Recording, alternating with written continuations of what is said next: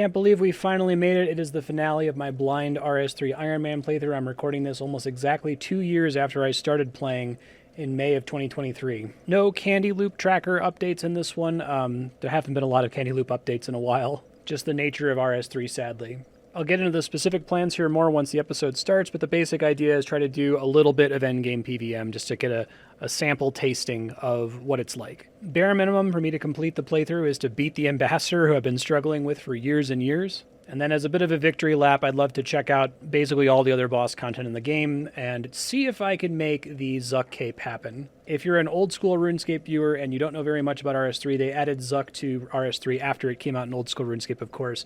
And the content is substantially easier than old school RuneScape's Inferno, but it's pretty difficult for me in this game since I'm not really familiar with the EOC combat. Feels insane to say that I'm not familiar with the combat after playing the game for 4,000 hours, but it's RS3. We'll be doing things a little bit differently with this one. Obviously, the episode is super long. I'll do my best to update timestamps in the description if you kind of get the idea of different boss attempts and just want to skip to see the next boss. And towards the end, I have a couple mini rambles where I'm going to talk about boss KC in this game versus old school, and also my restrictions for this account at the close. I hope you enjoyed this 4+ hour conclusion. Here we go.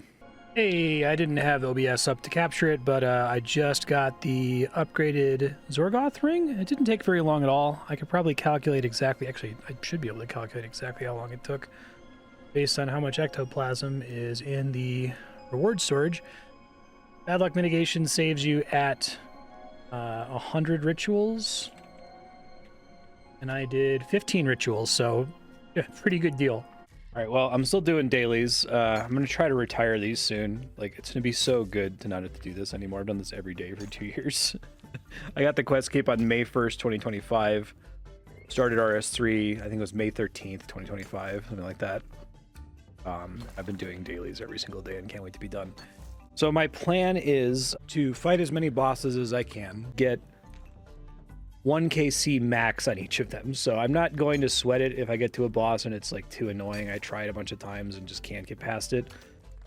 I don't care. It's more important to me, I think, to at least see all of them and see what the gist is for most of them. There's a couple things that are like group content only. Like normally I would try to do the raid, but seems like a huge pain in the ass to try to get people together and not feel like I'm huge dead weight from not knowing what's going on. But I do think before I do any of that, I'm going to start with the Ambassador because that's been the thorn in my side for so long, and I would like to have the Necromancy T90 power armor before doing anything else. Just killed my 5400th Archglacier. Most of those were not with access to these Elder Troves, but I guess they're kind of good loot. It just kind of sucks to not have gotten all of it. Before I go attempt this, the Death Warden Nexus was added that I never got. It was after Necromancy's release. It is pretty cheap. It's just an ensouled bar, a silver bar, and a sapphire. That'll let me store some Necro runes without having to worry about space. Okay, ensouling a bar really quick to make this Death Warden Nexus. I think that's the last thing I'm going to need for gear. I'm just going to go through Shadow Reef and get back up to the Ambassador, so I have a save point where I can just attempt the boss over and over. Okay, so here it is, Death Warden Nexus unattuned, pretty straightforward, and then we have to go, like, use it on the portal back here. This, hey. Alright, so I think this actually could fit every Necromancy rune in it, as well as all of my ectoplasm, which is kind of crazy. It's like 5 inventory slots saved. I'm surprised they made that basically free. I know you can also get a slight upgrade to it from Zamouregal. I'm not sure if that's worth doing, but yeah, that's every Necromancy rune. I'm laughing because like I have like 1 large rune pouch, and if I wanted to hold 4 runes, I have to fight Colossus a whole bunch. And if I want to make more, I have to use up all these abyssal threads I got. And they just give me 1 for free for Necromancy. Like, why would I even bother? All right. This will be my, like, 3rd time going through normal mode Shadow Reef, but hopefully I can just leave it up from now on. Now I can cast Darkness, which is just a giant 12-minute long buff for a 20% dodge chance. It's crazy. I know I've never shut up about this, but the Blessed Flask continues to be an enormous quality of life improvement. I can just run through this whole place with Soul Split and Sorrow on and just not think about it. And it reduces the brain power so much. Alright, first boss. Hopefully this will go fine. Even just having regular dive is kind of a big deal. It's like dive is such an easy way to dodge basically everything. Alright. I did my cape procced, but it was because I wasn't paying attention and he hit me with the big sliding thing, but that went much better. Pretty funny. Dungeoneering 101. Into the second boss, I might need to pop out and get some more food, but we'll give it a try as is here. And it took me like 6 minutes, and yeah, probably could have been much, much better. Blackstone Heart. Don't know what that is, but that's cool. Oh, 2 Blackstone Hearts. Interesting. Yeah, I ran out of food, and it still took 6 minutes, which is maybe a little concerning for DPS against the Ambassador, but we'll see. It looks like Blackstone Heart's not particularly interesting, and I need like 50 to 100 of them to do anything with it. Offhand Demon Slayer crossbow. Huh. Never seen that before. Oh, it's a tier 60 weapon. Who cares? Okay, I made it back to the Ambassador. That took about a little under an hour. Not too bad. So now I just have the save file reestablished. I'm gonna leave and try to gear up and decide exactly what I want to bring to this fight. It's definitely not a Geyser Titan. I know you can get extra DPS from some of the DPS familiars. I don't know that that's gonna matter for this guy. I think that getting 28 slots with food in it from a pack yak is probably more valuable. I might at least start with using the pack yak and figure out what I want to do. Alright, so this is my first time ever doing full manual in the whole game. I have, like, normally when you're playing World of Warcraft or Final Fantasy XIV, you're, like, doing your rotation against, you know, cows and stuff, like regular enemies. I have never pressed buttons to play this game ever before. So this is going to be a complete shit show. I'm not expecting it to be anything other than a complete shit show. I'm probably not going to record every single attempt I do, or this whole video is going to be really, really long, but I'll record my first attempt so you can see how bad it is. Let's see, let's go ahead and at least activate Darkness before we go in there, because that pretty much lasts the entire encounter.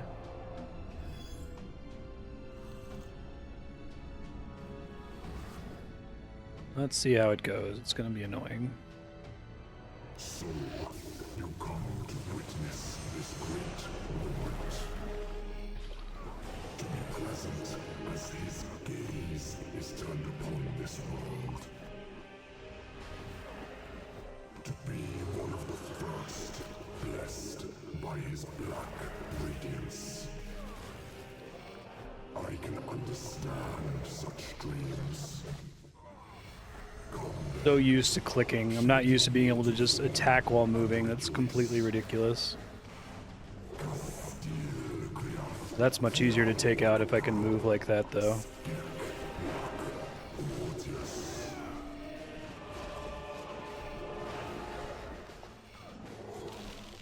I'm gonna try to just save my abilities for spinners? Maybe? No, that might be a mistake, but I guess we're about to find out if it is or not. Your soul is but a candle in the darkness. I shall snuff it out. Well, great start. Something kill. Oh, did I? When my life. Okay, I didn't understand that when my defense cape triggers, it clears all of my adrenaline, so kind of ruined all my plans there a bit. Alright, just the fact that I can, like, mash and attack stuff while I'm moving is already a huge difference. Like, even though I'm fucking this up really bad, this is substantially more doable. So let me get out of here before I die. Try not to be standing where the spinners come out this time. Got it down to 2 spinners on my first real attempt at it here. Oh, I got it down to 1 spinner. Even better. Okay, so we're just gonna power burst through this, I think. I think 1 spinner is like super absorbable thing. Personal best, y'all. God, I'm not so much of a personal best now.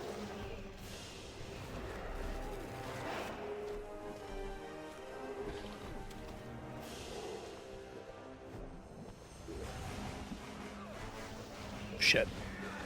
That's annoying. Sometimes really annoying to still be attacking here while this is happening. I'm still like saving all my resources, which I need to not be doing. I need to just activate them so I can do some DPS, you know?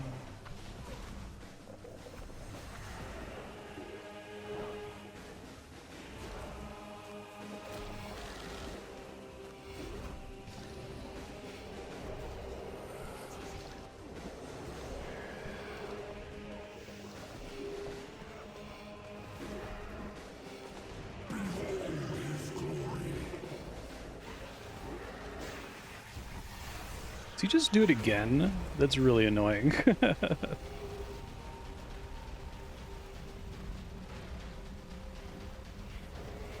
I forget to resummon my conjures.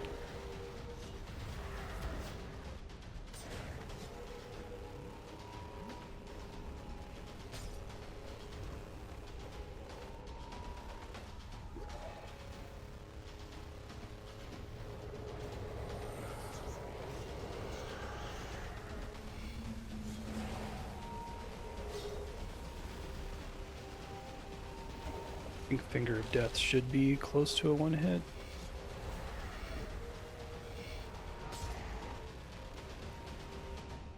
Nope, you got two that time. Okay.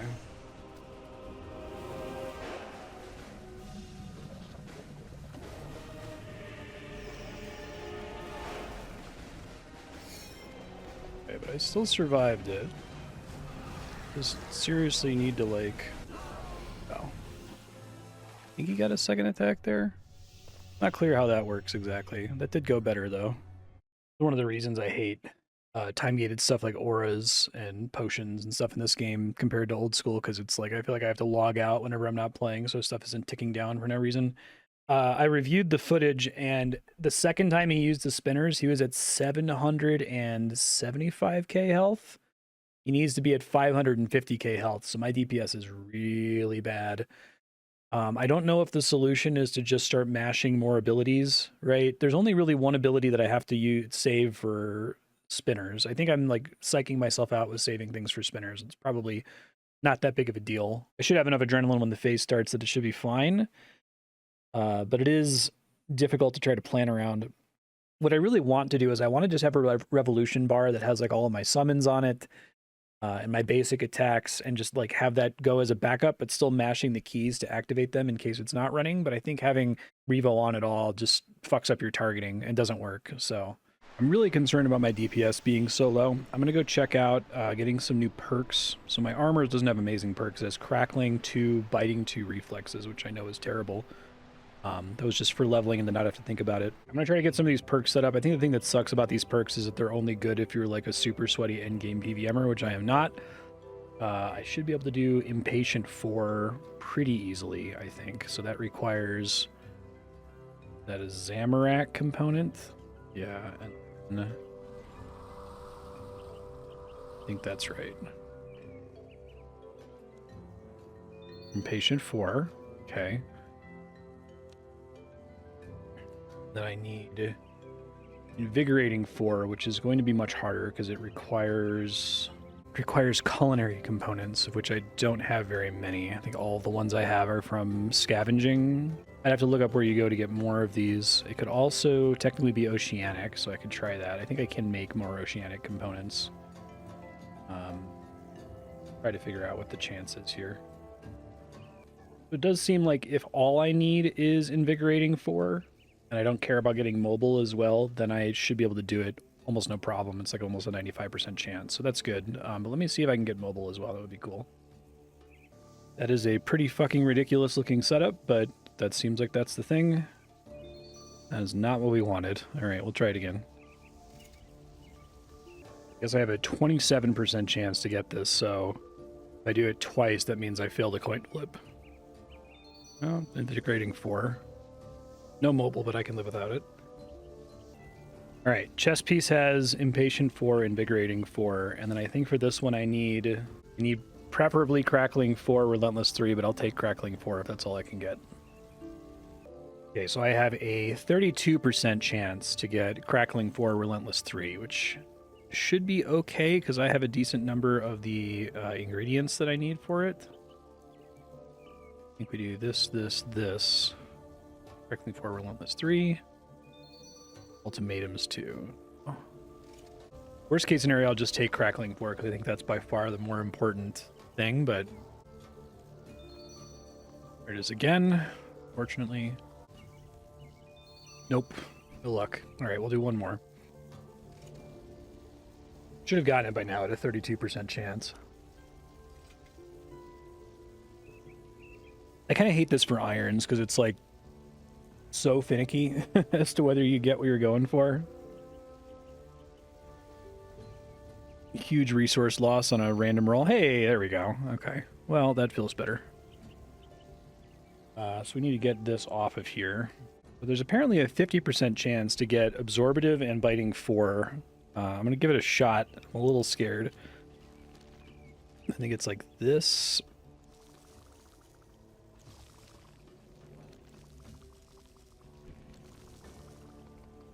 That would be fantastic. Oh, we don't want that. We want Biting 4.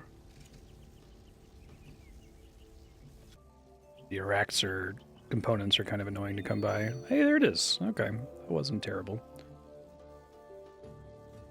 I guess this is the product of like conserving components for many hours from scavenging and like divine blessings and the like. So I now have Impatient 4, Invigorating 4, Crackling 4, Relentless 3, Biting 4, Absorbative 1 on my armor.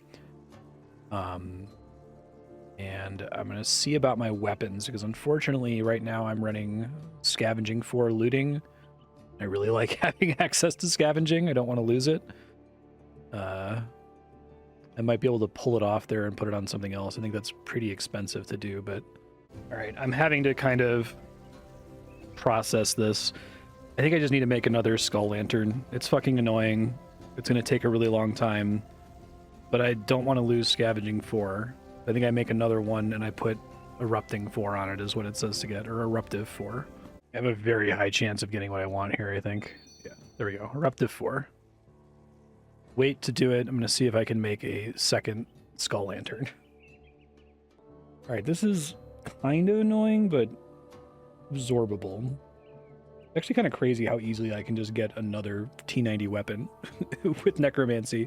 It's going to take 7 lesser ensouled bars, 7 ensouled bars, 8 greater ensouled bars, and then some runes. That's it. Actually crazy cheap and would be stupid not to do it. I'm going to have to do some rituals, which is a little frustrating, but I think I might have to track down some more ore for bars as well. I'll go figure it out. I wish I could convey to you how insane it is that I want a new tier 90 augmentable weapon and it's going to take me like 9 minutes.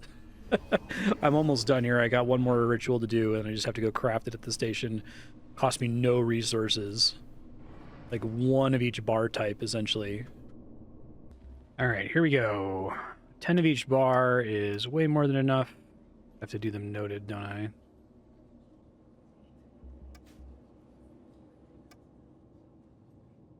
Okay, so I have to buy a new lantern from this guy. That's the tier 10.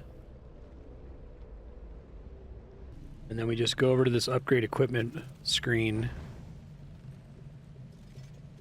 Can't believe they made this so trivial. It's like, it's deeply shocking to me. Deeply upsetting to me, really. Alright, here it is. Tier 90. That took no time. Yeah, completely crazy. Alright, so we'll go ahead and augment that and put this new work on it. Gizmo. Okay, here's the augmentor. Use that on this guy. Yep. And then use this on it. And we're done. That took 20 minutes. Literally 20 minutes. The culinary components come from the stuff that you get from the Culinarimancer's chest, so I should be able to just get a ton of it if I wanted to. I guess it's probably a daily I need to be buying out that shop, but I'm gonna go just do that.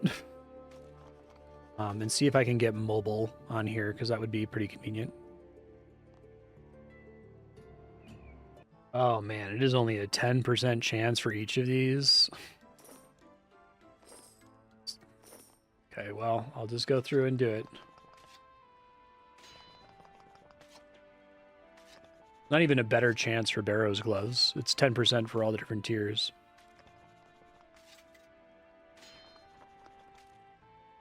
Alright, I got a decent number of culinary components here. It looks like the shop restocks much faster than once per day, so that's not a huge deal if I really need to sit here and grind for it, but I just want to try to get mobile on my armor. 27% chance each time, which is pretty reasonable. I'm already dry on it. Not that I can do anything about that. Alright, 1 in 4. Give it to me, game. Nope. And this is attempt number 5, I think? Nope. Pretty dry on this, but keep going for it. Nope.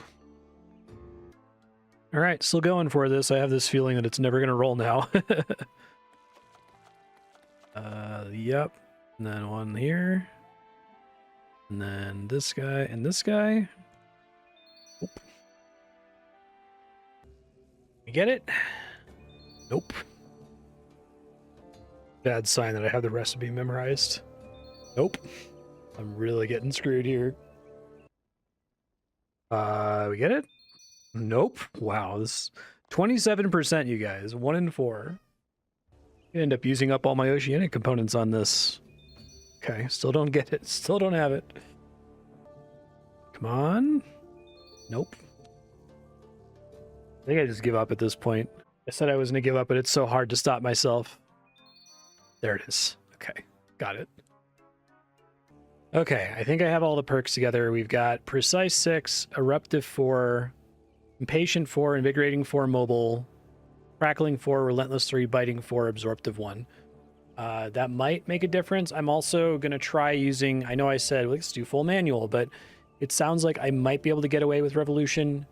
I'm still going to like manually press these buttons, and maybe I can assign some keys to these guys just in case I have to press them. I think I can still technically do that, right? Yeah, I can just select it. Hopefully that still works even if I'm not actively clicking on the boss. Will allow me to do something productive. And we're going to give this a few more tries. Maybe the gear is the difference. A big thing that concerns me is I don't have Cinderbane gloves, and basically every guide in existence for every boss in RuneScape assumes you have them. I need 104 Slayer to get those, and it's like a 1 in 5,000 drop off task, 1 in 1,500 on task. I don't think I'm invested enough in RS3 to do that grind to get those gloves. So hopefully it's doable without them. There's a suggestion that you just kind of ignore the boss healing himself in the final phase and just stand there and out DPS him. And what I'm not sure about it, like, is that possible without Cinderbanes? I guess we'll find out. That'll be an important thing. I'll try to watch the VOD and see if I'm out DPSing his healing or not. A couple other things I'm going to do. I'm not going to bring sailfish soup. I'm going to bring these blubber jellyfish because they don't cause me to lose adrenaline, and that might be part of the reason I'm having DPS issues. And I might make some Ceradomin flasks. I've got tons of brews and tons of super restores, so I just have to go make some regular flasks. I haven't done that before, but it should just take me a quick second to put together. Also seems like I shouldn't be bringing a pack yak. I should be bringing some damaging familiar. I still haven't decided which one. Everyone recommends Blood Reaver, but Blood Reaver's a problem because I don't have Cinderbanes. I think that the Hellhound is a problem because it can die.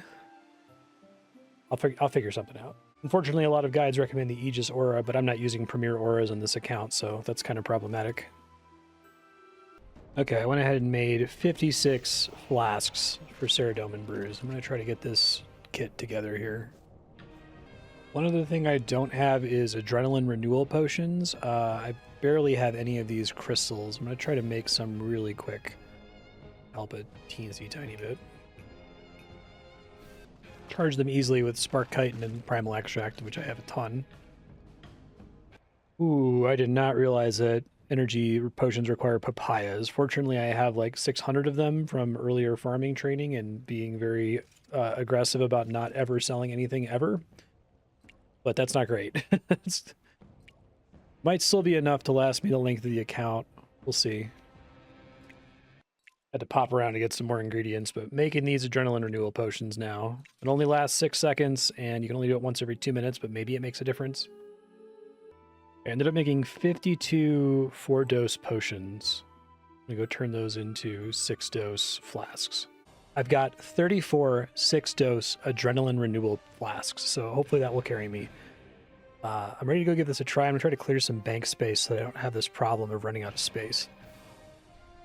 Alright, I'm just going to start recording the entirety of my ambassador attempts. I'm only going to save the one that goes well, but it'll help me to go back and review the footage to see what I'm screwing up, which I think would be very helpful. So I think we go ahead and we activate this guy, and this guy. So, you come to witness this great moment. To be present as his gaze is turned upon this world. To be one of the first blessed by his black radiance. I can understand such dreams. Come then, shed your mortal form and rejoice.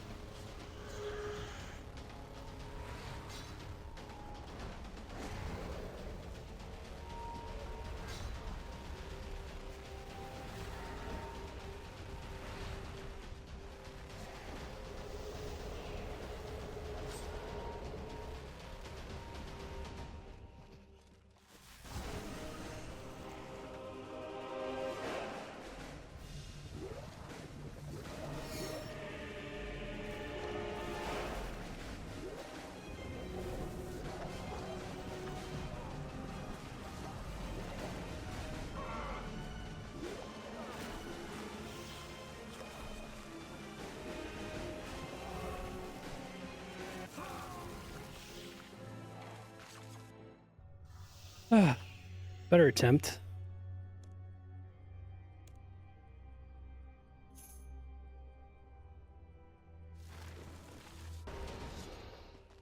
Okay, one got through. Absorbable.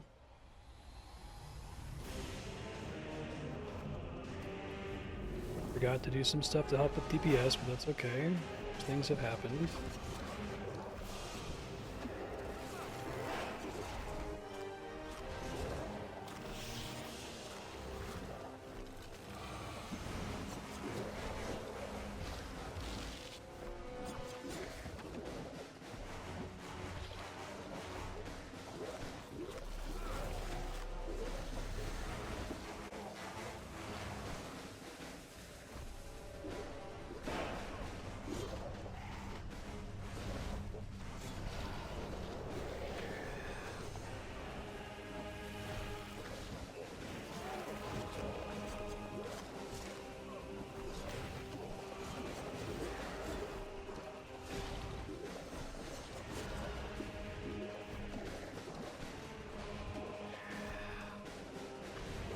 Taste of his power.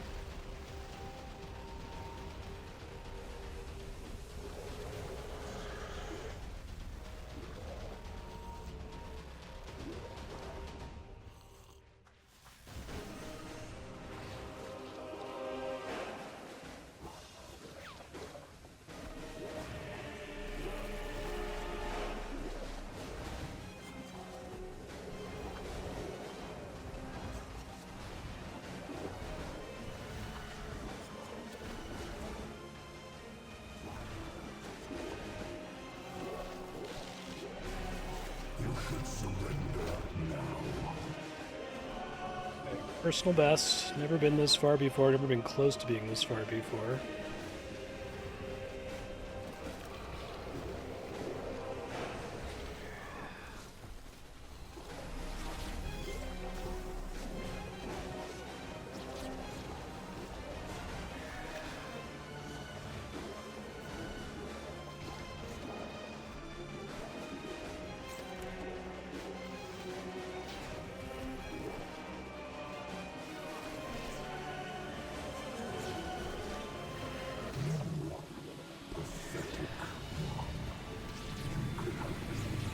Siriu, there's all the bullshit. Now we're just gonna try to out DPS him here, but I have to pay attention for him to use a super attack that's really fucking dangerous here.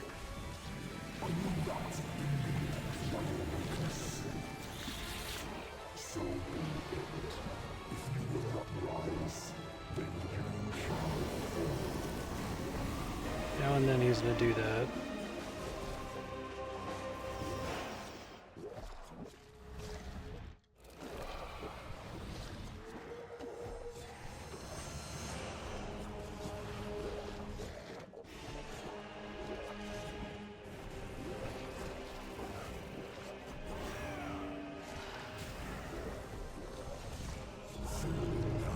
Here's the big thing. I was trying to get devotion up, but I didn't have the adrenaline for it. That sucks. That was my best run. It seemed like it's possible. Made it past spinners, 0 spinners. Feeling pretty good about that.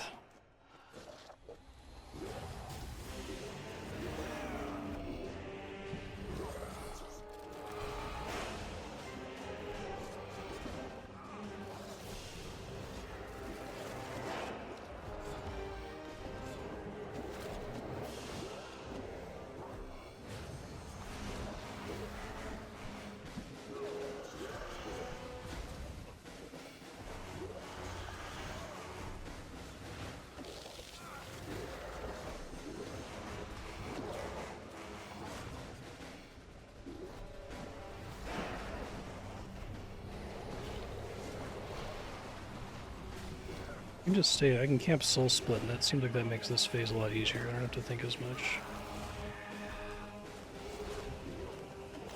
Let me try to force a phase transition here.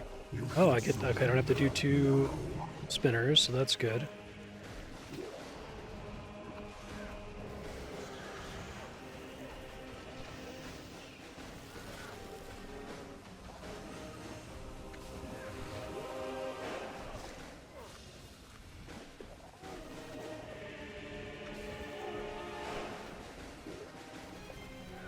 I guess if I'm doing this, I'm not...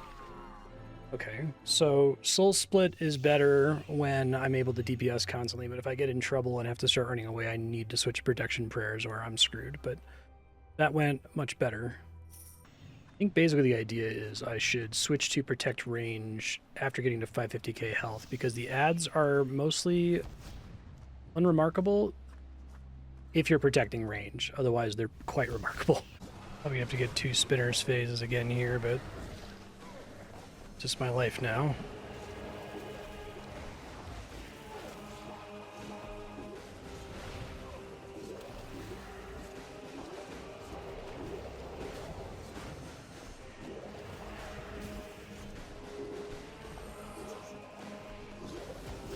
Your soul is but a candle in the darkness. I shall snuff it out.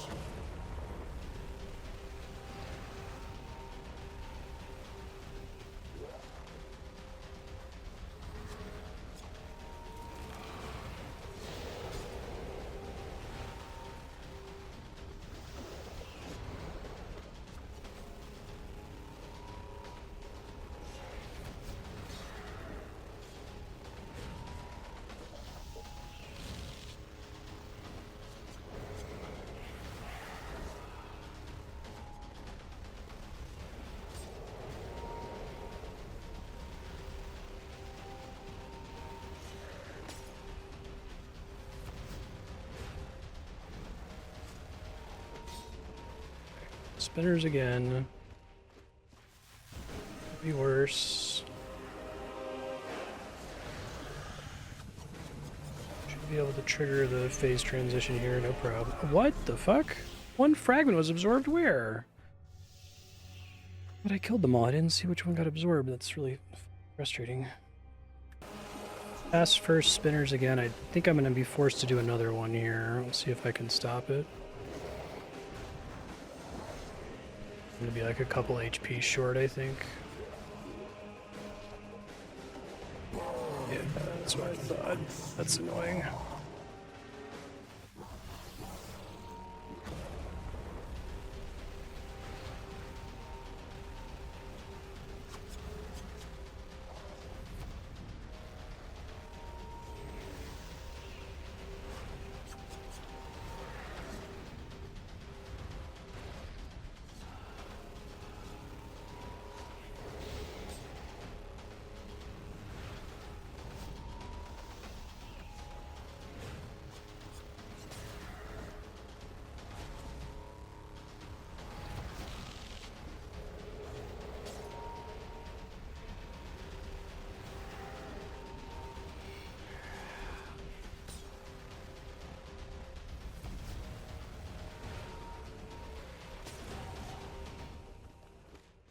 Okay, see the one that got in that time.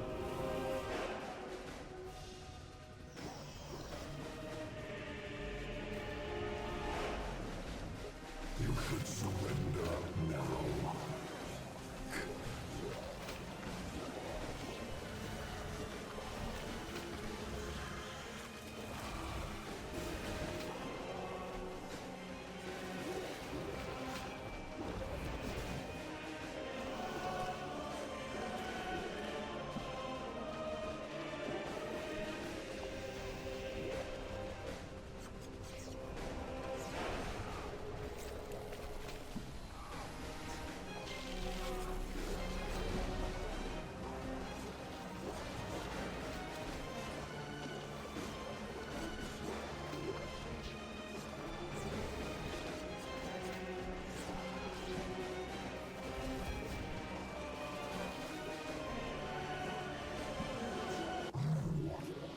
Alright, phase change. Let's just try to chill out, relax.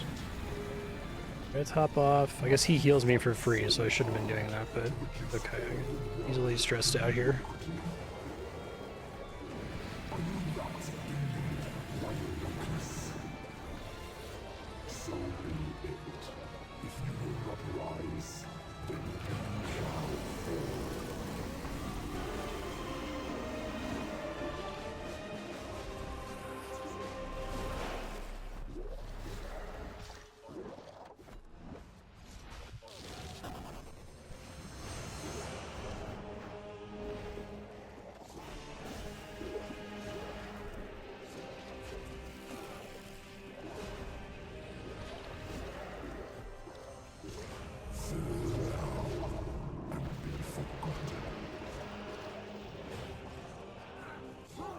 Damn it, that attack.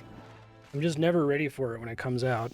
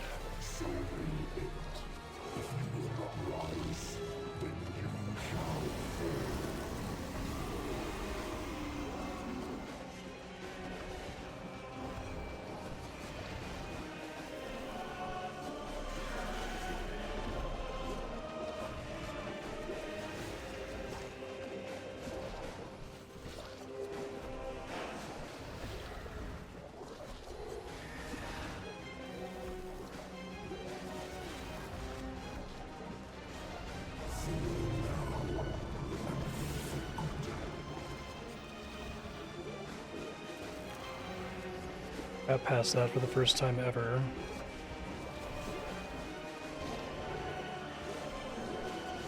You know, it comes back in 30 seconds. Just chill out.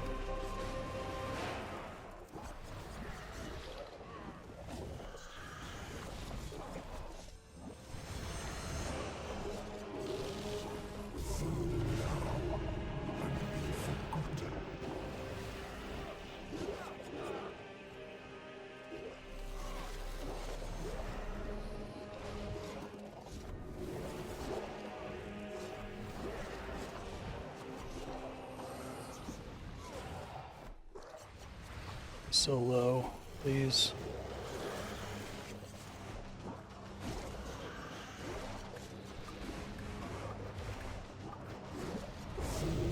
Got it.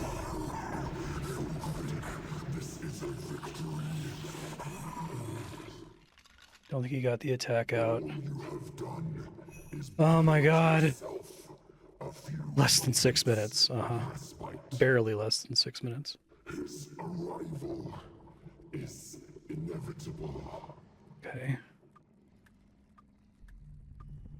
And you will not be able to save them. I think I have to leave to get to the chest here. To me, that's a victory. To me, that's my final boss. Everything else is bonus now. I've been trying to beat that guy for so long, and it was really messy, but I finally did it. At the end there, it was kind of like, you know, lock in like it's Jad. That's basically what I had to do. Let me make sure if I didn't get this necroplasm, I think I might scream. There it is. Thank Christ. Everything else that he dropped is ass, but that's all I needed was that. So now we have two much easier bosses. I guess Telos on 0% Enrage is essentially AFK. Araxxor sounds like it's a little tricky, but not that tricky at all. I gotta clean up all of my bank shit, because that did a number on my bank space. Alright, so my understanding is that 0% Enraged Telos is basically free, like not very difficult at all. I got this sigil an extremely long time ago. I think when I did the necromancy tier 80 unlocks, so you had to beat each of the bosses a couple times. And I guess I can't teleport out of this, so if I die, I die, but whatever. 0% enraged, thank you. I'm just gonna try to face tank everything because it sounds like you can.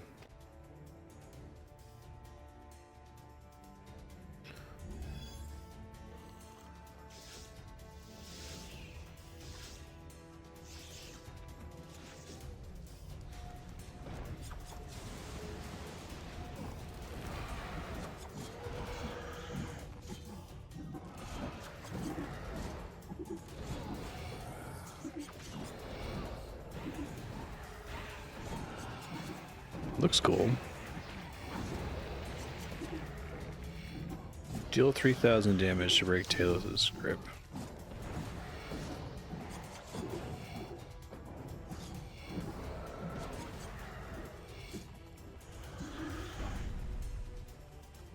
Ow.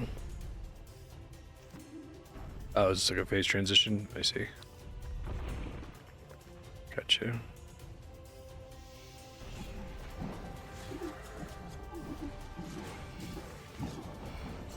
I actually don't even know if he has any mechanics that are problematic.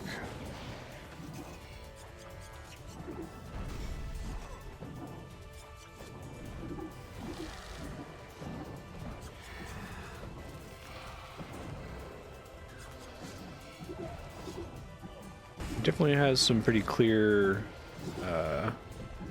telegraphs here.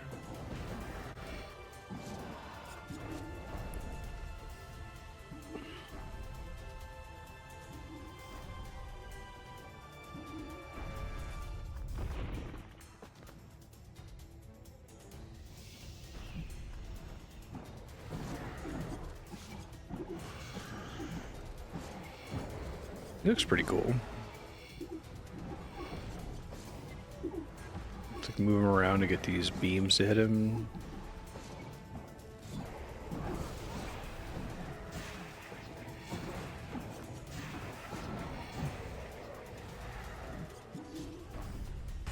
Okay.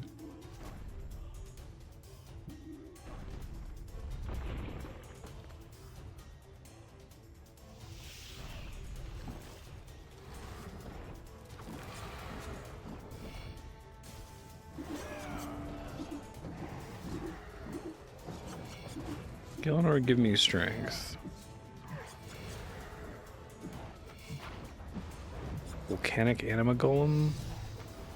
Begins to drain anima from the font. I couldn't make out what the rest of that said in time. Might already be too late. I really hate how when you have a certain demons, certain familiars, fire an anima bomb. Oh, that was an instant kill. Oh, but the defense skill cape saved me. Okay. I have to look up what that is or how that works, I guess. Stand in a font to cleanse yourself.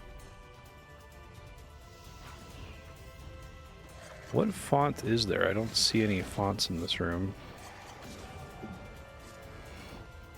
Google that in a second. I see that I'm supposed to stand in something, but I don't know where the thing is I'm supposed to stand in.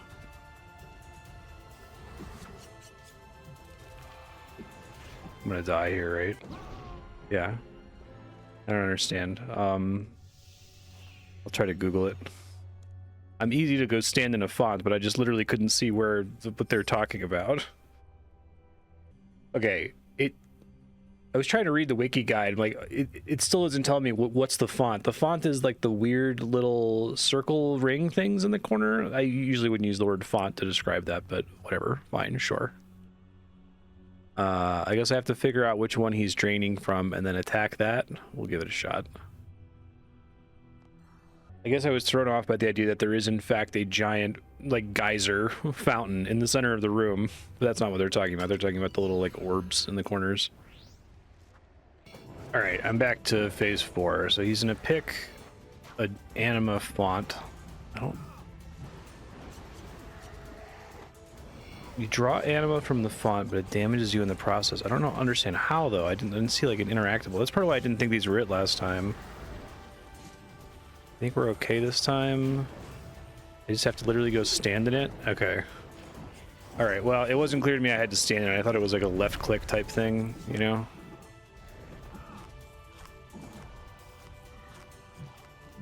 Oh, all right.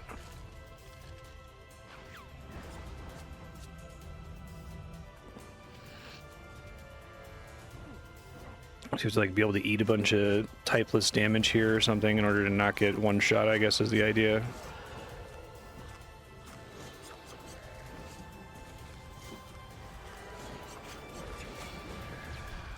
Okay. It's not too complicated. He's gonna go to the next one now, I guess. I can predict that since there's only one left.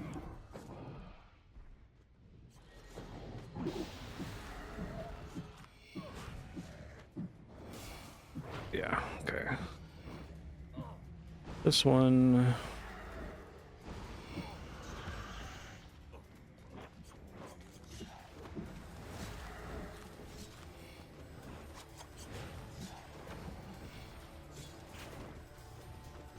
There we go. And we should be fine now.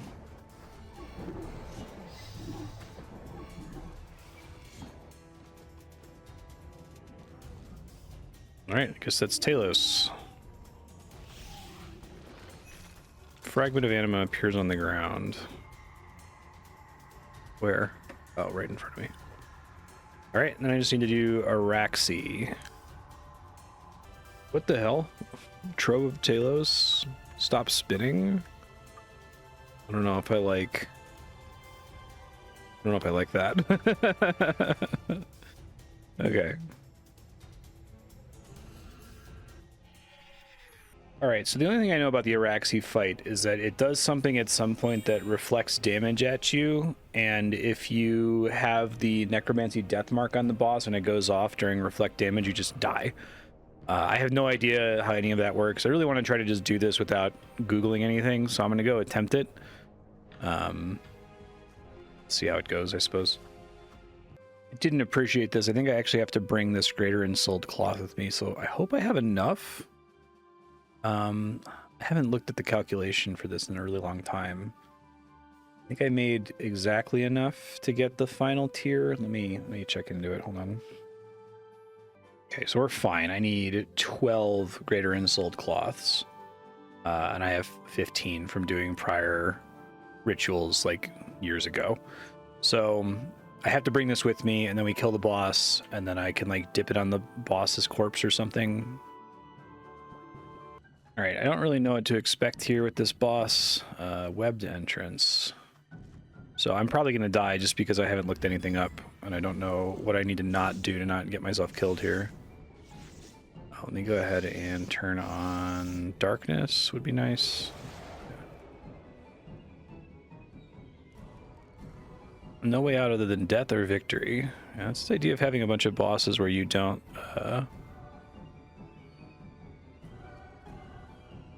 Enter current encounter.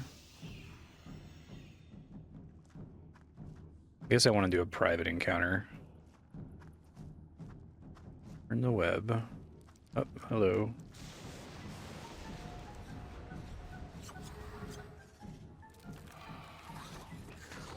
So it's Araxxor. There's a burn percentage as I'm fighting, I see.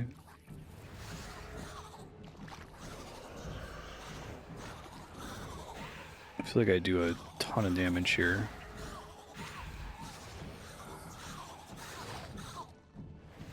Okay, is that the thing that I'm not supposed to destroy, otherwise I get insta-killed?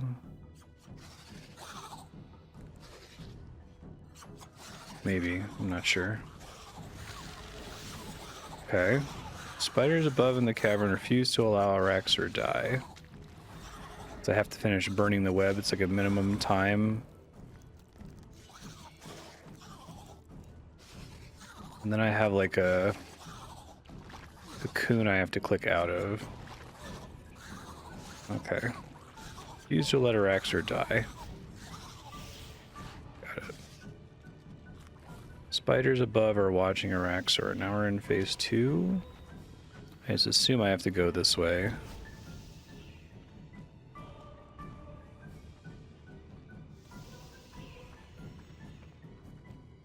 Take note of Araxxor's health and prepare to heal.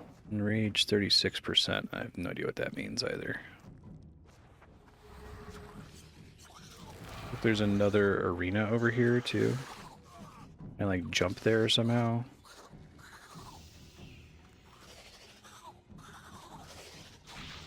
Get a bunch of baby spiders.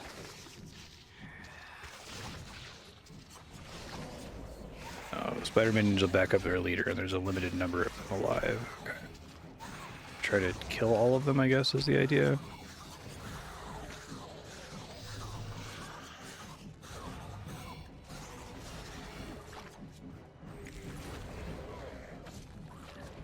Oh shit. Prayer got screwy there.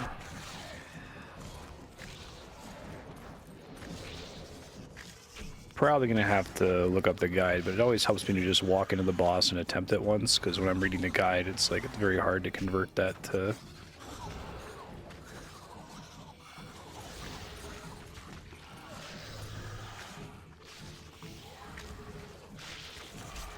actual info here. Plunges the area into temporary darkness. Does that actually do anything other than being a visual effect? Does make it kind of hard to see the spiders, I guess. Pulsing spiders. This one I might need to bring a pack yak for just to have enough resources. Huge spider. Spiders above have run out of energy to heal Araxxor. Okay. Oh, I gotta click out of this, don't I? Okay.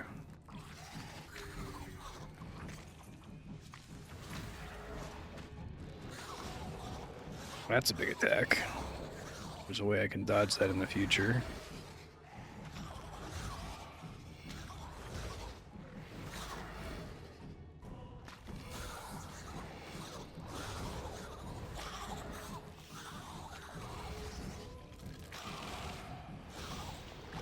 Okay. Let's over to the final platform. Looks like it teleported me over here. Oh, cute. Now I know why it's Araxxi and Araxxor.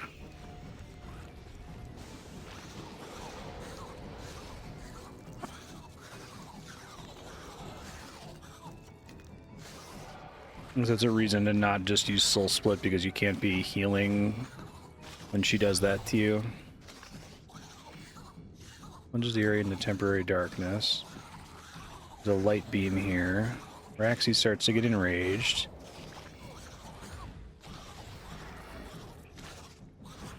Putrid Acid Wave. That's it?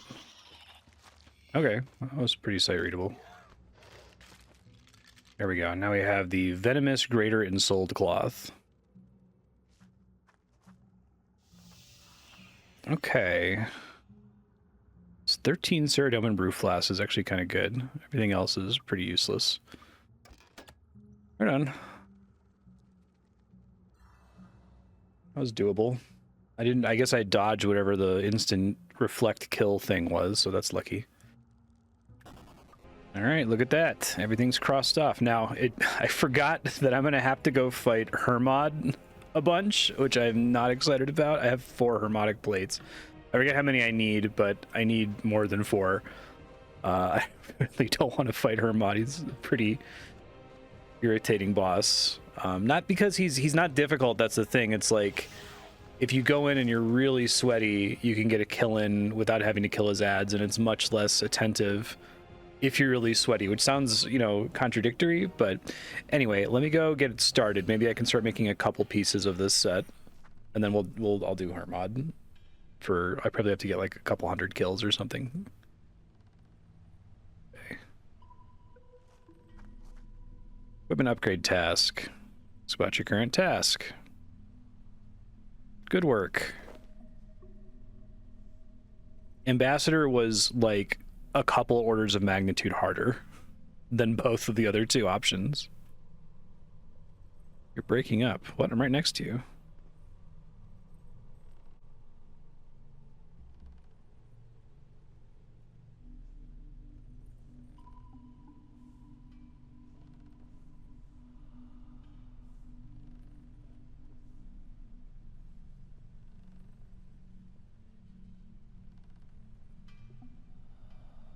Tier 70 tank power, tier 80, tier 90. Tony Kili just says those things. Student becomes a master. Hold on a minute. What do you do with all the items I painstakingly collected for you?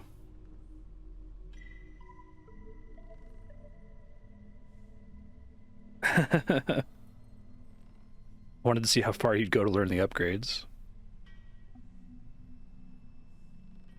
Even defeating the ambassador.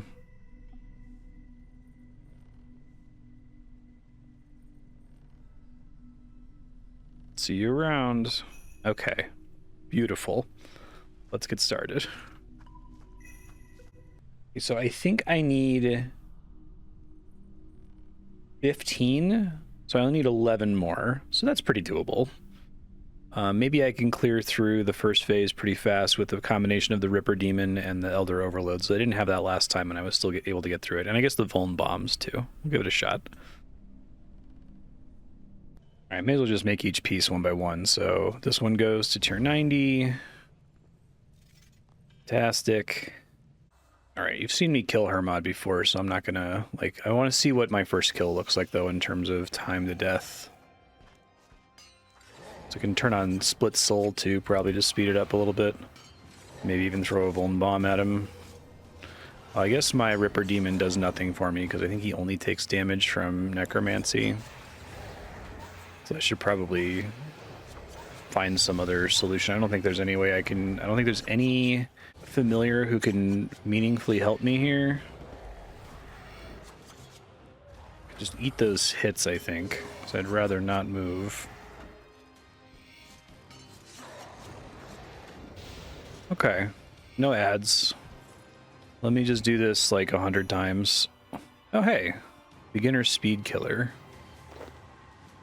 Next thing I want to find out is if I can just like completely zero sweat this encounter. I don't need to be super sweaty so long as he dies before he summons his ads.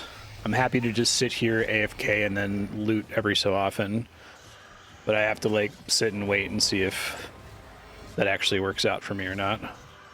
Okay, well, I didn't have to do anything fancy there, so maybe it's doable after all. Another good reason to get the Blessed Flask, because I would not be able to just AFK here with Soul Split on if I couldn't sip an infinite inventory slot item, right? That was the main reason to warp out and refill every time, was to save on resources. I don't care. I'm just going to chill here. It's great. Been here for 27 kills and haven't gotten a plate yet. I kind of wish that this was just get X kills on Hermod, because it degenerates to get X kills on Hermod. It's enough plates that you need to have drop that statistically you're probably going to be, you're not going to go like crazy dry. Like it's like 1 in 9 with tier 4 luck. But it does mean that it feels really bad if you go try. Good lord, finally got a plate to drop. That was like 40 kills before I got one. Maybe I'll get really lucky and get like 5 in a row now. Yeah, I'm pretty dry in this guy so far. I've got a total of 19 Hermotic plates to date. 257 kills. So I'm dry like by like a factor of like 60 kills. More if you include the benefit of tier 4 luck, which I've had probably the whole time. Finally got a second plate. All right, I'm just going to leave every time I have enough to get another upgrade, because it should make this a little bit faster. Although, I guess the upgrade's mostly imperceptible, but hey, I'll still take it. All right, got enough for another upgrade. Let's go get the helmet. Probably the next best one. A Death Dealer Hood T90. Beautiful. All right, I just need the gloves and the boots. You have killed 300 Hermod, Spirit of War. Okay, I'm actually not as dry now. I'm still pretty dry, but I got a couple back to back, so it feels a little bit less bad. I should have 30 of these, and I have 25, so I'm behind by 5. All right, got another set of 3. Go cash that in. That means we need 3 more after this. So I'm at 312 kills, 26. Just got the last Hermodic plate. Okay, this is the last item. We've got full T90 power armor, and I don't have to do Hermod ever again, which is great. Upgrade a set of Death Dealer to tier 90. You love to see it. All right, now that we're all geared up and good to go, I wanted to go through my plan here for this endgame PvM project. These are the bosses I've already beaten. If I beat it in story mode, I don't feel super inspired to do it out of story mode. I feel like we got the point, right? I'm just trying to get the point. Because I think I can infer a lot from, you know, my PvM experience in old school RuneScape. So these are things I've already done. I still need to get 1 KC on these guys, which I think is all going to be pretty reasonable. Corporeal Beast, Osseous, the Fight Kiln. I guess Legionis is only doable in ranged, but that's okay. It seems like even my Barrows range gear should be good enough. Zamouregal and Vorkath, the Kalphite King, which I struggled with a little bit earlier, but I think I can probably overcome and beat it. Kerapac, Zuk. I understand that you can beat Zuk without getting the cape. There's like a way you can like save your progress if you fail. I would like to try to get the cape, but it's not like super important to me, I think, to close out the playthrough. I think beating the Ambassador feels like the thing that I needed to overcome to understand EOC. Sanctum of Rebirth. I might attempt Raksha, the Shadow Colossus, but it sounds like it's substantially harder than the Ambassador. I just don't feel terribly interested in learning it enough to be able to get 1 KC against it. And I guess Barrows Rise of the Six is not intended for a solo player, but because of power creep, it's doable by a solo player. So I'm going to try it. I mean, it's Barrows, so that's cool. But if I don't beat it, it's not the end of the world. And then I'm likely not going to bother with any of these guys. The Magister would require me to get to 115 Slayer, which is a, like, insane grind. I don't care enough to get that far. It's unfortunate that there aren't very many cool Slayer bosses at the end of the Slayer track like there are in old school. It seems like after 99 Slayer, there's just a handful of mobs that drop useful stuff, but no real bosses. Solak and Virago, I know these don't both require a huge group, but I'm kind of just want to focus on solo content here. Liberation and Mascab is literally, I think it's like a minimum of 7, as many as 10 players. I'm good. And I've already seen Nex, so I don't need to see the big group version of Nex. So yeah, this is basically the plan. This is 1, 2, 3, 4, 5, 6, 7, 8, 9 bosses that I should be able to get 1 KC on, and then 2 bosses that I'll attempt, but I don't expect to be able to beat. Let me prep for these. I'm just going to do these in what order feels natural. I guess I'll probably go easy to hard.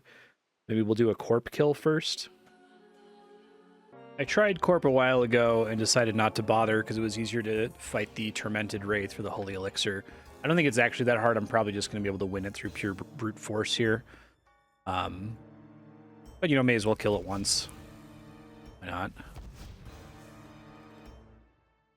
Go ahead and buff up here. Private encounter. That's fine. Wait for it to spawn when I do it this way.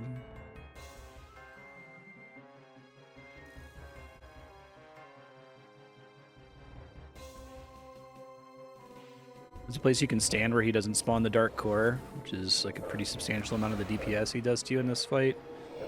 He does still hit me like a truck. I don't know, people were saying that, oh, you can AFK Corp. Like, can you? How is that supposed to work exactly?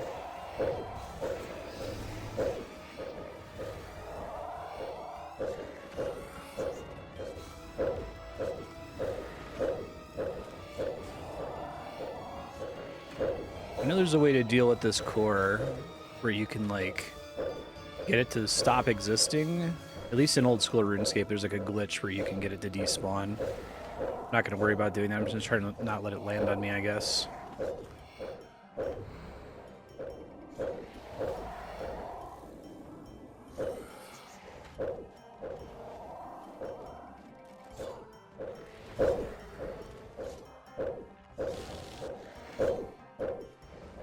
There. 1 Corp KC. New personal record. I'll take it. Failed core problem, though. It would have been funny if I got a Holy Elixir there. Alright.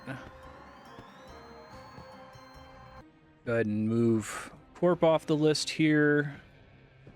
Let's do, let's see, next easiest to attempt, I guess.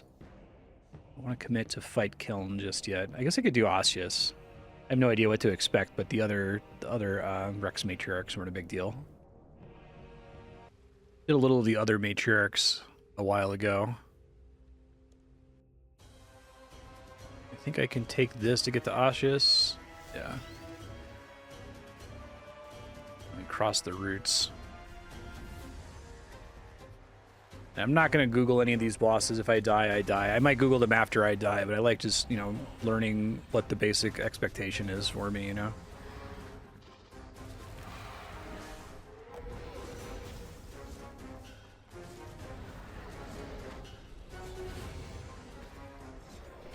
Whoa. Okay, maybe I can dodge that tail swipe. I really want to kill these baby skeletons are bad. Anytime you see ads walking towards the boss, you probably don't want to let them live.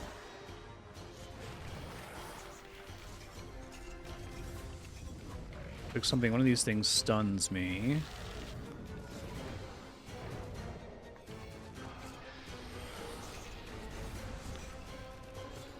Roars.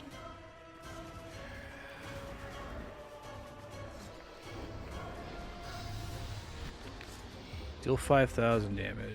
Broken free of Osseous' fear. Run. Don't want to be close to it after he does that, I guess, is the idea.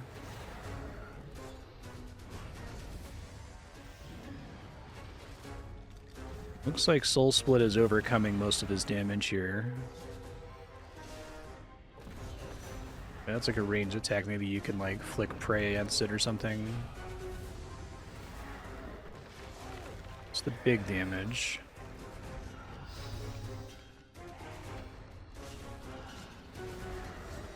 Oh, they are healing her. Okay. First time this happened, I happened to have Death Skulls off right when they came out, so didn't heal her too much that I can't outdo the DPS. Go ahead and re-overload here. Oh, you know, I forgot to turn on darkness, which is helpful to not die. Good. Run. Oh, it's about to eat you. That's cool. Pretty sight readable, it seems like. If I can avoid getting another healing phase, that would be swell.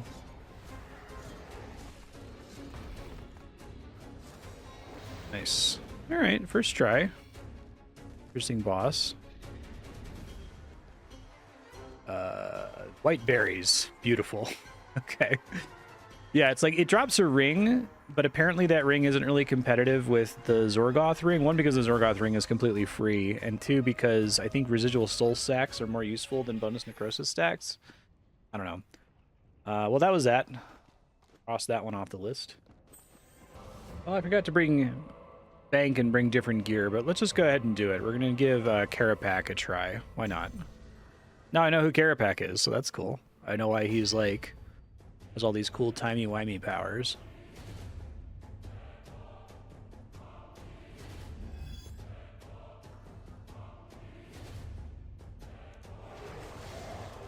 Coming down here, bud? No, always you. Why can't you just let it be, World Guardian? Sorry, man. I'll tear right through you. Oh, are you gonna something gonna be my tomb though? That's the real question. Haven't really been using freedom to stop stun. My health bar seems like really green in this fight. Yeah, I'm just crazy and it's always looked like that. Put you in your place. No, if that's dodge, it might be. Oh shit. Well, it hurts, that's for sure.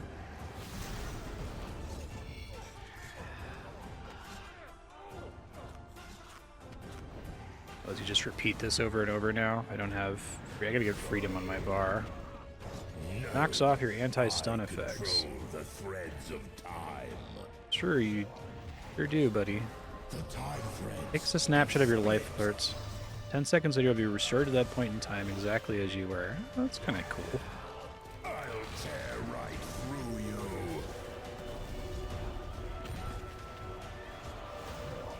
Making him be a cool, timey-wimey boss is neat. Final Fantasy 14 has a time travel boss too. I don't know if I ever have a way to avoid that. I don't have the food to totally recover from it. I need to come here with a pack yak. Might be able to avoid the stun if I anticipation beforehand.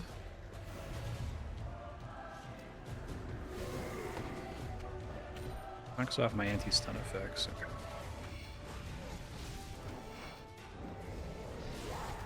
I can contain all its power.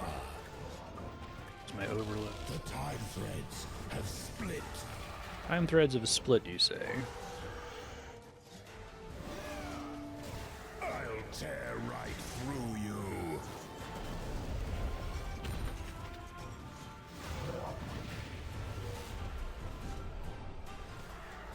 Stand in front of that, I guess.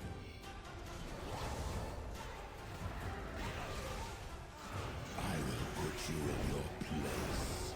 Oh, now he's gonna do that with 3 thingies? That seems bad. That affects where I'm standing now. Oh boy.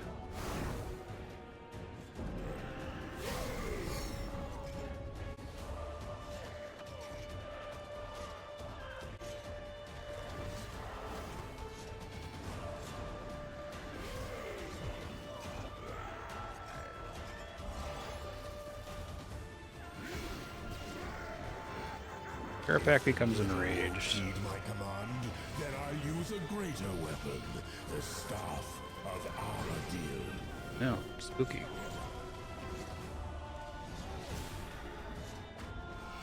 So close. Hey! Alright, well. I certainly feel like I cheesed him.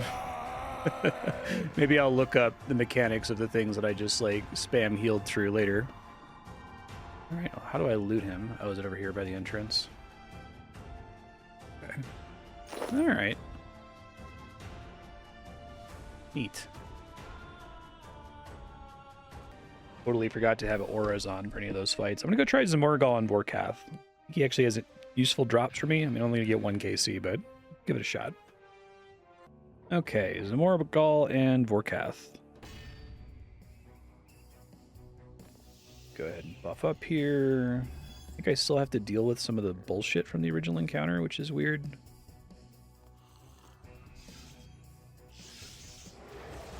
Okay, I think it still involves going around and stopping some of these undead giants, which is fine, but kind of weird. Destroy this rat hole. Yeah, Zamouregal. Whatever you say, buddy.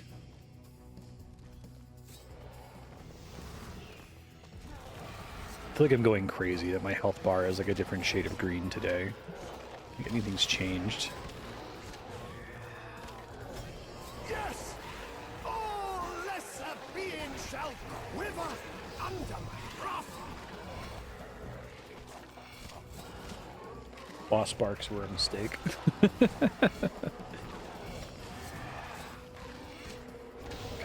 so that guy's down. Going over this way. Make ready to bid this squalid hovel farewell. Squalid hovel. Talking shit about my fort, man?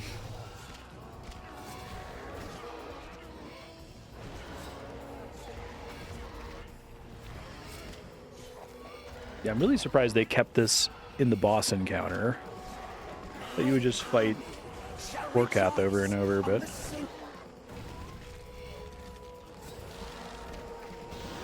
Okay. I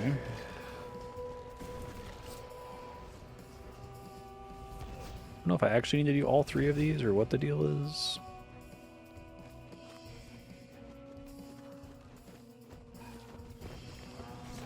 No one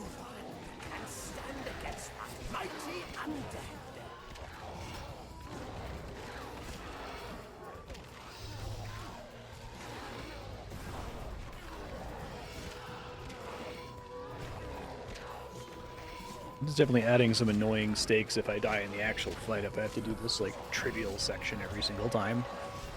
When I dispense with this rotten place, misthings shall follow. Okay, well, that's done. So now do I have to go somewhere specific to fight Vorkath? I don't see any other things I can interact with here.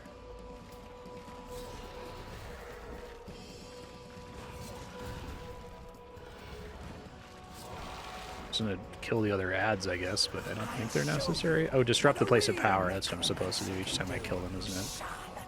Just killing the thing isn't enough, I guess. Whoops.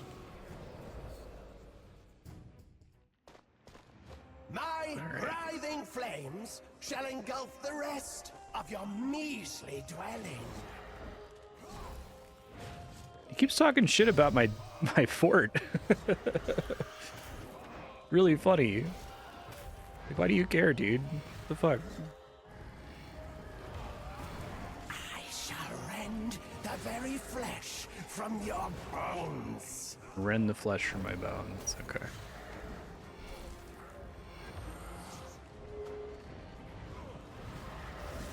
Really don't want to stand in that. Ouch, that actually does hit pretty hard. I don't know if I can dodge Your that. minions are laughable. Your minions are laughable. Okay, there's ghost healers that occasionally spawn. I didn't see that. I don't think that was in the story mode version of the fight.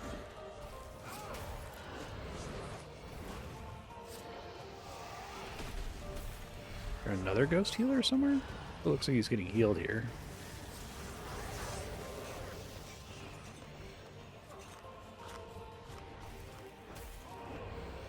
Empowering zombies. I feel like there's a lot going on in this fight. You call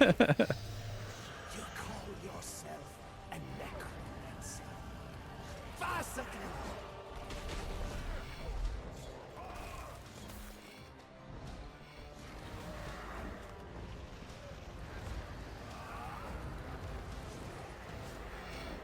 He occasionally attacks.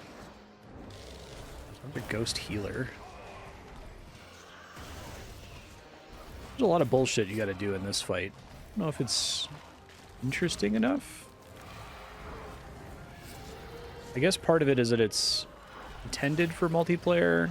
There's a solo scaled version, but maybe if like someone's on is responsible for killing healers, right? The very flesh from your bones. Turning the flesh from my bones. Yes, yes, yes. I guess I can't avoid that after all. Okay. Wasn't clear to me before.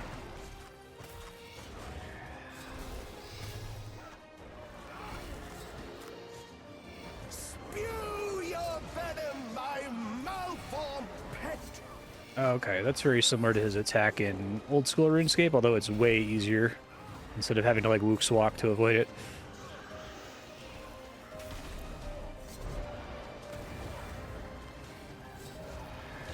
My malformed pet.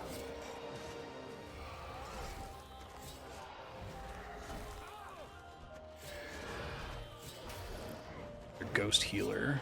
Can't tell if those are like absolutely mandatory for me to fight. Might be. You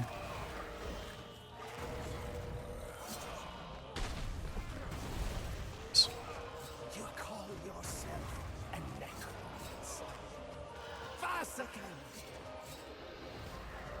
I can't. One thing I can't tell is how often are the ads functionally respawning, right? Like, the thing that I really have to worry about it. Oh, now I think I have to do this when he gets in the air like that. Shit. Say hello to death for me. That's funny that he taunts you when you die. Alright, I need to actually read the article on this one. I think this is a little bit less brute forceable. Give me a second. Okay, first thing, killing the giants. I have to disrupt all the places of power because that removes some of his nasty attacks. So I should have just been turning those off. The minions were very annoying and I would have no minions if I had turned them off. So maybe I just attempt it again with all of them shut off and then read the rest of the article later. I do think there's like, I have to like use the ballista when Vorkath goes in the air to not get one shot. Let me try to find the detail about that first. Okay, that attack doesn't happen until phase 3. I think I'm just gonna have an easier time if I actually disrupt the other two places of power now that I remember that there's a thing I have to click. We'll give it another shot here. Might want to switch familiars as well. Like, it's nice having a shitload of food, but maybe if the fight ends faster, I don't even need them. Guess I can bring the Salve Amulet as a switch, right? Zamouregal doesn't count as undead, but Vorkath does. Alright, trying this again. Have a Ripper Demon this time. Should go a little bit better, I hope.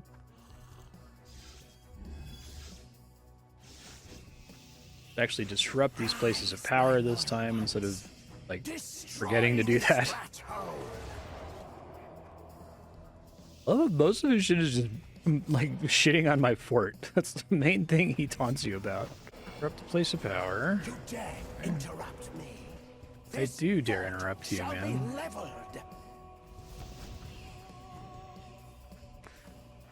Just switch to my... I have... Complicated. I have two mice. I have one that's only for the gaming PC, and one that it controls my stream PC, my gaming PC, and my stream machine. It's like an input director, lets me move it across computers. If you've ever seen me clicking to dive or clicking to surge, and you're like, what the fuck is he doing? It's because I'm using the other mouse. But I switched. Now I can just press a click button and do it without having to click on the ability bar. It's much easier. Actually disrupt it.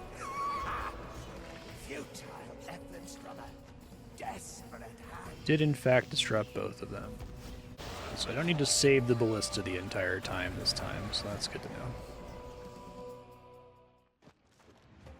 I'll just proc it. Flames shall engulf the rest of your measly dwelling. How many different ways does he say that my house sucks? It's a measly dwelling? Are they like in the thesaurus or something?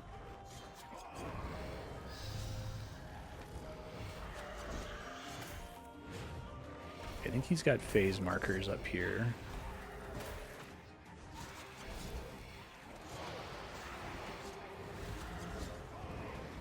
Try using dive to avoid that. Yeah, that does. It kind of works. I think he also like lands and stuns. I gotta watch out for that.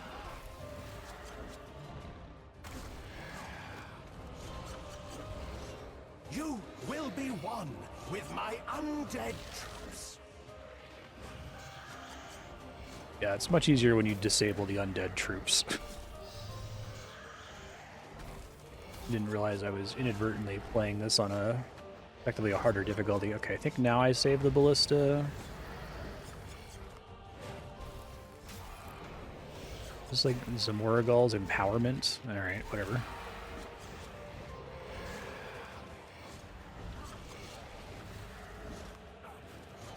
You will yield to my might.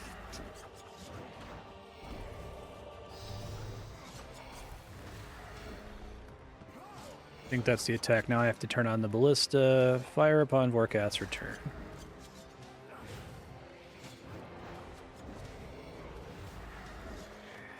Get a little bit of time to DPS him. Oh, this fight's way easier if you do the thing you're supposed to do. Gone, gnawing pest. Healing himself.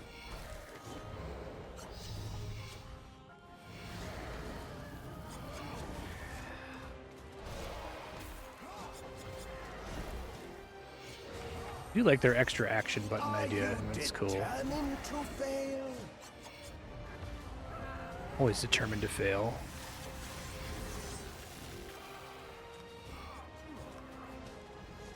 I think Vorkath's attacks get nastier as the fight progresses. It's kind of hard for me to feel out, to be honest.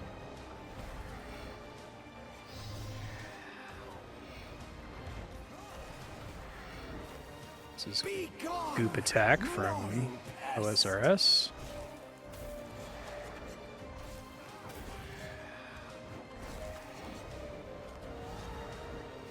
Hopefully you really want to get these kills in less than 6 minutes so you're not having to use another overload dose right when it's almost over. No. Finally. Run, you loathsome iniquity. Loathsome iniquity.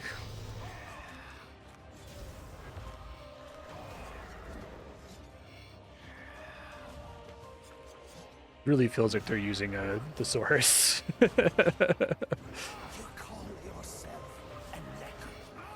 do call myself a necromancer. I don't know if he only does that ice barrage one time, or maybe him doing it again is skippable if you have enough DPS. Okay. I got a kill. Where does the loot go? Claim loot. Okay. Well, that's a kill. Nice. Moving on to the next thing. Loot is... Oh, 35 congealed blood's pretty good. I don't think I need the rest of it, but sure. All right, here's the state of things. I think I'm going to go do Barrows Rise of the Six. I don't anticipate beating that because it's intended for 4 players, but people are saying that like it was added pretty early. There's been so much power creep since then that it might be actually surprisingly doable. Again, I'm not going to read anything. I'm just going to go in and attempt it. I need Barrows totems, of which I have more than enough. I have a lot of Barrows totems. Okay, let's go. So we have to go in this well near Barrows. Enter the graveyard. Okay. I don't know when I'm going to have to buff up. All right, I need to figure out how to initiate the encounter. One sec. I'm really struggling to figure out how to start this encounter. It feels like it shouldn't be this difficult. The wiki doesn't say anything. It just says you have to have a Barrows totem. And going into the well consumes a Barrows totem. But it doesn't say, like, what causes the enemies to actually spawn. Strategy page, I don't think says anything either. It just tells you, like, what they're all weak against. You try doing it as an instance, maybe? Is that the problem?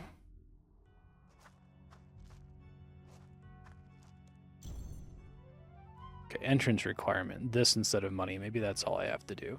Just lets you walk in there without the instance if you choose to. Okay. Gonna turn on all of our shit. This helps. Art. Alright, well now the area looks different, so that's good. Doom dudes are just gonna spawn out at some point. To run all the way into this big room.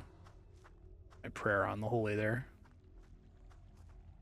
Maybe they have like a Metroid escape sequence, like how you're supposed to escape the Barrows. This came out in 2013, it says.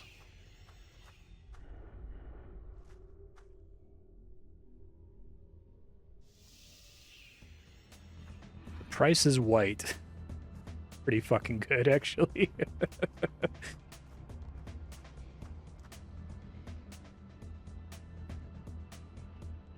Unleash the shadow, yes.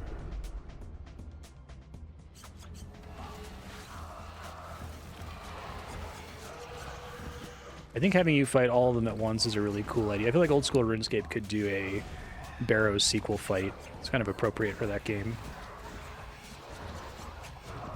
I am able to out-heal it pretty trivially.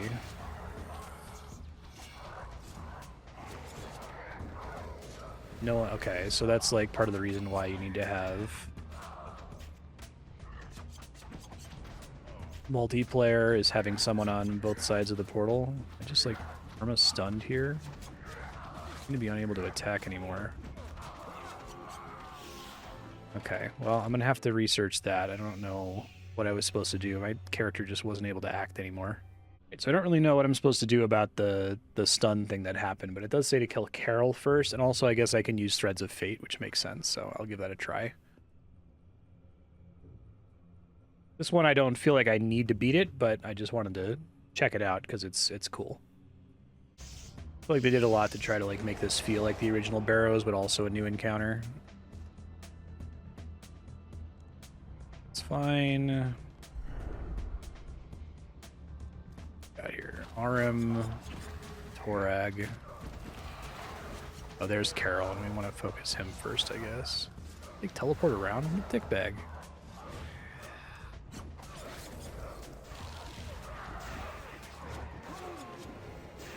I guess I'm getting spin to win murdered by Torag. Something's happening that's like shutting me down. I need to like look at everyone's individual attacks to see what it is exactly that's keeping me from acting. So the next mechanic I think I understand. Maybe it's not even kill Carol first every time. There's like a little pop-up that tells you that one of the brothers is empowered or something, and if you don't kill the brother before his empowerment runs out, then a really bad thing happens. Maybe I try to just find that brother and focus him down. We'll see. Let's see if I can detect which brother is getting this parent power. Dare disturb the shadow. I think that's the thing I need to... It's the one I need to kill first when we hear that.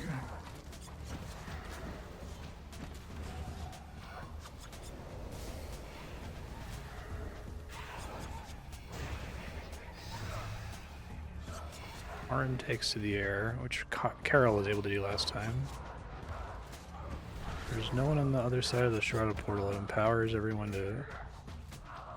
Do not understand. Something just stops me from being able to move, and I don't know what it is. Also seems to put all my, like, movement abilities on cooldown. Yeah, I don't get it. I think it's Torag. Torag does an attack that, like, locks you down, and in multiplayer, you're supposed to be able to just, like, click on the friend who's been knocked down and rescue them. So I need to figure out how do I deal with it. Do I just have to kill Torag first, maybe? I guess I could try that. We'll see. I might bail on this fight or come back to it way later after I had a chance to ask Discord for help with it, because it feels like the reason I'm dying right now is because it's intended to be a 4-player fight and I'm doing it solo. And when they say it's soloable now due to power creep, I don't know how much they mean like it's soloable if you want to be like crazy sweaty, right?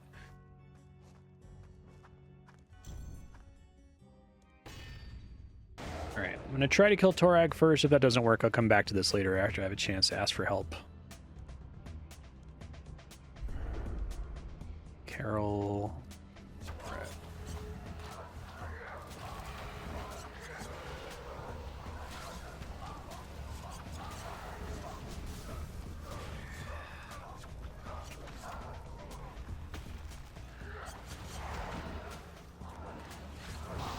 Here's Torag's dead, so maybe the rest of it's okay. Shadow engulfs the remaining whites. Carol, I think, is the next most dangerous.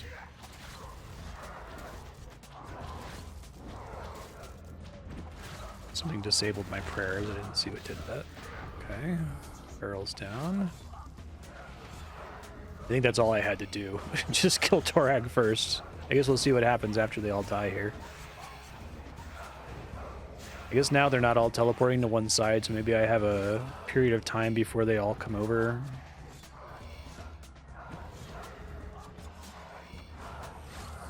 And now I see what we mean about the power creep.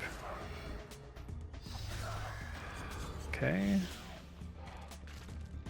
Can I get over to the other side? How do I get over to fight the other ones? I have to like run all the way around or something? Well, I felt like I was in a good position, but I don't know how to reach the other guys now. Maybe I like have to let these meters fill up first, so that they all end up on the same side as me. I don't think they like respawn, do they? Okay. Try to kill Torag, I guess. I guess you have to let this thing happen. I think I'm getting locked down again, aren't I? Not stand in that fire. Seems like it hits pretty hard. Trying to just heal through this. Yeah, I think I still got locked down there.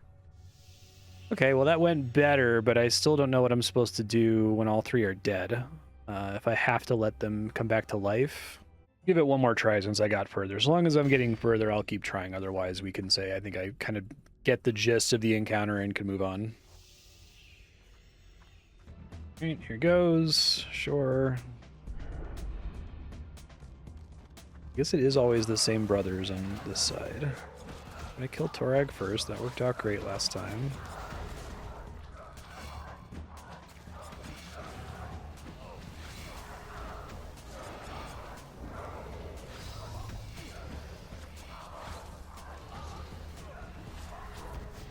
Surge through that. Okay. Killed that guy. feel like there are more brothers over here this time, which is probably preferable. Like, I need them to come over to my side. Okay, hold on now. I did all the brothers come over that time. I don't think I understood that. Yeah, it's weird because, like, the first time I just killed all 3 of them on one side and nobody hopped over, but I didn't feel like I did anything differently, so I wonder what causes that to happen or not happen. All right, one more try. I still feel like I'm learning more every time I die, so it doesn't feel like a huge waste.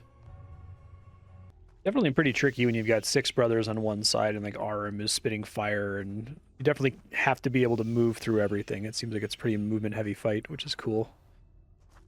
Yeah, I'm probably going to bail on this. We're discussing it in Discord, and it sounds like it actually is pretty hard. Like, it's doable solo because of necromancy, but even then it's quite tricky. So I feel like I get the idea of the fight, though, so it's neat to have come here and at least check it out once.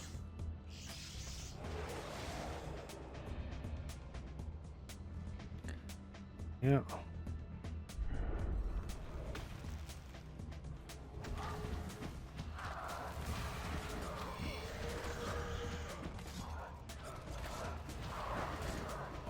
It's like as soon as he starts doing this spin attack, I just seem to be dead in single player.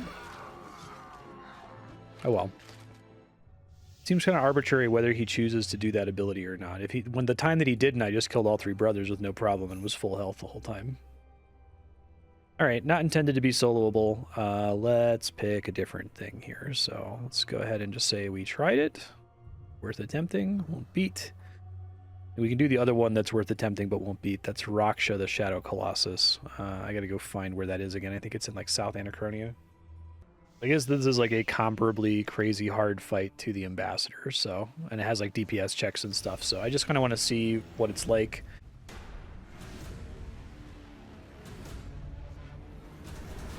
The music here is way too extra. Start playing that when I start the battle, not in this. Jesus.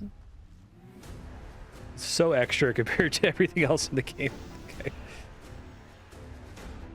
Extra action. Sure.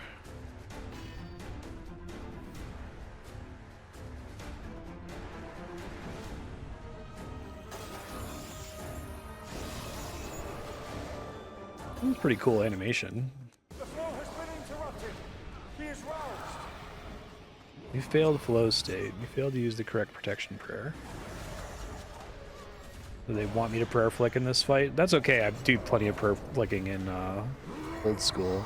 Maybe that's what's supposed to be difficult about it. Let him absorb the shadow. What shadow?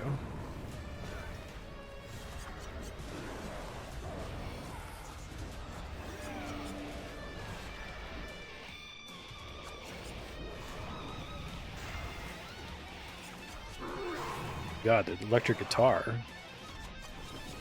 Stunning me a bunch, it looks like. Put some crap on the ground I probably don't want to be standing in.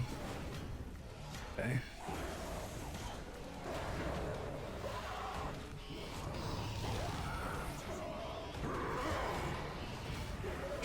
Do not let him absorb the shadow.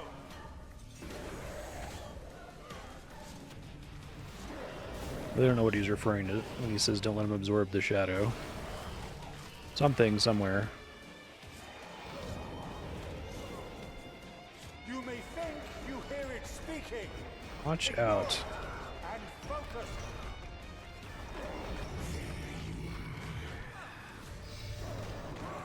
Alright. He's got some cool mechanics. The boss music is super extra, though. Alright, I'm just gonna go... Last time I tried Kalphite King, he just fucking obliterated me, which is probably gonna happen again. But I just need to, like, see what happens when he kills me so I can make sense of the wiki. It might actually go better now because I have way better gear than the last time I attempted him, but I'm not, like, hoping for it. I think he's a pretty early addition to the game. I don't think he's, you know, able to be overwhelmed with necromancy. But we'll go check it out. Okay, I'm gonna get annihilated the first time and then I'll read the wiki.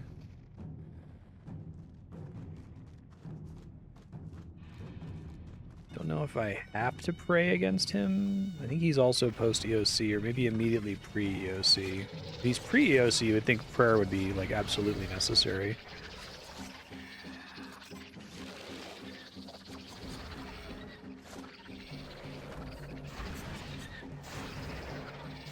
I remember right, he does some kind of, like, crazy one-shot attack that always was killing me when I was attempting this before.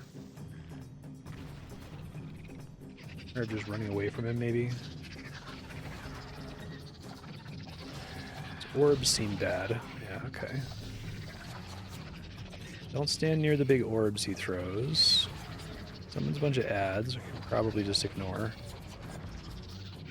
I guess anytime he throws an orb at me, just like... dive away. Oh, he just stunned me. What causes the stun? I'm not sure about that.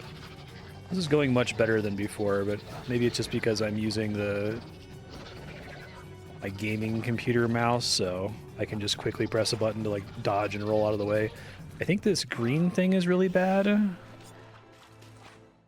Okay, yeah, I think that he's about to unleash a powerful move. You're unable to move. I need to figure out what I'm supposed to do about that, because I think that's what killed me when I was attempting him before, but I also got way further into a fight that time, so... it's more doable than I remember it being. Okay, so he colors you green and then charges you. So if you stun him, sometimes you can stun him. I guess you shouldn't rely on it. But if you stun him, it stops it. If you can't stun him, you activate freedom and then dive out of the way. Or worst case, you can use resonance. So at least I know the reason I wasn't able to avoid it before is because he gives me a giant stun and I have to use freedom to get out of it. So that should be pretty doable. All right, trying this again with the plan in place. If he does I guess the attack is called Beetlejuice. If he does that again, I think we're good to go.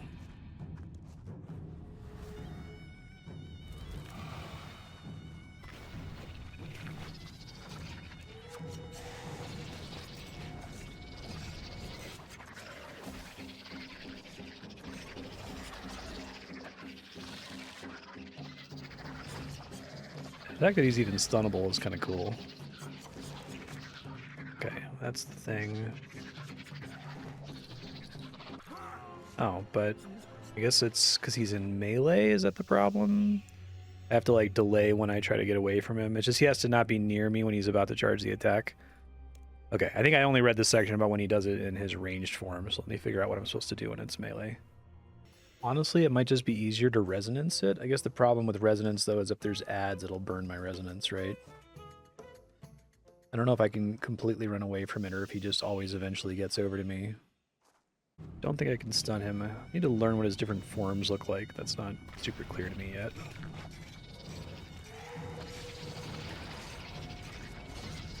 Sometimes he, like, binds or stuns me immediately when I load in. I need to watch. I guess there's some kind of timer that I can see when he hits me with some of these things. Oh, shit, here it comes. Okay. Didn't die that time. Oh, it's because the defense capes saved me. Whoops. Okay. I guess I still have to get freedom so I'm able to use the defense cape.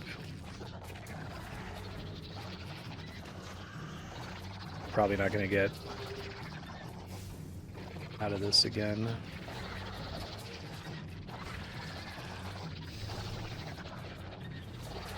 Try to do freedom. Nope. I think it's because of the stun. I don't know why that... I mean, I should be able to just press a button when the boss is about to do a thing that one-shots me, but for some reason, I'm really struggling with understanding it. Maybe it's because of the, like, weird timing delay for shit.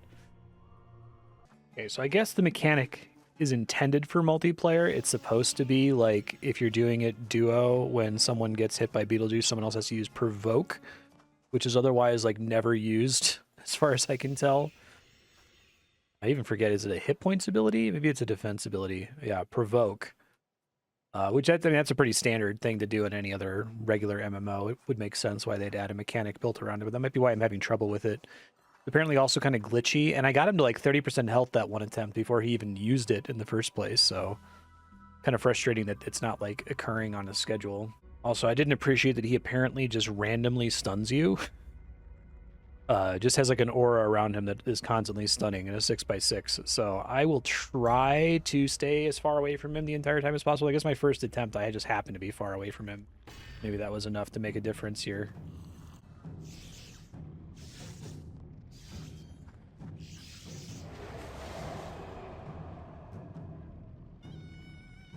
Little janky.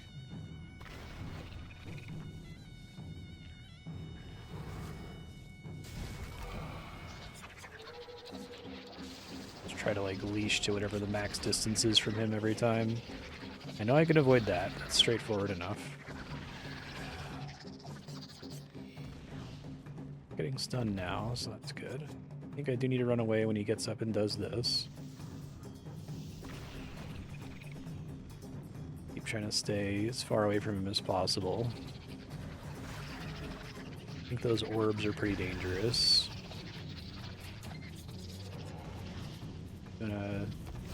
Now he's melee, which is really bad. He's just gonna stun me all the time, which we don't want. I think I'm just gonna run around now.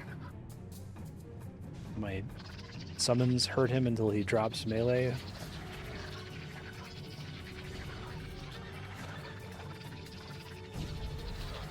This might be good to actually do full manual, especially if he came out when Revolution didn't even exist. It would make sense that sort of expects you to do full manual, right?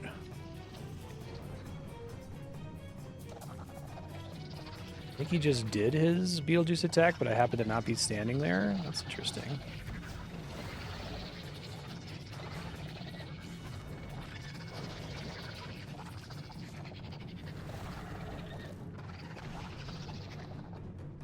Try to just kite him whenever he's trying to melee me. See if that makes enough of a difference.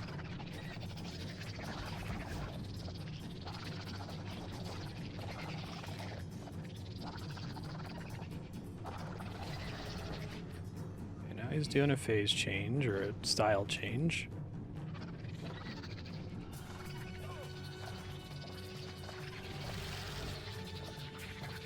I'm having an easier time if I kite him when he's in melee, so that helps a lot. Oh shit.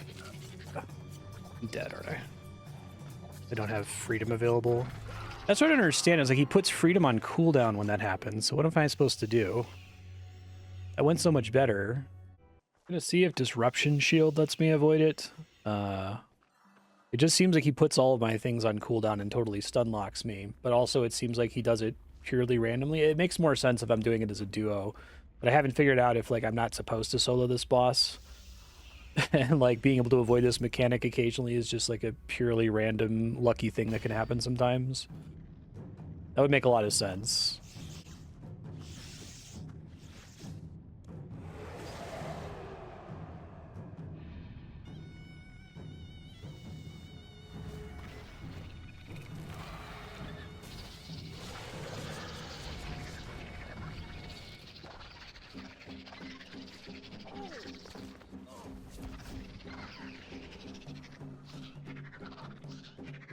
I think that he should probably work off a set rotation where like this always happens at the beginning of the fight and then this happens. Because him being like purely random is pretty frustrating.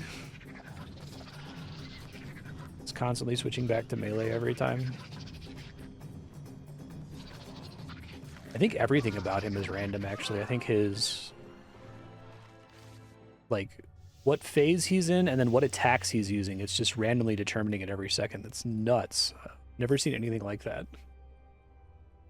The more I read about this Beetlejuice attack, the more it seems like it is not intended to be dealt with single player, and the fact that you can deal with it single player is just like kind of an accident. So I'm probably going to move him to the attempt but don't beat. I did get him down pretty low on health one of those times when I got lucky and he just didn't activate his power. But he's kind of a frustrating boss because I don't think I've ever seen an MMO boss who it looks like he's just like rolling a 1d50 every tick to decide what phase and attack he's going to use. Like, if you design this boss today, you would make it so that his phase changes happen at certain health thresholds, right? His attacks are based on either health thresholds or after, you know, some number of attacks so that it's somewhat predictable. But he's just a completely unpredictable boss. And that's crazy. I've never seen that before, I don't think. kind of nuts. Give him one more shot. Then I'll move him to the attempt but don't beat list.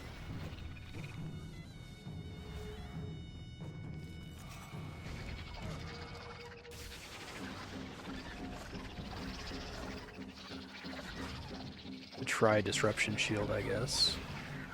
Some of his orbs are kind of hard to see, too.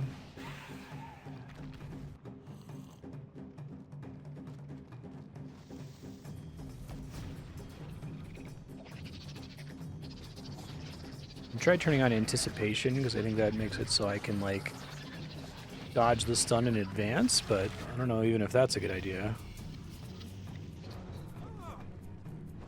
Ow. Feels like that should be more damage than the Beetlejuice thing, but whatever.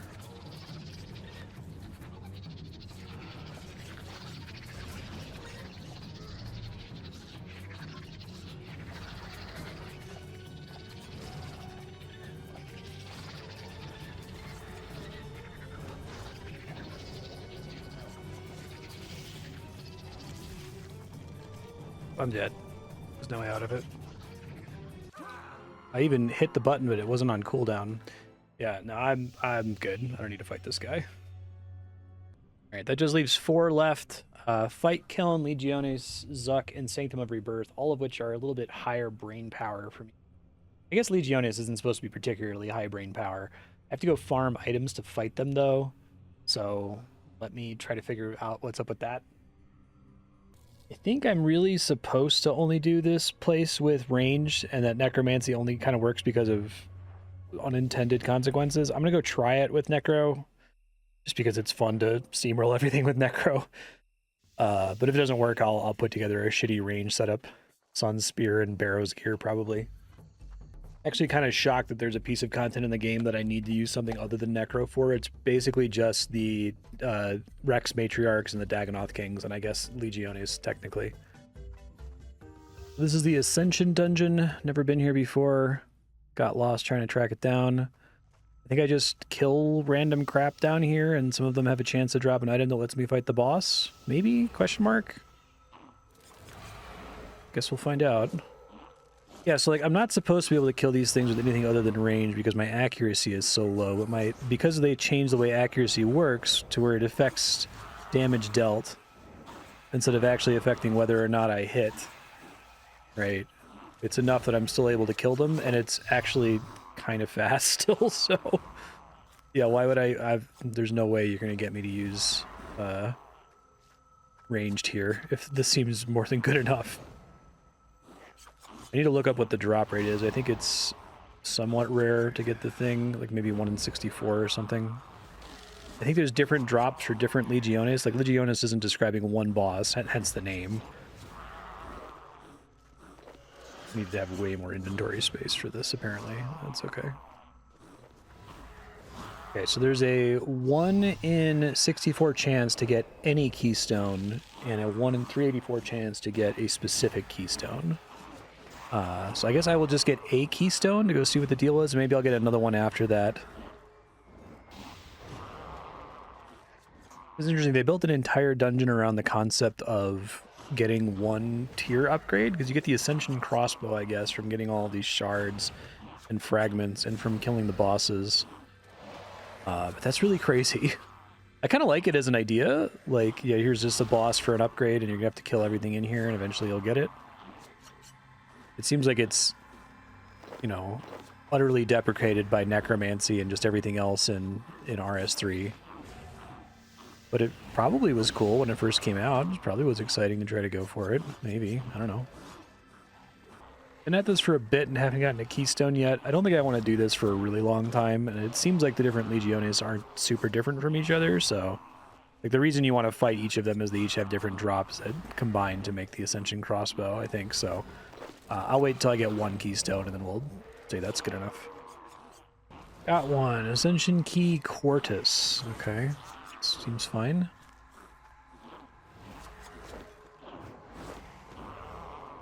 Alright, heading to Laboratory Quartus. I'm not bringing any gear. I'm assuming this is going to be trivial, but maybe it won't be and I'll get my ass kicked. Only one way to find out. Yep, that's fine. I am ready. If I have to get another key to actually get a kill in, that's fine. Oh, God. Well, figure out what the hell that was. That hurt. Not as trivial as I was expecting. I didn't even realize I was taking damage until it was too late for me to meaningfully respond and heal.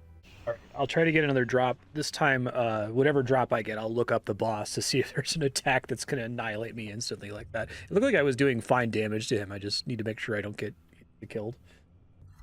Sounds like the lightning effect in Quartus is just something that follows you constantly. Like there's no way to avoid it, which is interesting. So I wonder if he's like also designed around... He's added in June 2013. When did Revolution get added? Let's see. February 2014. This would have been when people were kind of expected to run and spam attacks constantly. So yeah, I might need to not use Revolution, or at least press a couple of these buttons manually. We'll see. Oh, very quickly got a Quintus key. So let me pick that up. We'll find where the Quintus laboratory is, somewhere. Sure. Okay, so he has the same lightning thing. Basically run constantly. I'm just going to mash A and S and hope that my like minions can do a lot of the damage here. I don't think I can... I guess, can I protect against anything? Magic style damage. I guess I can turn on protect from magic instead of soul sap. And just eat food. That might help a little bit. And then darkness is always good. And we'll turn that on. Get in there and give it a shot. And I'll try to move a lot this time.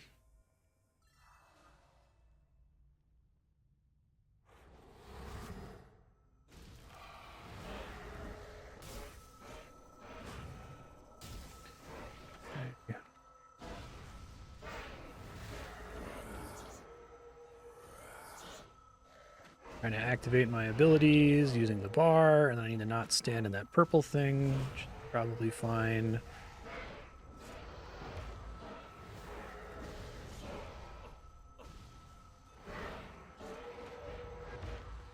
So need to heal occasionally.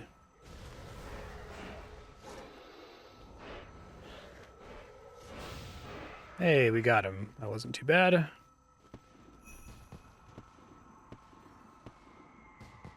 Magic shield bow.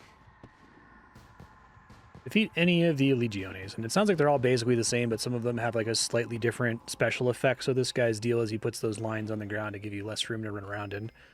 But I'm glad I had set up keybinds from Ambassador, because I don't think I could have beaten him with Revolution, or it would have taken forever. Okay, checking out Sanctum of Rebirth. No real idea what to expect here. So we're just gonna go in and... Oh, is this a recolor of the Shadow Reef boss? That would be kind of clever. Good way to get a new boss without having to... Divine Protection is a buff that protects you from death or resurrecting on the spot and restricting the action. The gods only protect you so many times. So I have 3 lives, basically. Okay.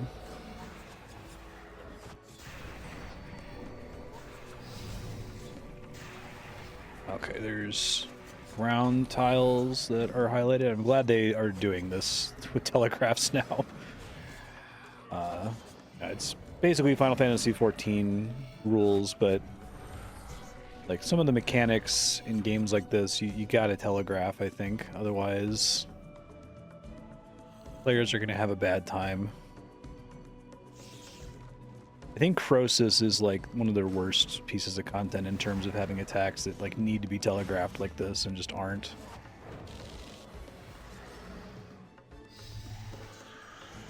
Stand in that.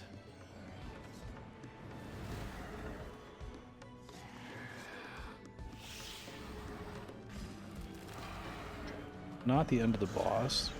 Spawn these moonstone shards. Do something.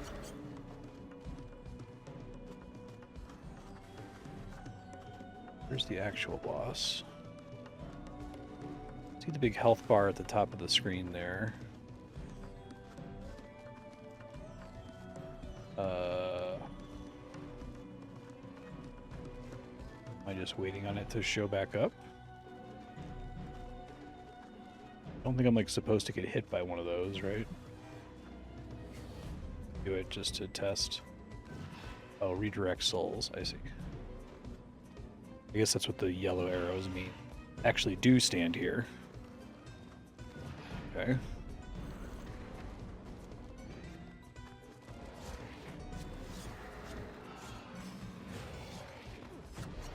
Able to be figured out. Too unreasonable.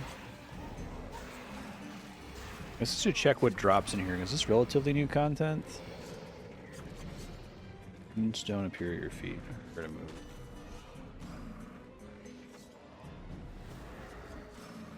I don't know if we need to destroy the Moonstone shards, what doing that accomplishes.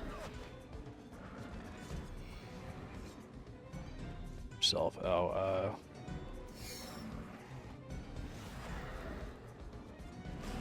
ready yourself means do resonance, but it did. Stand in the marker to redirect it. Look, I didn't see these pop-ups the first time. Oh shit.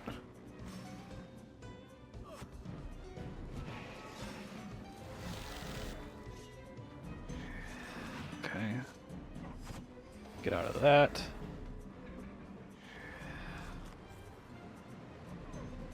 Oh, I'm gonna be out of it for longer.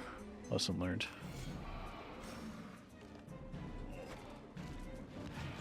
Grip on the Sanctum is loosened out, but I should probably kill the coil spawn so I don't have to deal with two of these things at the same time, I suppose.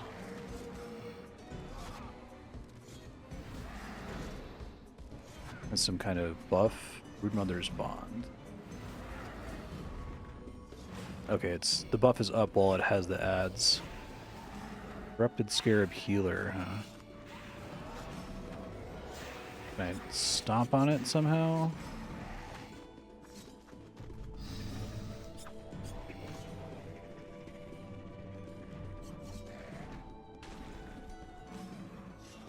I'd have to Google how to deal with the Corrupted Scarab Healer. Can I like stun it maybe? Stunning it made it susceptible to damage. Okay. It's like there's only so many things I can do in this game, right? Okay. Cool.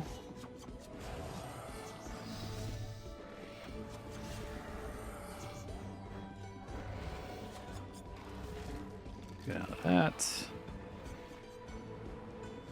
Stay out for longer this time.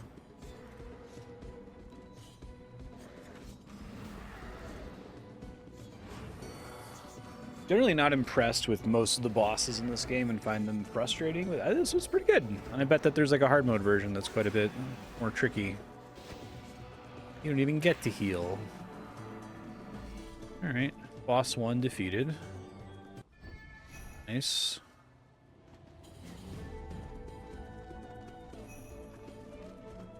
Don't let any Corrupted Scarab Healer reach her.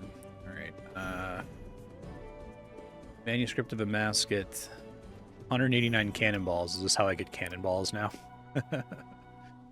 Oh yeah, I should make sure these are noted. Alright, let's see. What's next? Entering the archway. Oh, this kind of looks like one of the bosses in Theater of Blood. Might even be the same, like, base model.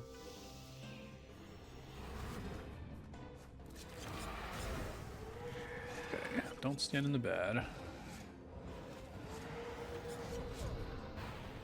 Might be a fight given that there's a lot of like telegraphed floor attacks that is better to be attacking while moving, but don't stress about it too much. Oh, I need to remember to turn on. I always forget to turn on darkness. Uh-oh. Freedom? Okay, well, I gotta figure that one out.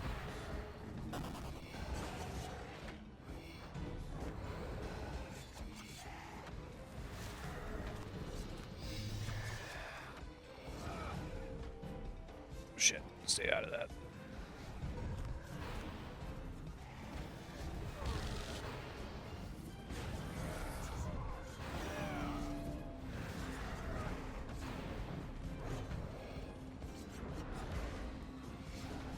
Pulling power from the obelisks, destroy them. Stone obelisks.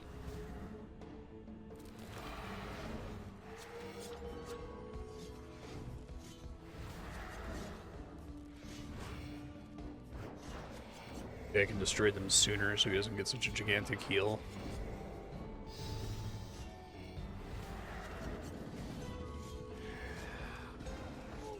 That's a big attack. Ouch. Resurrected. Resurrection Sickness. Oh, but I can't damage it. Okay, I see. Volatile Scarabs. Also required to stun.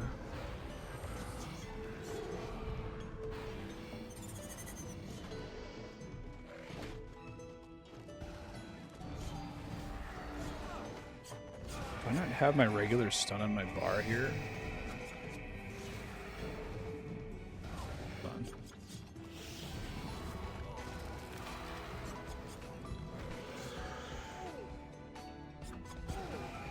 Shit.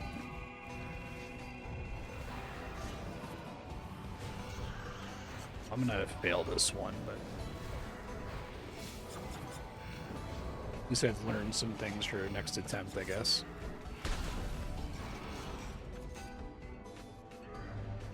Oh, I can like break the moonstone shards. I see. So that's the same. They show you the moonstone shards and that they're breakable on the first boss. Understand? I think I don't actually die if I die, so that's kind of cool. All right, let me restock and come back. All right, gonna try this guy again. I think I learned how to get out of one of his big attacks. I got to be ready to hit the obelisks like right away at the phase transition, I think.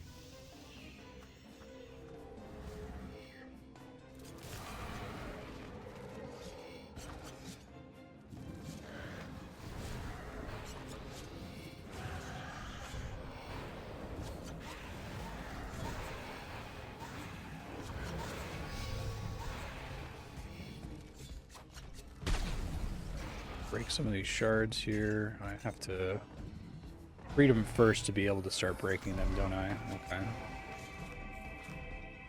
Up a life there, which kind of sucks.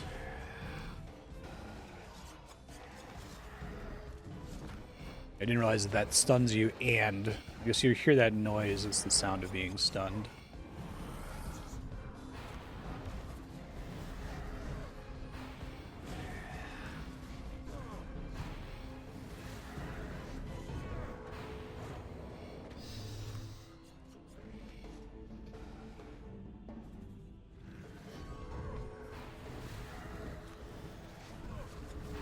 This would be a perfect time to proc my split soul, since I'm not taking damage during this. Also just throw as much extra damage onto that thing as I can.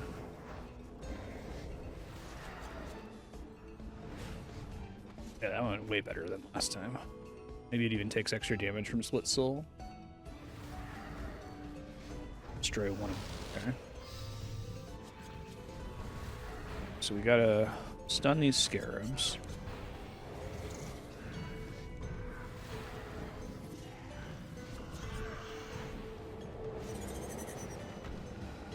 Get out of the goop. Worried about the trap attack happening again, but much for it here.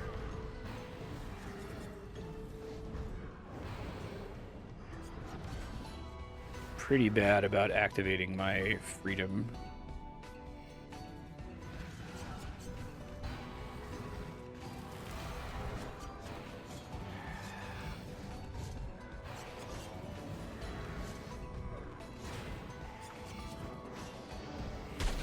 Oh, here we go. Keeps it down. Hurry. I'm just not good enough getting the DPS out on that thing.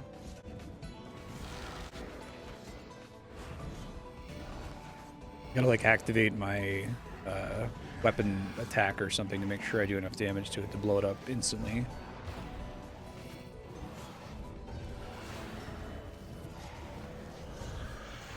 Ready to fight this thing.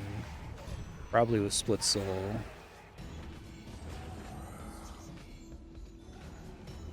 Okay.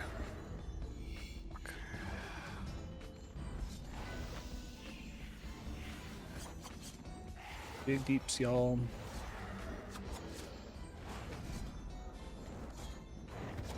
Okay. Bad.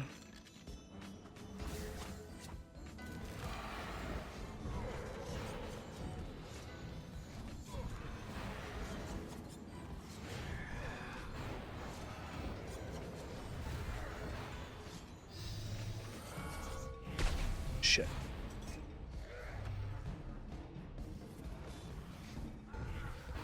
Prepare for it to hit me. Oh, I think I got out that time. Just barely. I don't know if it's like I have to break the crystals and get out, or just breaking a crystal is enough to cancel it, you know?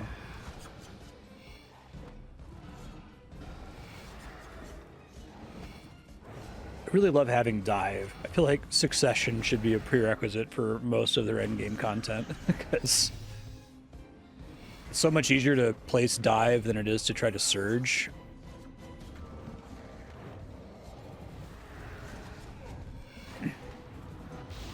Hey, pretty fun. Yeah, I like these bosses. These might be my favorite bosses in the game, actually. Yeah, another moonstone.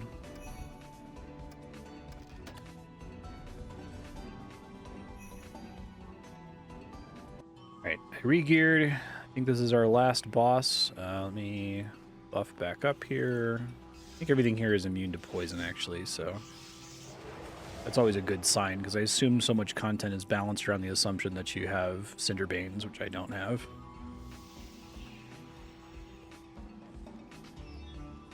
Katra, Devourer, Eternal. Also, none of them have voiced barks, which is great. This is like peak PvM content in RS3 for me. Must be immune to melee? I'm not sure what the immune is proccing on, to be honest. Prepare for death. Be obliterated. Okay, so I'm guessing I have to resonance that. Lesson learned.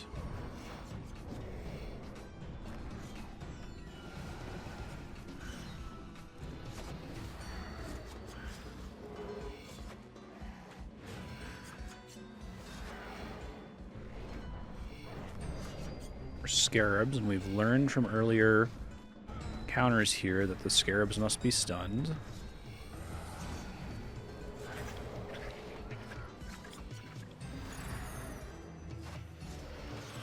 Okay. Do that. Prepare for death. Shit. I think I got it off in time.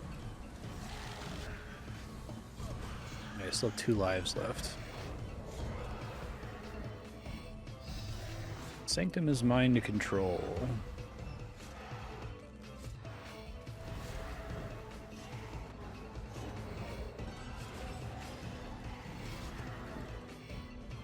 Avoiding the attack gives you a rush of energy, resetting your cooldown, so that's kind of cool. Fuck, do I have this? Yeah, okay. Actually be a really good learner boss for this game's systems. I feel like you get plenty of time to activate resonance. It's one of my issues is I feel like a lot of the abilities in this game are like very mushy and non-responsive. It seems like that's true, especially if you click them on your bar. Like it's kind of anticipating that you're going to be keybinding everything.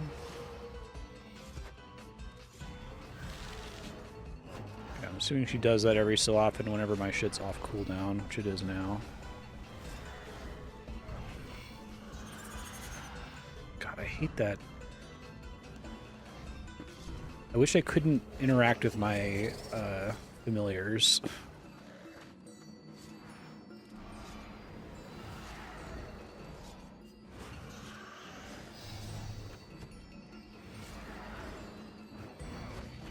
Waiting for her to be like, prepare for death again.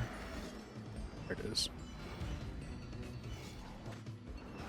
Be obliterated.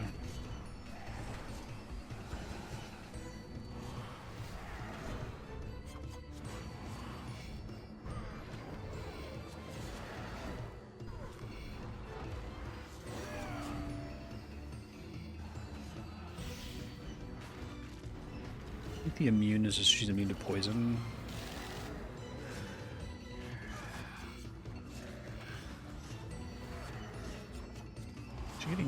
She's getting nastier. Which is doing more damage to me all of a sudden. Stun these guys. Got some kind of ad now. Boy. A little scary. Deal with you guys.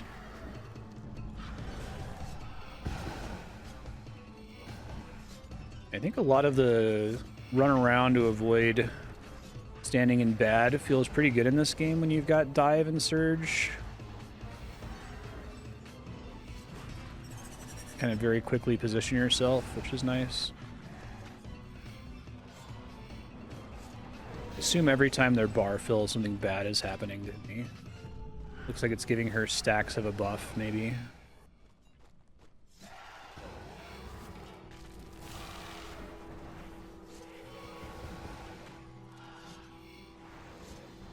He healed. How dare you? Only I may do that. It looks like my familiar gets really confused in this fight for some reason.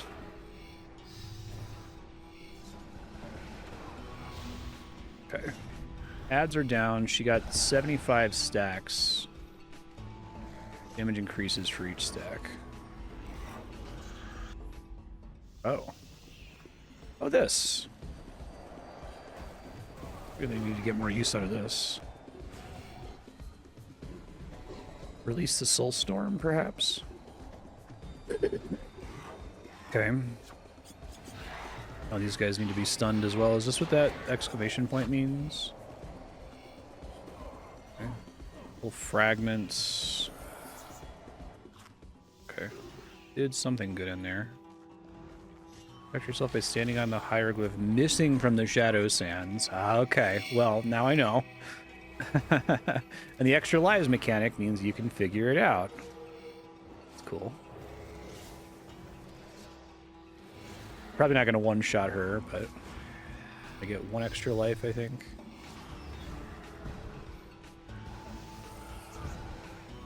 Oh, geez, she's going to do this a bunch of times. God, that's nasty. I don't like that attack.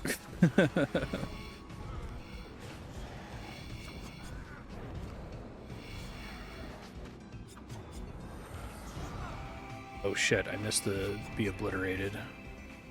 I guess I gotta keep paying attention, assuming she's doing all the same attack patterns here.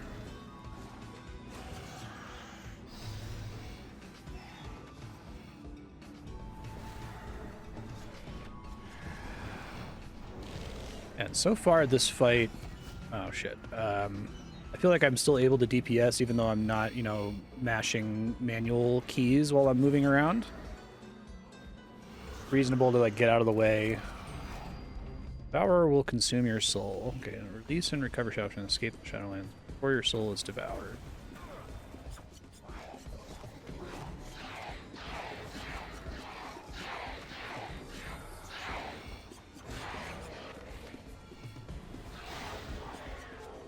We get these fragments, and we got to figure out which thing is missing, right? So there's a bug, there's Coyote. Bug, Coyote, Moon is the missing one, I think. Let's kill. Okay, got it. And then she lets you DPS her for free for a little bit after that, it looks like. Gotta watch for her to give me the I'm about to kill you indicator.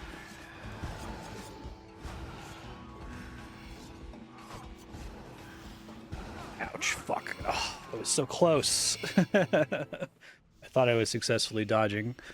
Alright, I really like that boss. Let me re-gear. Okay, I should be able to do it this time now that I have a better idea what to expect. I almost one-shot it. It was cool that I felt that close to one-shotting it, to be honest, compared to a lot of the content in this game. Haven't needed to read a single wiki page for this, which is unusual for RuneScape. So I guess we gear up here. I'm not even going to drink the potion, so I don't see that immunity pop up. Thank goodness they didn't voice any of her barks. Prepare for death. They give you like a nice full, if your GCD is on, they give you a second to click on it, which is good. Saves me a life. I love that a lot of those attacks like they wait out the blade, the dive cooldown. Because I think using dive to dodge a floor attack and then clicking the boss again feels pretty good. Clicking to run feels kind of ass, though. I guess this boss is also constantly resetting your cooldowns, so, like, if you need to have a cooldown for, like, resonance, it looks like it's giving it back to you all the time. Prepare for death. Can do. Nice.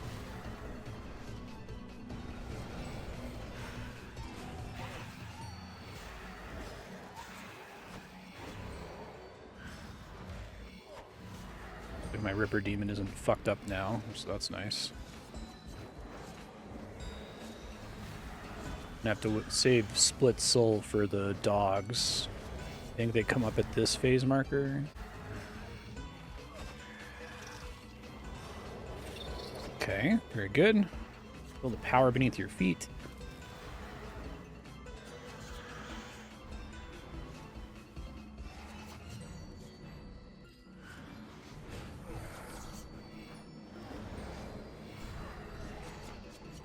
I think I can maybe make her less dangerous if I can kill the dogs much faster. Oh, prepare for death, fuck. Yeah, I didn't get it off in time, I don't think. It's too bad. I was waiting for the dogs to spawn in, but I was closer.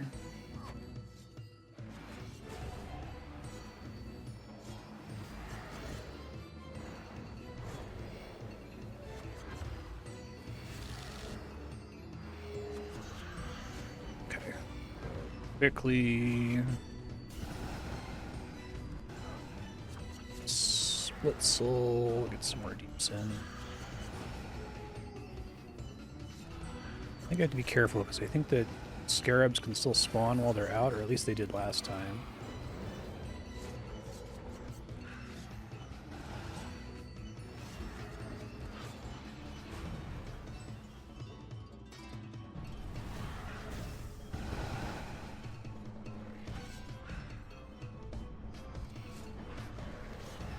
Oh, I didn't have my shit up. Crap.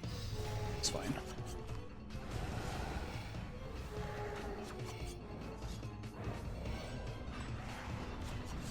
She might still be able to do her instant kill during this. Don't heal it. Okay. Watch again. Stuff for the full power of the Sanctum is I'm sending you to the spirit world. Face her. Okay. So there's a time and a scarab. Gotta kill these shadow sands thingies.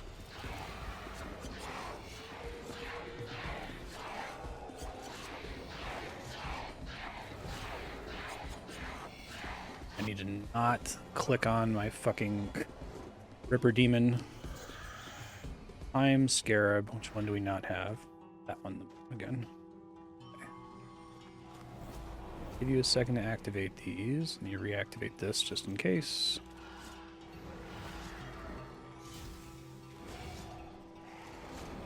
Still has 77 stacks, so I didn't do much better on killing the dogs. Okay, remember, she does have her bullshit. We want to do that as a way to dodge that more effectively. Oh, fuck. I need to get better at dodging that specific attack. I think there's probably a pattern where I can, like, dive out and then dive back in or something. Oh, shit. Sir, prepare for death. Just barely got it in time.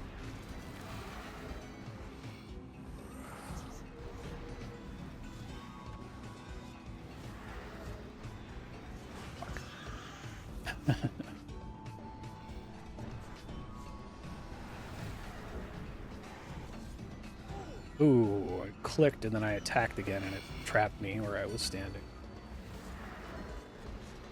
I imagine this fight sucks without dive. You're trying to do necromancy and not melee and haven't done succession yet. Okay, so we got walking person scarab. Might be a way for me to mitigate the damage that the gorillas do when I first come in here, but...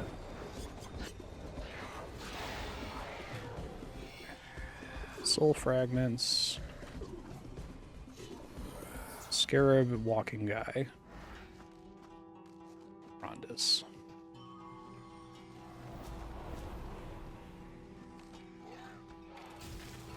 Okay. Try to get some big deeps in here.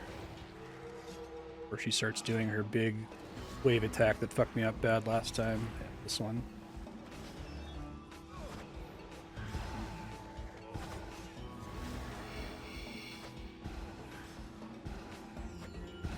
Okay, I think we got it that time. That wasn't too bad. You can still do an instant kill, so I gotta watch for her to say prepare for death. There, she did it. Hey! That was really great. I think that's my favorite PvM encounter in RS3. And it's like not even close. Sure I didn't get any loot, but let's take a look.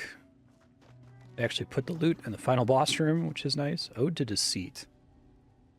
Is this a tier 95 magic weapon? That seems kind of lucky.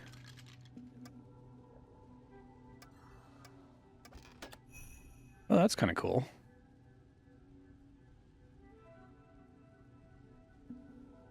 Wow, that's like a 1 in 100. So it's not super rare, but given that it's a pretty long dungeon and it only drops from the final boss, it's pretty rare. So that's exciting. I'm never going to use it, but if I cared about other combat styles, I would be like over the moon right now. All right, last two pieces of content to attempt are Fight Kiln and Zuk. I am going to clear the Fight Kiln. I'm not going to commit to getting Zuk, at least not to getting the cape. That means I might die a few times. I just kind of want to see what the content is like. So let me go gear up for the Kiln. Okay, so I've never done the Fight Kiln before. I'm just going to go in there and try it. I know we have to fight Jad on certain waves, which is probably the most problematic thing we're going to run into. Go ahead and set my prayers here. Let's do ranged. Know that I can't prayer flick by clicking in RS3. It's like glitchier than using a keyboard for whatever reason. Also, I guess on certain waves, there's a dill that spawns. The armadillo guy that you have to break its shell with a pickaxe, so I have a melee weapon to do that. I guess I'm just going to record the whole thing, but most of it's probably not going to be interesting to watch, so I'll likely cut a lot of this out in the edit. We'll see. Let us talk.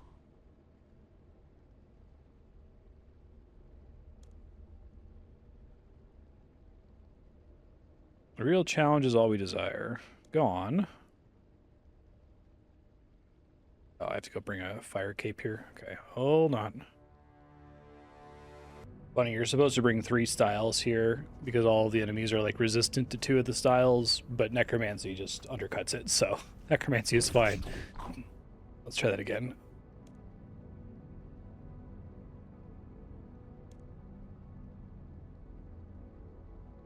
I'll sacrifice it. That's what you want. Yep. Oh, that's cute. Clearly went to the trouble of having an animation for that. Nope, let's just fight.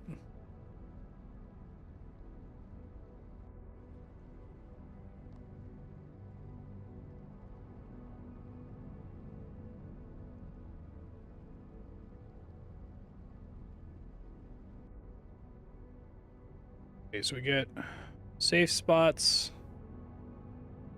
I think most of this is going to be fine except for the waves with Jad.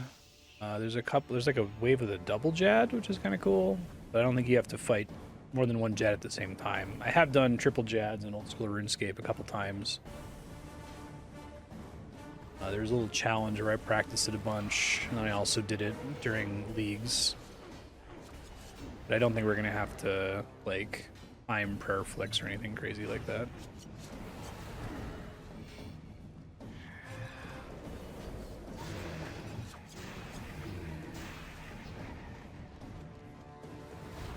Also, I believe crystals appear on the ground during this.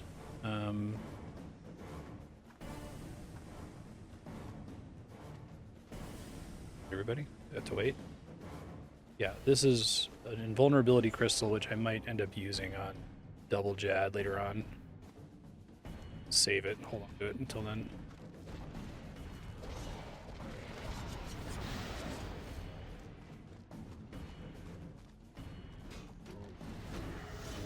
Alright, I said I was going to record the whole thing, but it seems like most of the waves outside of the Jad and Dill waves are pretty boring, so I'll come back in wave 5.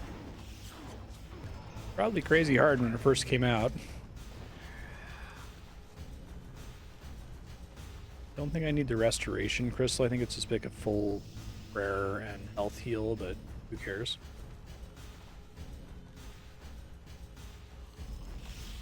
Okay, here comes wave 5, so I think I actually have to do something different here.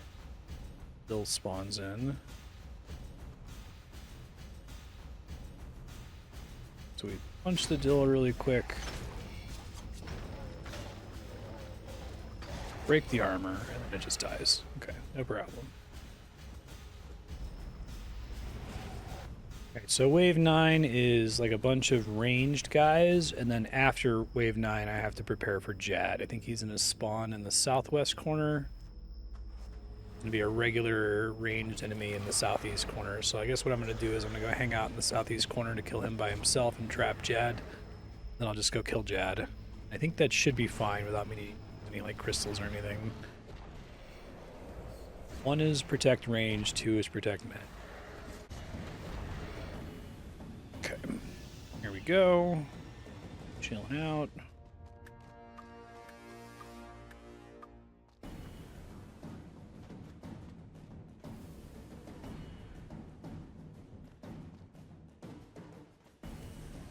See, I do like the new Jad, the Tokar Jad. It's pretty cool looking. Alright, let's start with protect range.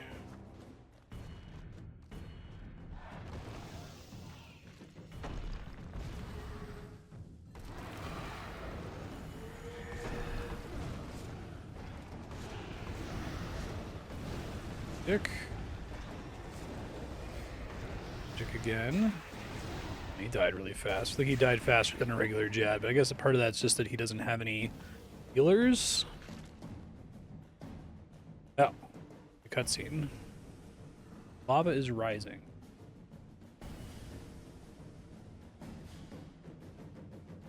Check when the next Jad is. Wave 20, is it that straightforward? I think it is.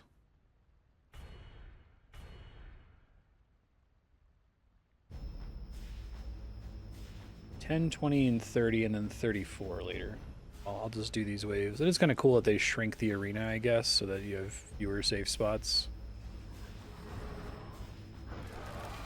Just got the second invulnerability crystal. It's kind of crazy to me that like they made the Jad have like no health, so that the invuln crystal is long enough to let you just kill it. I think there are more Jads than there are invuln crystals, so you do have to do some prayer flicking. I don't completely let you get out of that. I think when this content was first added to the game, every wave was probably interesting. I don't think you could just stand in the middle and soul split plus vampirism and ignore everything, but RS3 things. Wave 19 here has another Dill. Gotta kill that. I think there's a wave with 6 Dills that is somewhat dangerous, because I guess they do like a big typeless attack that hits really hard, so I can try to kill them all separately. It'd be annoying to die to that. Did I? Is this not? Oh, there it is. It's like not visible because it was underneath something else.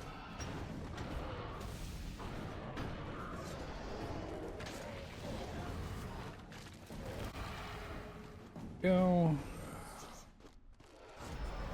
I have to watch out for the Dill wave. That's on the something. We have 28. Need to see what does the map look like on wave 28. I think I can probably hide from a couple of them and just do a couple at a time. Okay, here comes another Jad.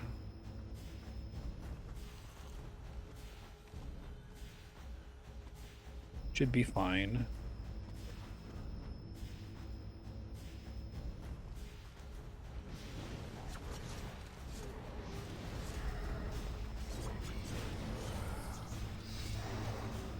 Okay, let's turn on ranged first. Get out here. That is magic. It's ranged. That's magic. Oh shit, no, that's ranged. Sometimes he like gets fire in his mouth regardless, I guess is the idea. Alright, 2 Jads down. Next wave I think we care about is 28. Think there's any other Dills or Jads until then? So I'll talk to you then. Need to pick up a 3rd invulnerability crystal on 26 though. I'm trying to figure out how I want to do wave 28 with the 6 Dills. I think what I do is I stand in the northeast corner, because there's going to be one that's in a spawn there, and then it's going to trap the ones that spawn down here, and the one that spawns here against this wall. These guys will take a while to get to me, but I can deal with 2 of them at the same time. Try to just break them up after. I think that'll work. Wiki doesn't actually say what the solve pattern is, but I guess this wall is only 1 tile long, not 2, so it might not trap all of the Dills, but probably fine if I just stay there. Got my 3rd invulnerability crystal, so I think that preps us for the double Jad wave. More than enough. It sounds like Jad dies. Like, you have like 30 seconds when you activate this of invulnerability. It might be enough to kill both Jads, actually. I think it's the only thing I realistically care about right now. Okay, here comes wave 28. Just gonna go in this corner here and see if I can stand here and wait it out.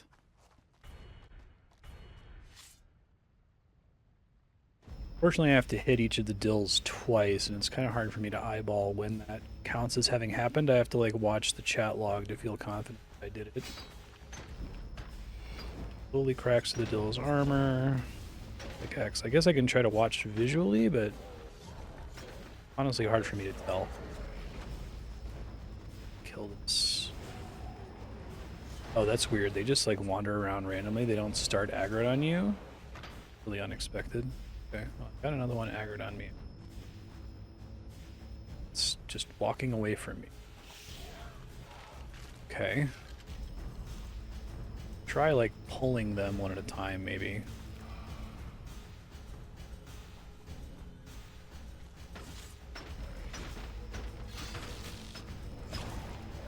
Breaks it. Okay. This one. I think once I can see the purple crack, that's when we're good to go.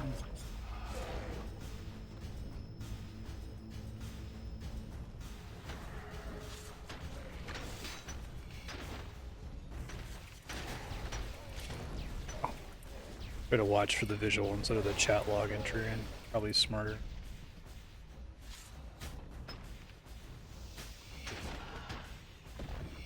Okay. Swap. This wasn't too bad. Time here. We might have to deal with one more Dill. No, that's the last Dill, so I don't need this anymore at all. Wave 30 is another Jad. Is it in the same corner again? It is. So I can just chill out, I think. Blessed Flask is great for this, by the way. It's not necessary, but it is nice that I don't have to worry about running out of potions or like max. Like I don't even have to turn my prayer off ever. These guys actually hit hard enough that maybe I don't want them completely surrounded. Actually.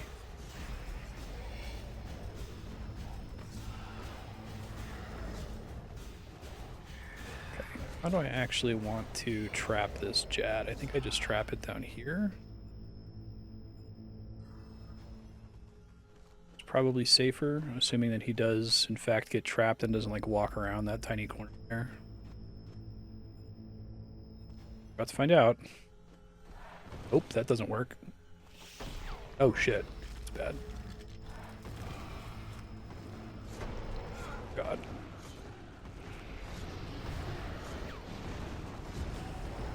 Could be bad.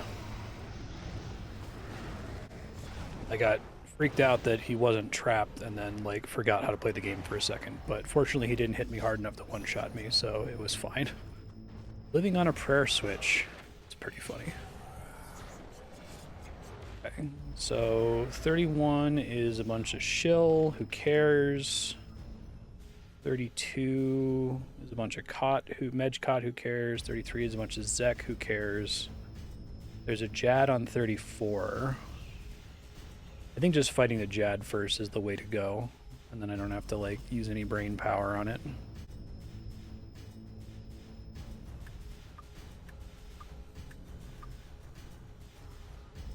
Literally just have these like 2 safe spots now, it looks like.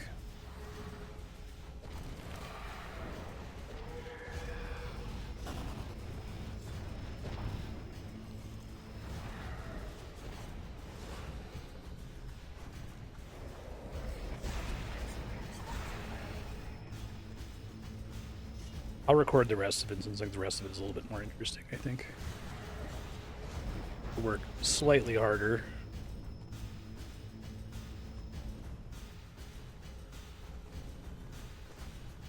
I might use an Invuln Crystal on 34. I shouldn't need it, but I don't need all 3 for the double Jad, so do it as a hassle reducing thing.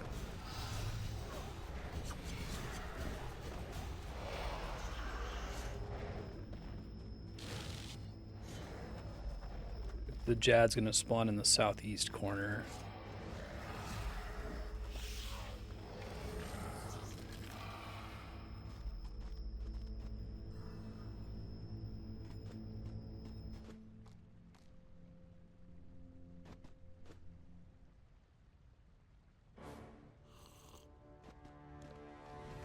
It's a lot of these guys.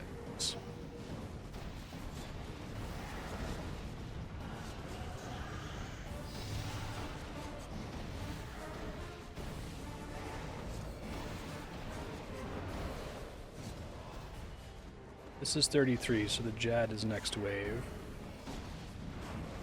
I will pop the crystal as soon as the wave starts here.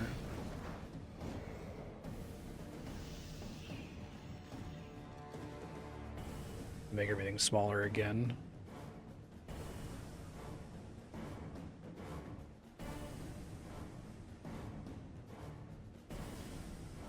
Real challenge.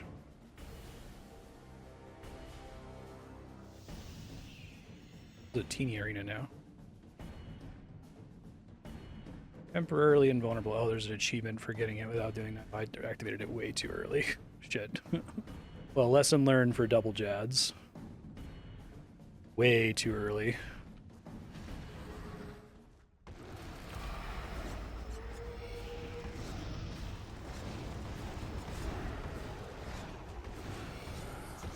I don't even see... Oh, there's the crystal there. Looks like it wore off right when they died, so that's lucky. 34 is a Jad. 35 also has a Jad. Just plan to kill it.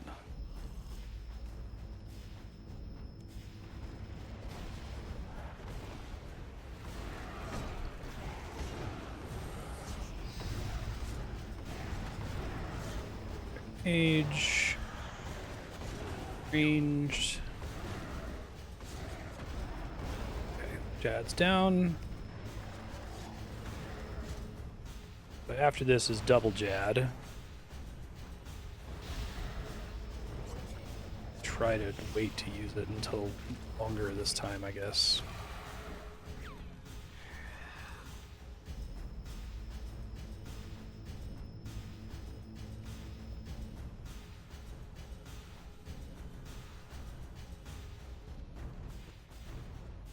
Like I still didn't wait long enough, but okay.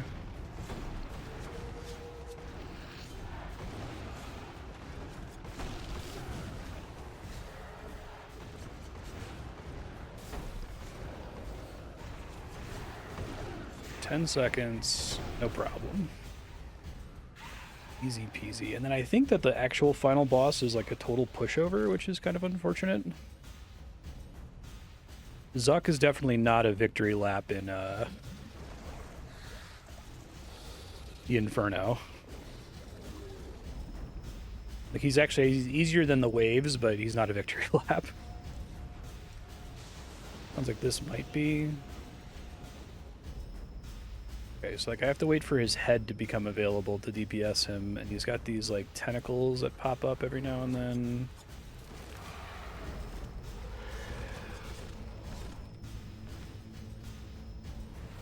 I think that's how that works.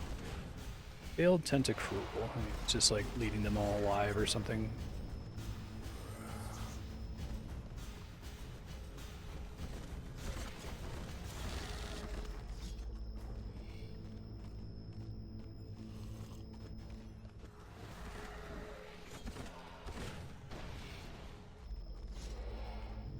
There's the head. Golden potion. Let's go ahead and turn this on. Hit him with big shit.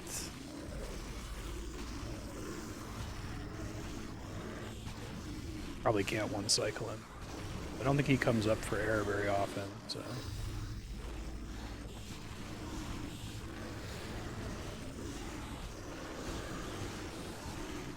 No.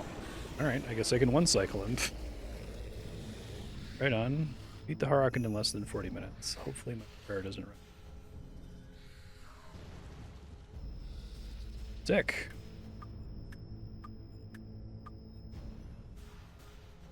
I think that's the necromancy one.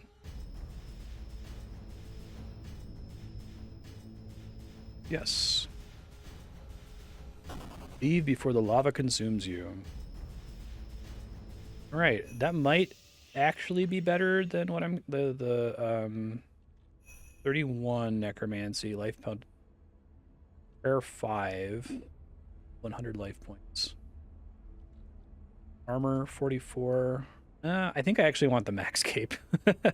Obviously the Zuk cape, you upgrade this into the Zuk cape, is better, but I think that I prefer the max cape here. I'm not gonna be going for like a perfect run or anything, but it sounds like one of the things you want here is you want the double Malatops perk in the player-owned farm, which I do have access to. So I'm gonna go set that up. I guess there's a phase where you use Barricade and Malatops makes it last a couple more seconds. Oh, apparently past me had already set up Malatops, so yeah, 3.6 seconds longer on Barricade, which I guess matters. There's like a wave where there's a bunch of enemies that kill you in one hit, and you just need to be invulnerable to them for as long as possible. Sure.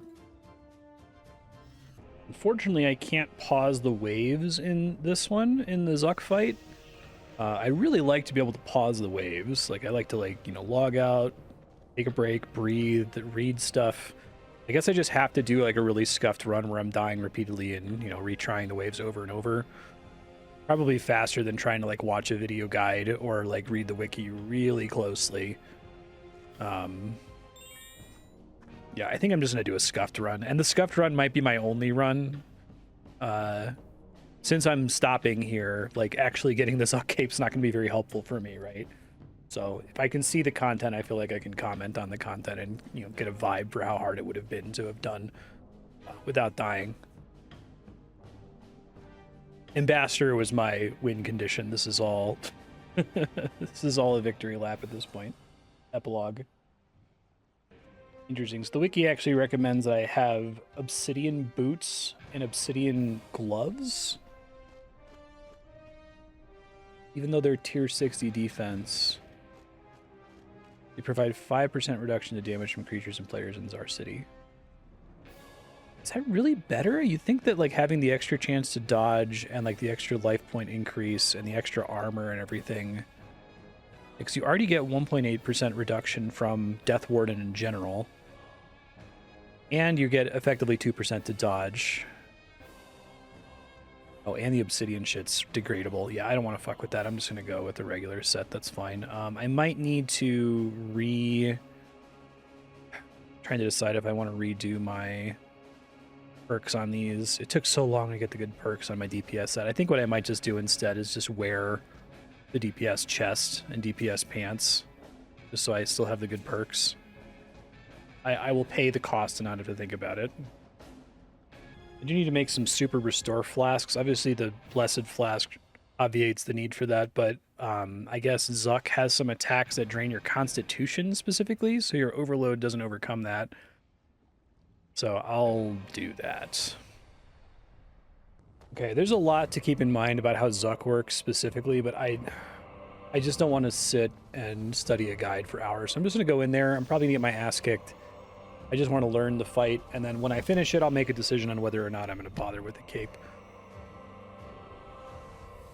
The thing that's going to govern my decision is whether I have the supplies remaining. I don't actually have that many Elder Overload salves left, and it would take me like 2 hours to make another batch, and I really don't want to, so I kind of just want to see what the contents deal is, you know?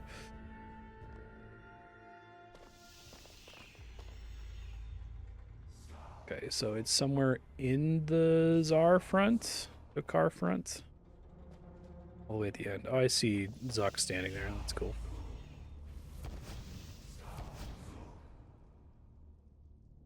So there's a Challenger's chest. Trolls. I think that's where I'm going to want to stand for most of the encounter.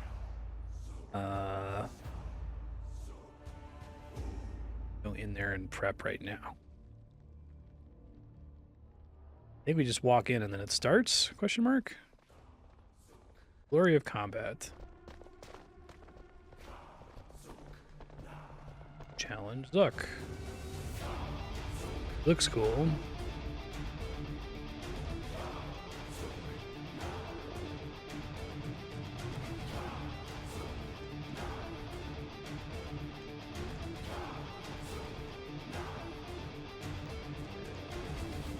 Okay. I do like that Zuk doesn't talk in old school RuneScape. Let's fight. Okay, so yeah, so I think the extra action button is there's certain waves where you have to do a certain amount of damage to Zuk. Sure. The challenger approaches. Oh, he's got voice acting too. Okay. What makes you think you have what it takes? Fight, worm, or crawl and die. Alright, so I guess I'll just record all of this and we'll see how much of it is practically actually interesting to watch. I think the first 3 waves are trivial, question mark? These bats still eat prayer, but that's not a big deal because I have a Blessed Flask. I should probably buff up.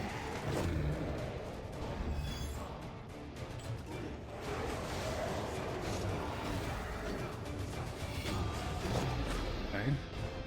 I think this geyser goes off occasionally. I don't know if I have any control over that. Oh, there's still a that.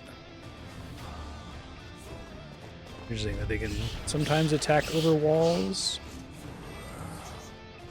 I do like that building around safe spots is something we're still doing. I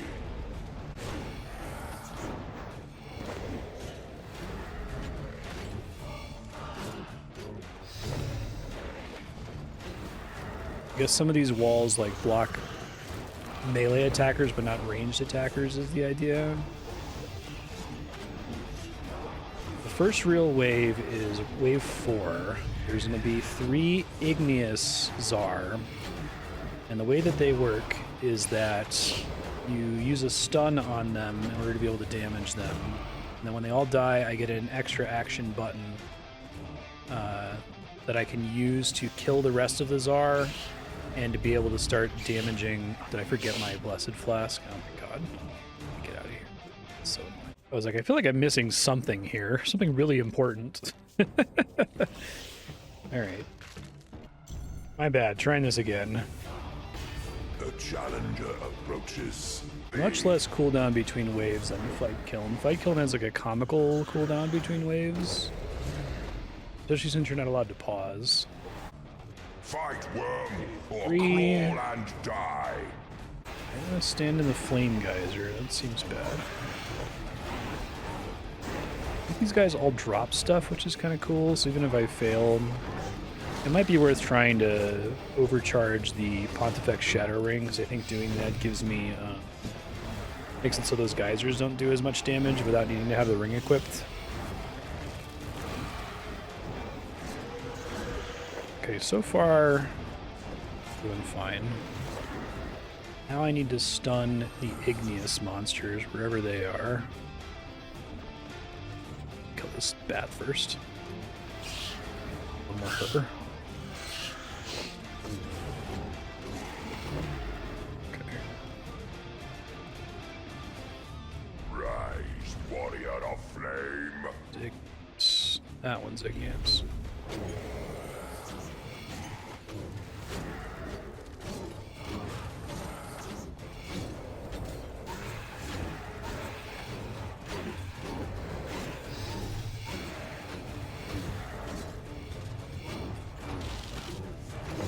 Okay, that one's also igneous.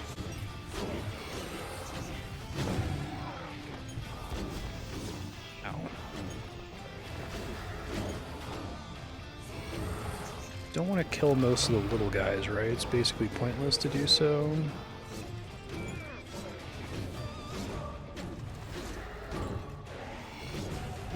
You only have to stun it once to be able to do decent damage to it. Okay, so now I want to wait until I can do as much damage as possible. Get up here. The coward's trick.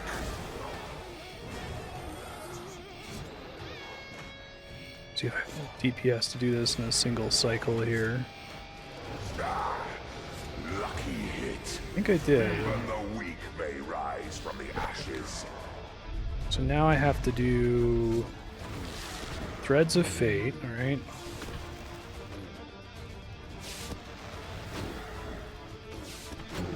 This is like the challenge wave, I guess. I'm not going to get enough of them killed here, I don't think. I don't know how Threads of Fate is supposed to work, to be honest.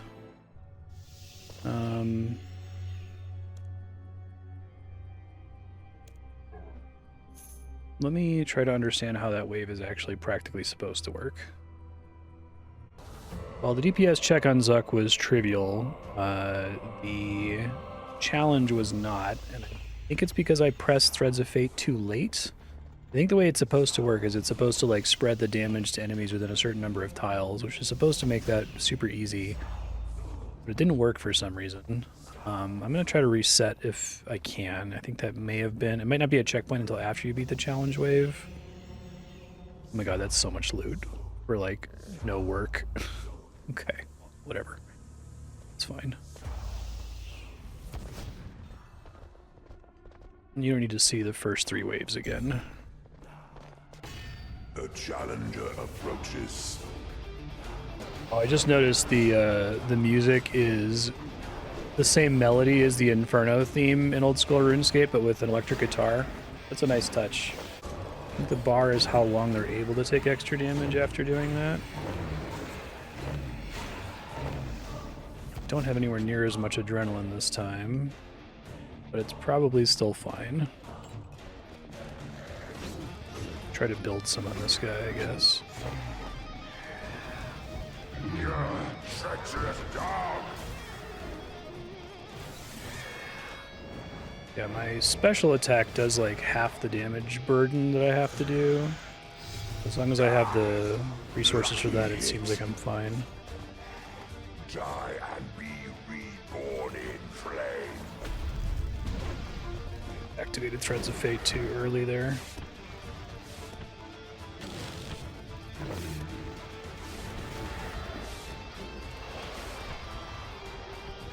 I'm gonna die again.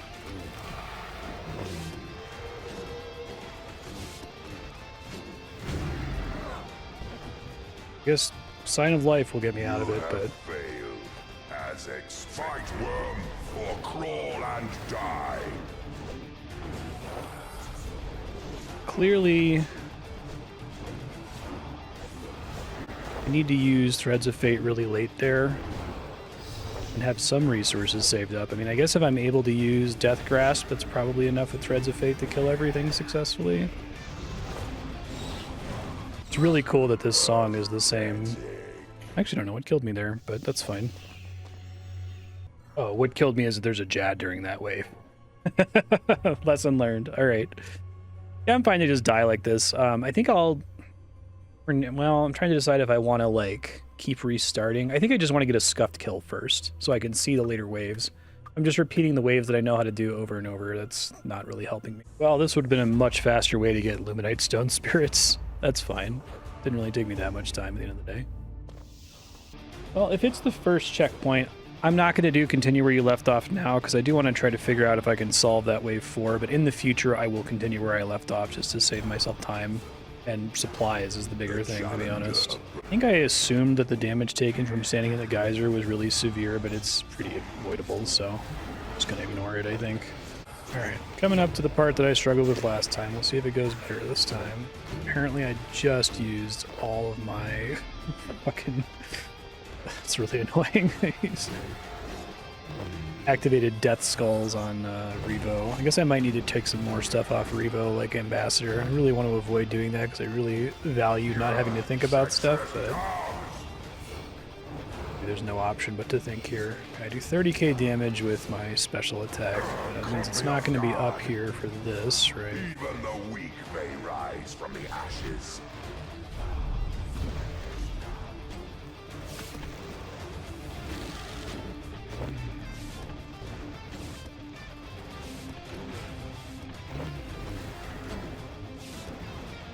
It might go better this time. I think Red's worked for like an attack. Okay. Past that time. So now I have to hide because Jad's here. Wait, since I failed?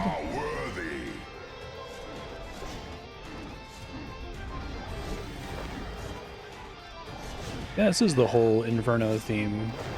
Really cute. Maybe I can stand somewhere where Jad still can't get to me, but I'm not getting annihilated by these guys.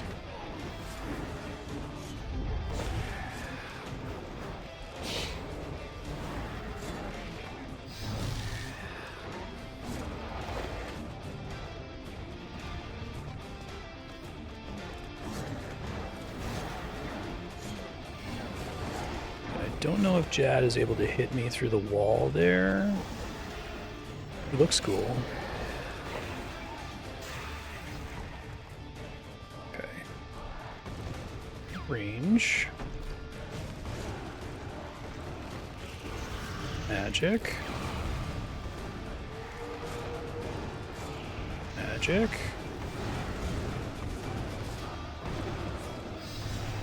Magic again. When he dies here, I'm just gonna chill for a second before I kill that bat so I can think about my life. Okay, give me a second to consider what the fuck I'm doing. So, Jad is wave 6. Wave 7 and 8 doesn't have a Jad. Wave 9 is another igneous wave where I have to use a threshold to cancel healing. The wave 2 challenge wave requires you to hit only with things that hit really hard, but I think everything with Necromancy hits hard, so I'll probably be okay. Also, I don't think that the second challenge wave can kill me. Wave 11 has 2 Jads, but I can safe spot and deal with one at a time. That's Wave 12 and 13 put a debuff on me that I have to clear with Freedom, if I can even notice it. There's so much fucking bullshit over here. It's so hard for me to tell when I have to pay attention to something specific like Necrosis stacks. The next igneous wave after that is I have to kill guys in their shield dome, which is probably the easiest one. And the final challenge wave is the hardest one. I have to activate Barricade with the Malatops perk. Guess I can also try using Resonance Disruption Shield, which I don't have the runes for Disruption Shield on me. I don't know where you're supposed to get all of the adrenaline you need to do Barricade and all this other stuff, but whatever. Guess there's also a triple Jad encounter coming up. Let me read about triple Jad really quick before I continue here. I think I follow what it wants me to do here. Let me just make sure I follow this guide very closely as we continue. Jad wasn't a big deal. Problem. I don't think I can out-heal. I think Zuk has a bunch of stuff that can one-shot me. It's the one-shots are all I really care about. Too bad I wasted my max cape, defense cape perk, but it's fine.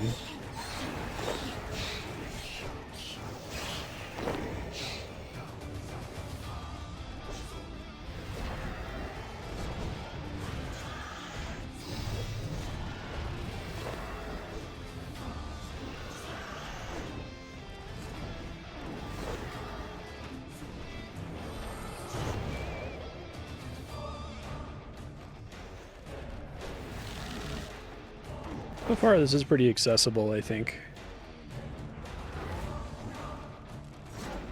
Where I think going ahead and getting the stone is probably reasonable, but we'll see if, like, Zuk himself is insanely hard or something.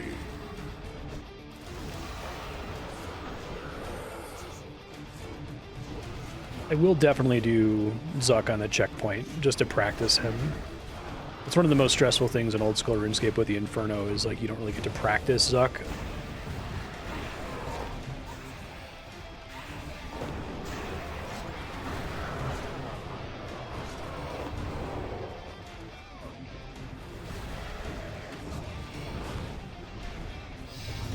These shills hit ridiculously hard.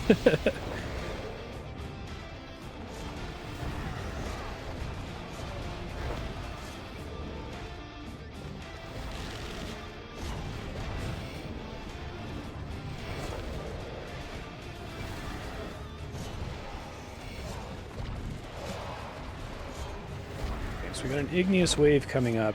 I have my 2 thresholds. I have buttons for them. Does this count as a threshold? No, it just uses residual souls. It would be nice if I could group them together and threads of fate them, but it might not be in the cards.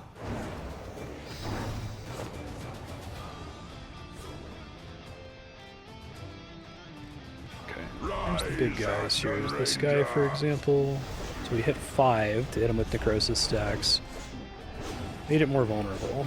Okay. There's another one down here. Which I think this counts as a threshold. It's going to put it on cooldown, so I'm going to have to wait for it to come off cooldown for Zuk. Oh jeez, these guys actually hit like fucking trucks, Jesus. Maybe I want to be praying range for this?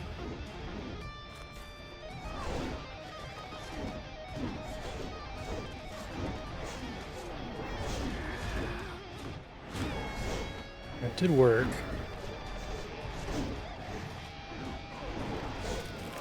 Jesus.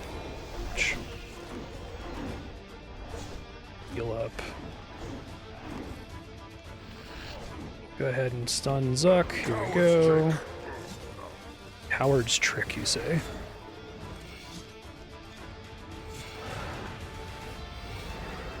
Doing the full damage to him seems pretty reasonable. We get like 20 seconds, which is a lot of time. Okay. Now we're going to want to split soul for this. I activated a little too early, but that's okay. Pop an adrenaline flask to make sure I can pull it off. Oh yeah, that's no problem. That's basically free. It appears you have Another Jad wave, I think. to the slaughter. So what is 2 Jads, question mark? I don't see any of them yet. Oh, there they are. That's why I didn't see any. Take a second to loop in.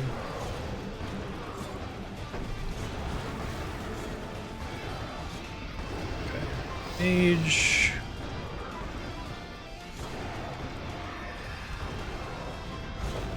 Problem. Kill the other ads here. I should be able to kill this Jad without too much trouble. I'm gonna prayer back so it doesn't run out while I'm fighting him. It's mage. Mage again.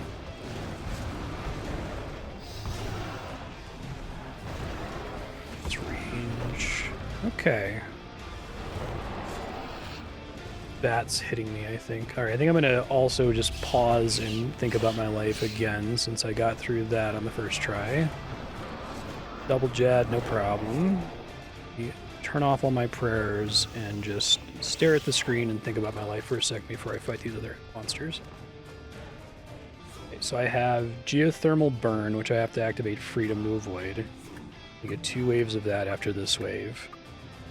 And then the Igneous wave is I have to get in the shields of the enemy, which should be fine. It's not a big deal. Damage them. I need to make sure I have sufficient adrenaline to do... You know, I might actually switch to my bar that I made for fighting the ambassador here. I don't want to have to fuck with this between waves, right? I put this back on 4. See, because like what I want to do here is I want to not accidentally fire off thresholds. I guess I'll just go for it and hope for the best. It's a little frustrating, but I don't want to be like configuring between revolution and non-revolution in the middle of the battle, especially if I don't have an opportunity to pause, which I don't between the Zuk phase and the actual damage phase, so I think we just hope for the best. We hope I use an adrenaline flask and hope that that's enough to be able to pop barricade here. I don't really think I have another choice. I guess I could on Zuk. Maybe my choice is when I go to fight Zuk, I just mash my generators, and so it doesn't activate my spenders. I think if I'm mashing them, it'll give them priority over my actual revolution bar. Excuse me. It'll give them priority over my revolution bar. Okay, so we gotta watch for a really bad debuff. I don't know if I get text indicator if it lands on me.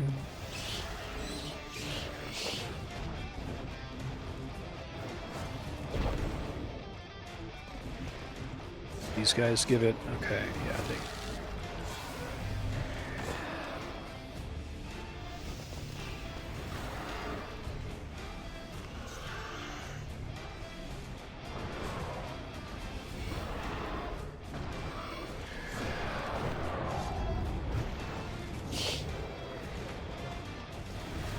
I do appreciate that they give you the hardest challenge wave first, at least for Necro, it feels like. It would suck if that was the 3rd one, and you're like struggling to get the AoE kills in, you know? Okay. Dick. I need to start actually praying instead of using Soul Split constantly. Oh, that's why I'm getting my ass kicked. It's because that thing triggered again.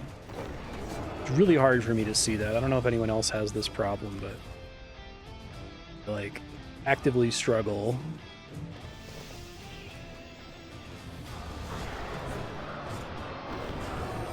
Okay. Trip pop again here. I think these are like big shills is the idea, so they hit way harder. Zeks are a little scary. Back to the point where I think it probably makes sense to pray mage against them. I have to freedom to turn this shit off.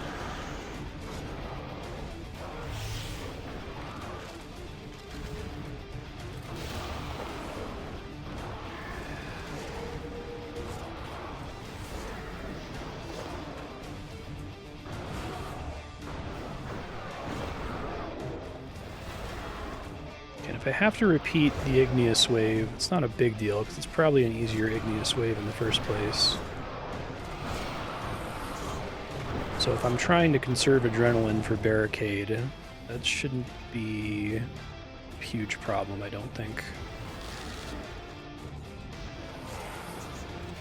I'm trying to save my Sarah Brews for actually fighting Zuk. I feel like it's ridiculous to think that I'm going to beat Zuk without dying on my first try, especially since he has so much bullshit.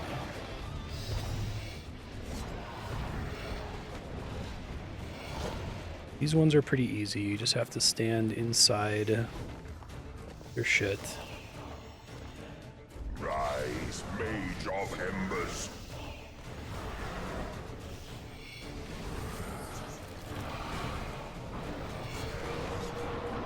Attack has lowered the barrier. Do I need to mage this? Okay. can't really safe spot them very easily, it seems like.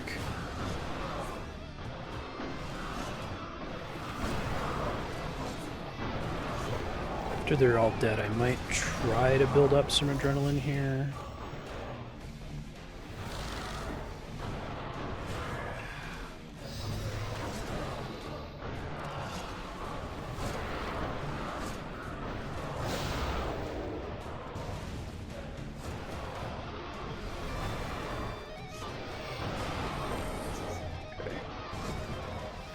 Plenty of adrenaline now. Let's go ahead and proc this. Try not to activate my ultimates here. Fuck, it just drew my ultimate. That's not what I wanted at all. Come on, adrenaline. Need you to... Actually, I might need to just, like, not kill him here to make sure I have enough adrenaline. So I can do this wave again, no problem. Okay, that's completely fine.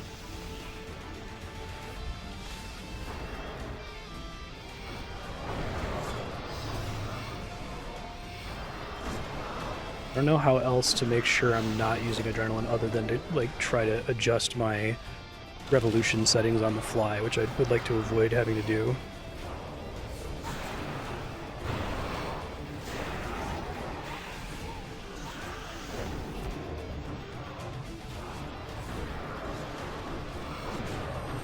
I can stand somewhere to keep these guys from hitting me so I can I like drop combat? Because that would be fantastic.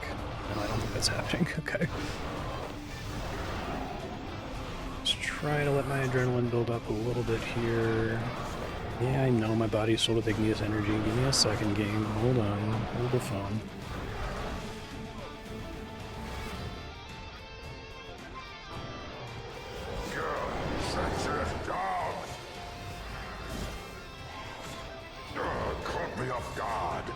I think we're good now. This has gone on too long. Kill them! Wait until they start attacking.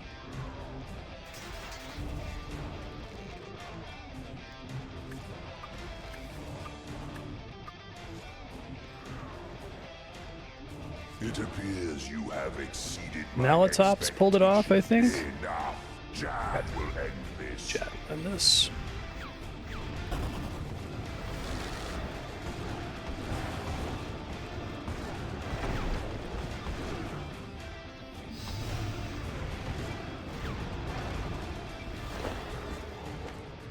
Alright, can I chill for a second before I fight the other two Jads? I think I can, although this geyser might pop up, so I gotta be a little careful in that regard.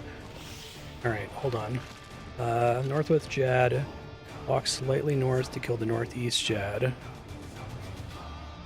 Yeah, there's this thing. I'm gonna try to just, like, deal with it until it runs out, because I really want to be able to think about this for longer. I'm otherwise permitted to. It's fine. We got plenty of food. Oh, but it's still going. Fuck. Okay.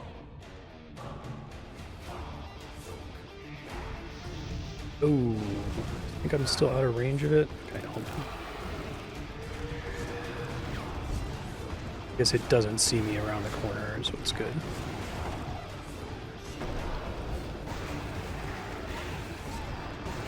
Oh shit, we want those to be mage. Okay, Jad down. No problem. Don't want to be in melee range of him, that's bad. Still melee.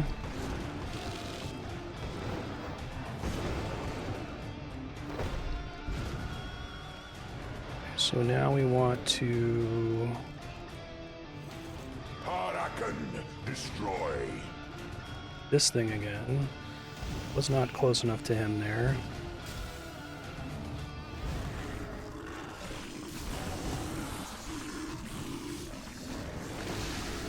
Attack drains your adrenaline. I don't think he has any particularly dangerous bullshit here. He does take more damage from...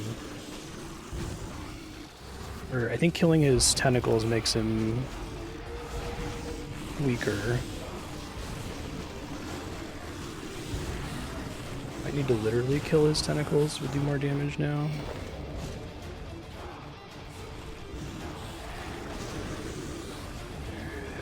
Let me hit. It is nice to have a nastier version of Harakin, even though he was like a pushover in his actual fight.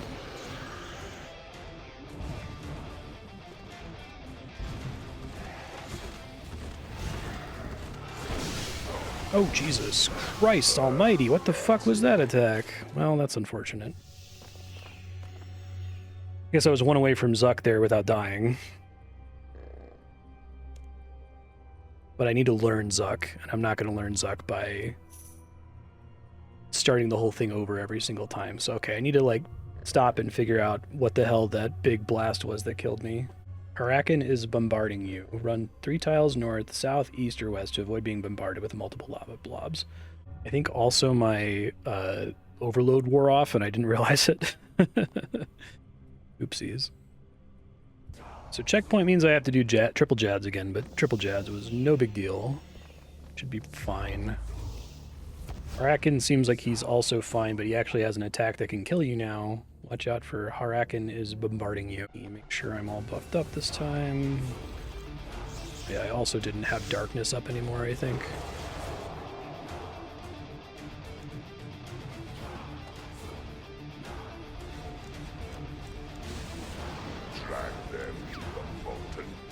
Oh wait, no. I didn't realize that Harakin counted as a checkpoint. Okay, that's cool.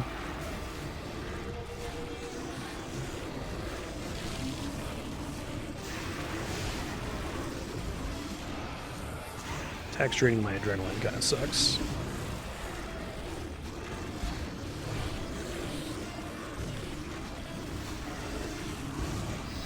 Probably one cycle him with enough DPS as soon as he spawns in.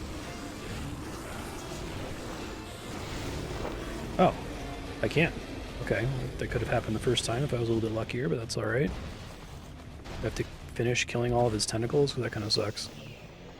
Oh, no I don't. Okay. Alright, I'm gonna learn how this guy works. I'm gonna try to just sight read it. I think this still counts as a checkpoint, so... I think I need to be protect melee most of the time here. He does some kind of attack that's a one-shot.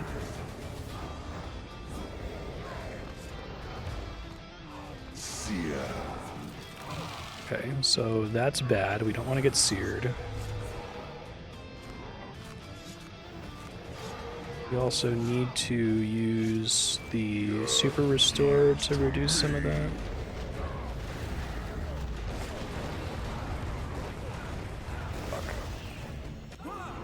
Worthless, just like the rest. I guess I should try to figure out what he did to kill me there. Oh, I think also I have to remember, I was worried about this. It's like, oh, you need to make sure you bring this because the TzKal-Zuk doesn't work on Zuk. And it's like, I'm not going to remember to do that. I totally forgot. Now that I'm at Zuk, I feel like I can read about Zuk. I think I understand every other wave. It's actually, this is pretty well designed content as well. I think this and Sanctum of Rebirth are my 2 favorite things in RS3. I think that this is pretty reasonable. It doesn't have any like crazy bullshit. Like it's difficult. But I think it's not fighting with RS3 for me to be able to tell what the hell is going on, which is the problem I've had with most of this content so far. This is probably the opposite of the OSRS Inferno. In the Inferno, the waves are the hard part and the boss is the easy part. Here I'm guessing the waves are the easy part and the boss is hard. How much loot have I gotten? Good God, that's so much. That's like shits out loot. So much TzKal. I'm probably going to have enough Resonant Anima of Fool to overcharge the stupid ring pretty quickly here. Well, let me pause and read about Zuk really quick. Alright, I'm going to read the wiki about Zuk, because that will help me to remember it if I say it out loud. Okay. Lifts his sword, jumps from the lava, confronts the player, destroying all rocks. No more geysers. Make sure your overloads are up. Yeah, that would have been nice. Switch to a DPS ring. Read him after he strikes you to clear the geothermal burn debuff, which that probably was a big part of the reason I took so much damage there, is I didn't do that right away. Select melee. Auto attack hits you for melee damage with a range of 4 tiles. May as well be in melee range, it seems like. You will break beneath me, inflicts geothermal burn. Use freedom immediately. Don't use freedom any other time because you have to use it to clear geothermal burn. Okay. And he says, sear or suffer, you get 15 stacks of searing pain that drains your constitution level.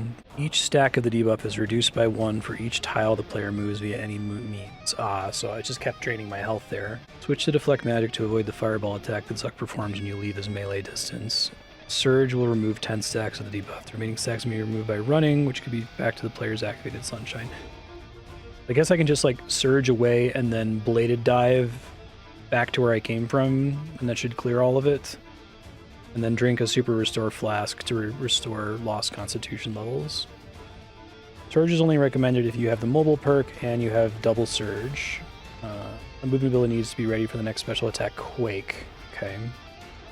Rumble before me, fall before my might, the earth yields to me. Slams the sword into the player, dealing a large melee hit before creating 5 eruptions in an AoE. Each eruption is 5/5, deals soft damage. Apply stacks of geothermal burn every tick if struck by them. Switch to deflect magic to avoid the fireball attack. Surge dive or bladed dive past Zuk to the other side of the arena to avoid all the quakes. Surge right after his sword hits the ground. Freedom should be off cooldown shortly after the eruptions occur if it was used immediately after the geothermal burn attack. Use it again to clear it.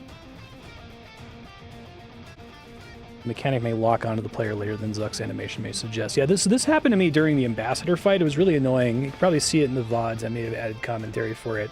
If you surge at the moment the purple clouds get added to the ground, it like spawns them where you were and where you end up. Just feels like RuneScape jank. Empowered magic, die be gone, fool's flame burns within me. Summons a magical ball, drops a rock from above. Okay, so it's basically a Jad attack. Resonance barricade. Probably resonance when it says that. Okay. Igneous Rain. This seems pretty bad. Jumps to the center of the room, becomes invulnerable to attacks. He then drags a player to a random location, stunning and binding them for 3 seconds. Covers the arena in flames. Deal increasing magic damage the longer you stand in it. You really want to dive out of it, I assume. And then there's 3 igneous enemies. So this is like Sanctum of Rebirth. This is great because it teaches you its mechanics, right? There's this igneous concept, and then you have to apply that when you get to the Zuk boss fight, so that's good.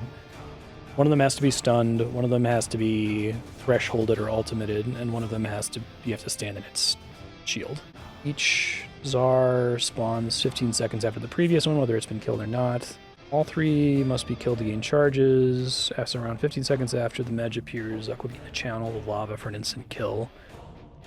Indicated by him saying, Flames Unending. Player has killed all 3 igneous Zekar. The action button will appear, which must be used to stagger and stop the instant kill, otherwise it will kill the player. You have 10 seconds to interrupt Zuk before this happens. Okay, so it says anticipation once he starts walking to the center of the arena to avoid Zuk's bind. Freedom if you get bound. Switch to deflect magic as the lava floor deals magic damage. First minion spawns clockwise from the player. When the first minion spawns, click on it, wait for the character to face toward it, surge to instantly get up close, execute a stunning ability, DPS it down. Okay. And then he does a rotation after that. So he does Geothermal Burn, Auto Attack, Sear, Auto Attack, Quake, Auto Attack, Empowered Magic, Auto Attack, Igneous Rain. So this seems like this might even be kind of hard even with the checkpoint, but this is the way I would like to practice him, so I'm happy to give it a stab here. I want to make sure that he's death marked.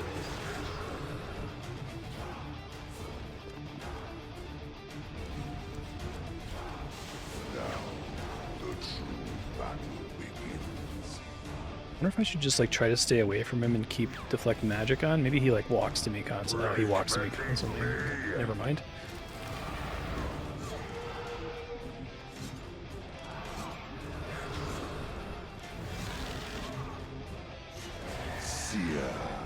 Okay.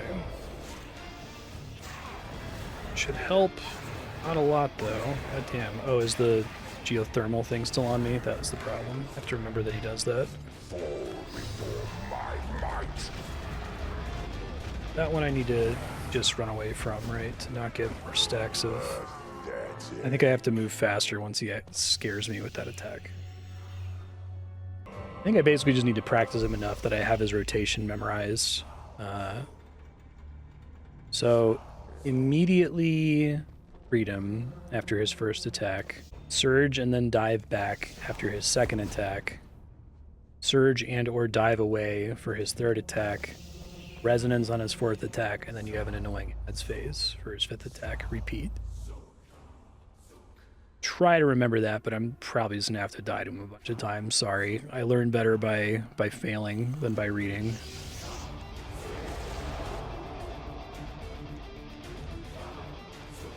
Might get a necromancy level up here. Let me try just leaving Soul Split on. Probably not as good as Protect Melee.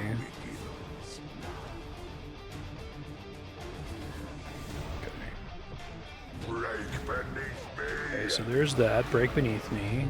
Move that shit. No, we want to Protect Melee. Fuck that. That's not working. Seer. Warp right back, and he does hit me with a magic attack there, which kind of sucks. His next attack we need to dodge out of the way of again. Oh, but same problem, right? Tracked me.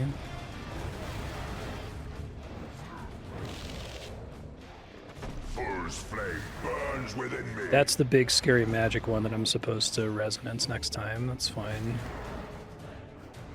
And I probably want to anticipate his shit here.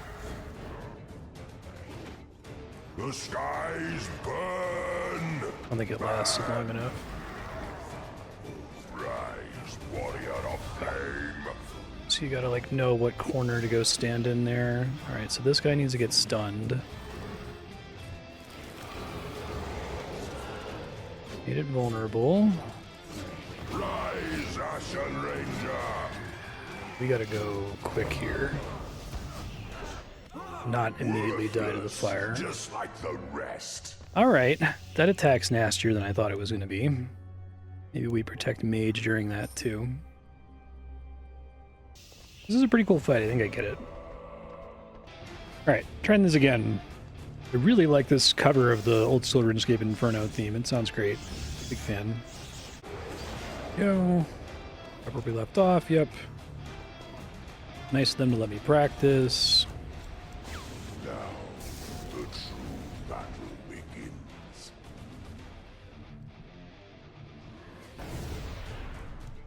Break beneath me. Immediately does that, so we want to freedom instantly.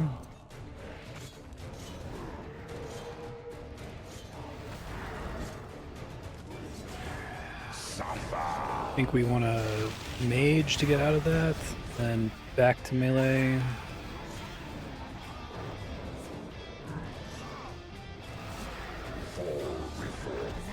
That one I want to also dodge away from.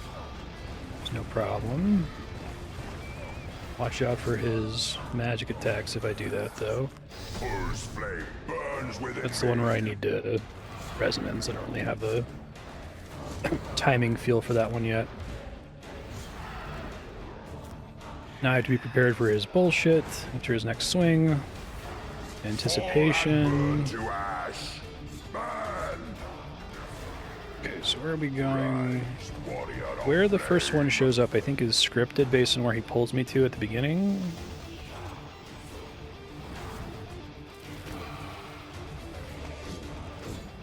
Remember to stun it. That's right. Let's look that up. Let's use a threshold on this guy so he can be damaged. Or does that not count as a threshold? Shit. Bad. Okay, so able to dodge to that one.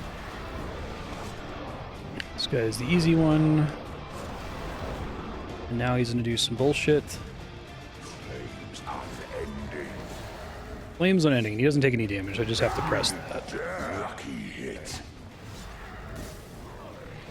Okay, and then next time he hits me, he's gonna throw bullshit on me again. Turn this back up.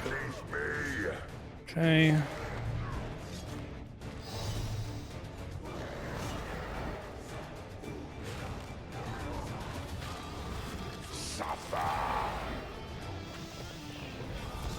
Okay, one of these to clear some of those stacks.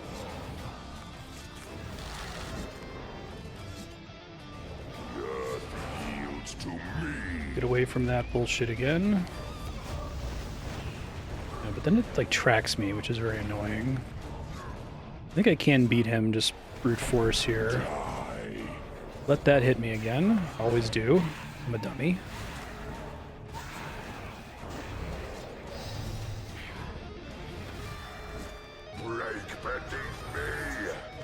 As soon as he does that, I gotta clear it. Oh, I guess I reset his attack pattern by getting him below 100k health, so it keeps you from having to do the ads phase again. That's nice.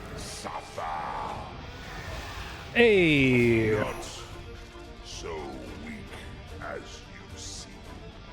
That's cool. Impossible.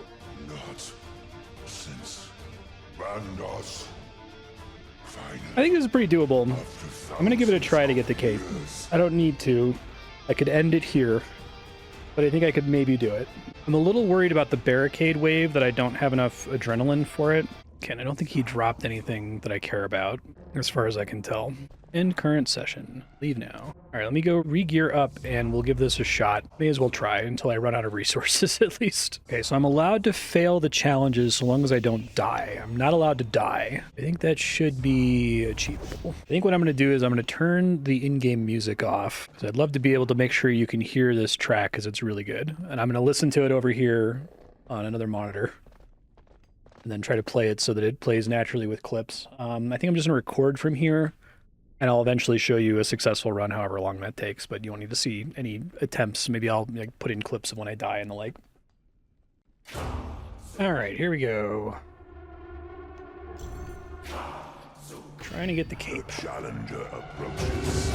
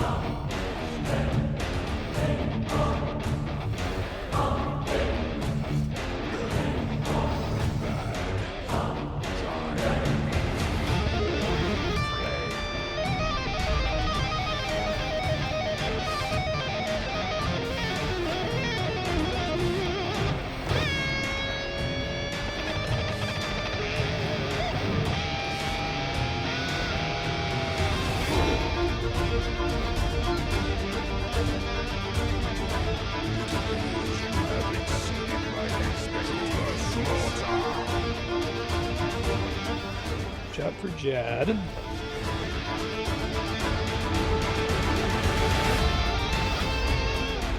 Spawn immediately.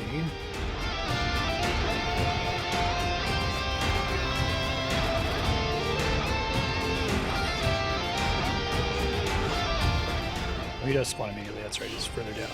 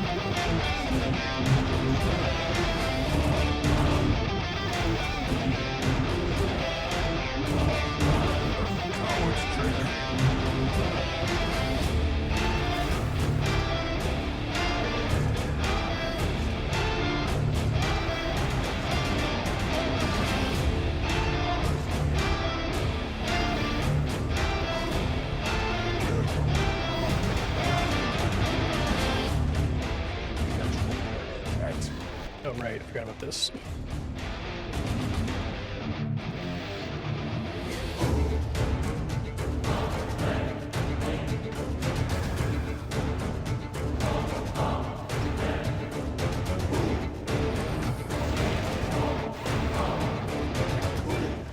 I gotta hide from Jad.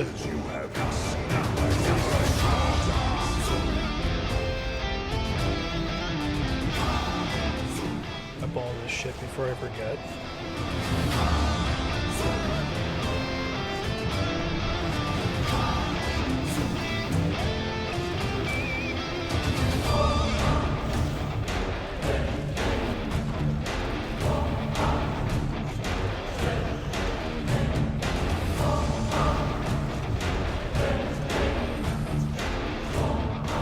Problem. I'm also going to go ahead and do 2 cycles here for I'm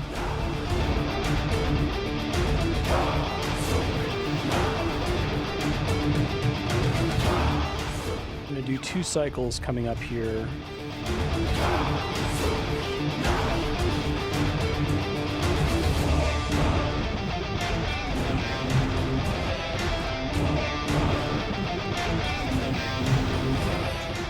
Make sure I have enough adrenaline. I guess I could also, right when the wave starts, try to get in this setting and drop this thing down to 4. I'm a little scared about doing that manually, but I could. It wouldn't be the worst thing in the world.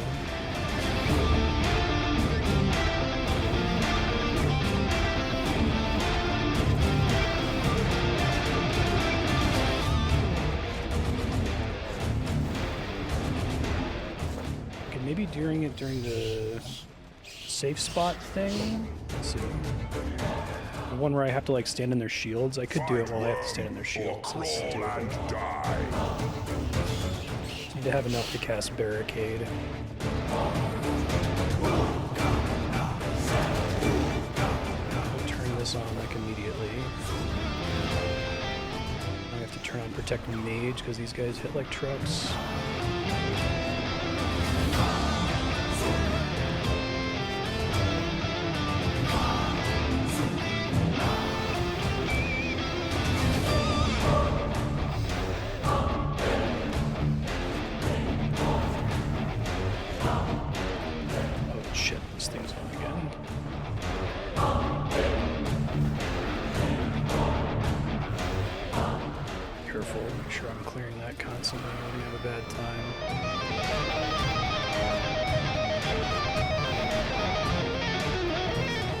Easy way to game over here, I think.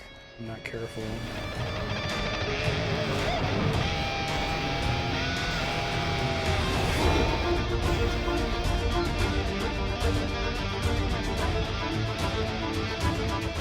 Still like a bat alive somewhere? There is.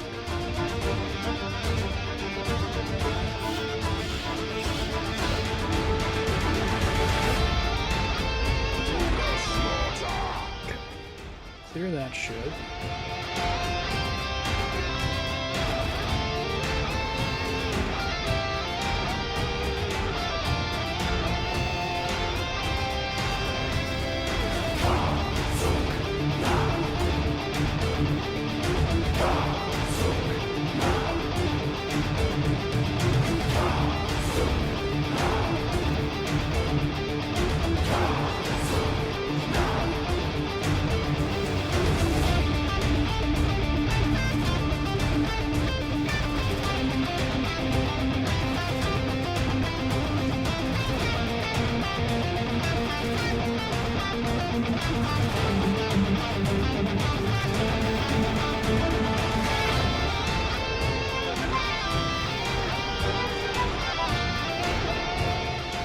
Disciple ads.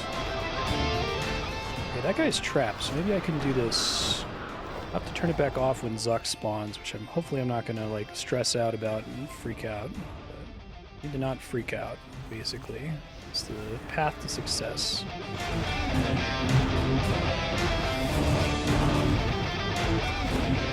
Just trying to conserve resources here. Free up on some of this shit.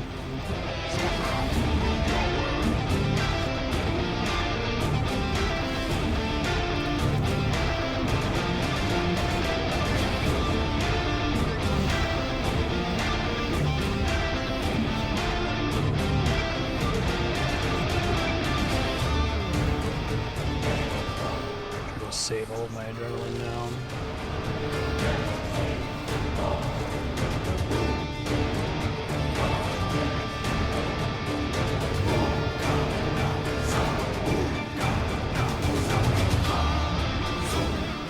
just gonna use the big attack here.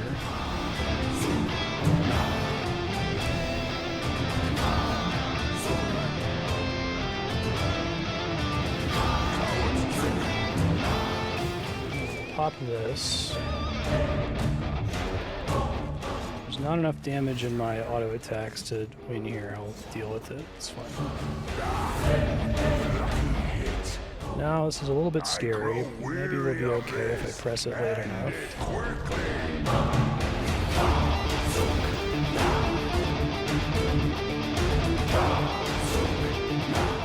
Thank you, Malatops perk. And then after this I have to do the fight Kiln boss.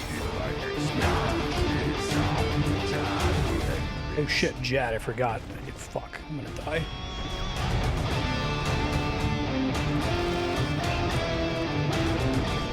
Chill for a second. I totally spaced on the Jad attack here. Once this one dies, I'm gonna fix my abilities. Looks like it didn't proc my defense cape, which is good.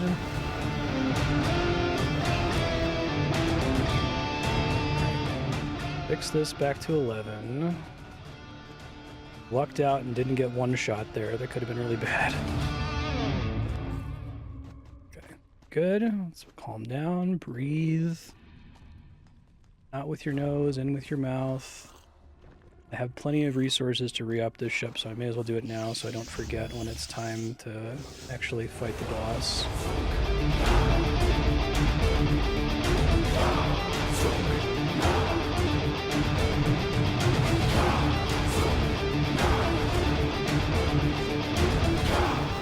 He's like taking mild AoE damage here, the one behind the wall there.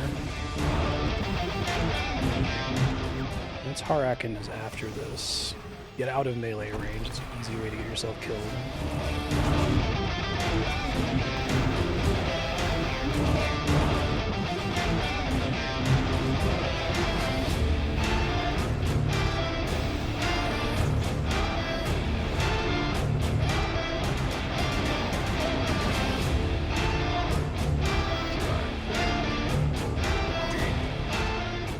Immediately hit him with this thing, immediately hit him with this thing.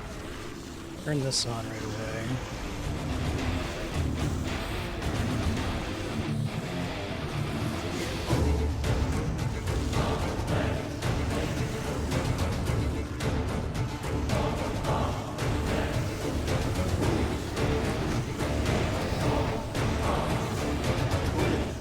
I'm down to 30k health, that would be fantastic. Before he goes down.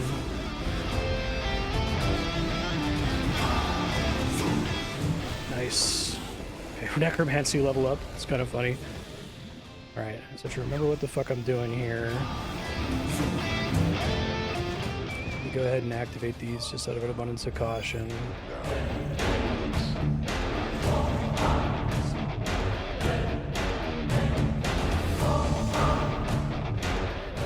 Clear his bullshit immediately with freedom.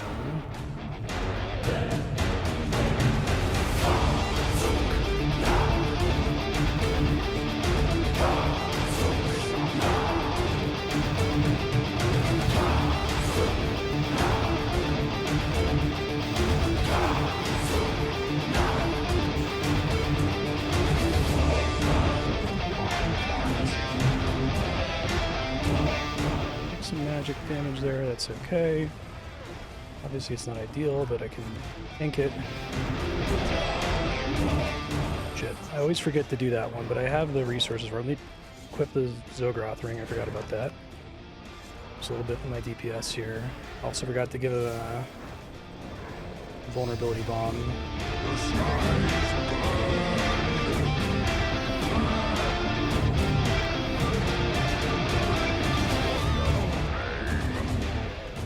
Stun this guy first.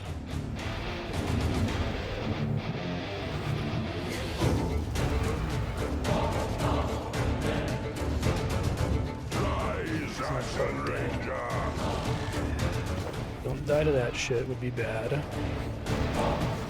Gotta get this threshold off to put the DPS in. Okay. Maybe the other one died from latent Eyes made Damage. of embers. Should have put on the heart rate monitor. Jeez.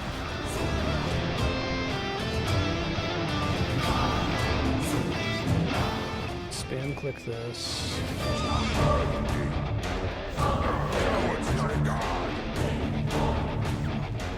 Is he ready for him to do his stupid igneous thing again?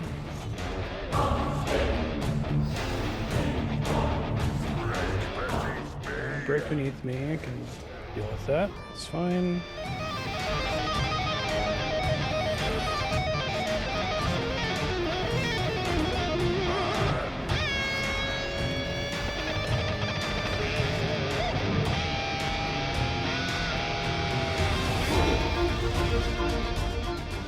Have to dive as soon as he activates this.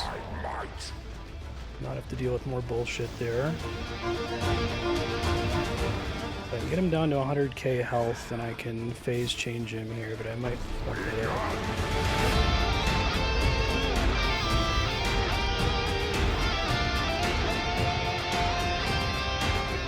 If that gets off, then we send him back to the beginning, which is great. Fantastic. God, I can't feel my fingers as my heart rate's so high right now.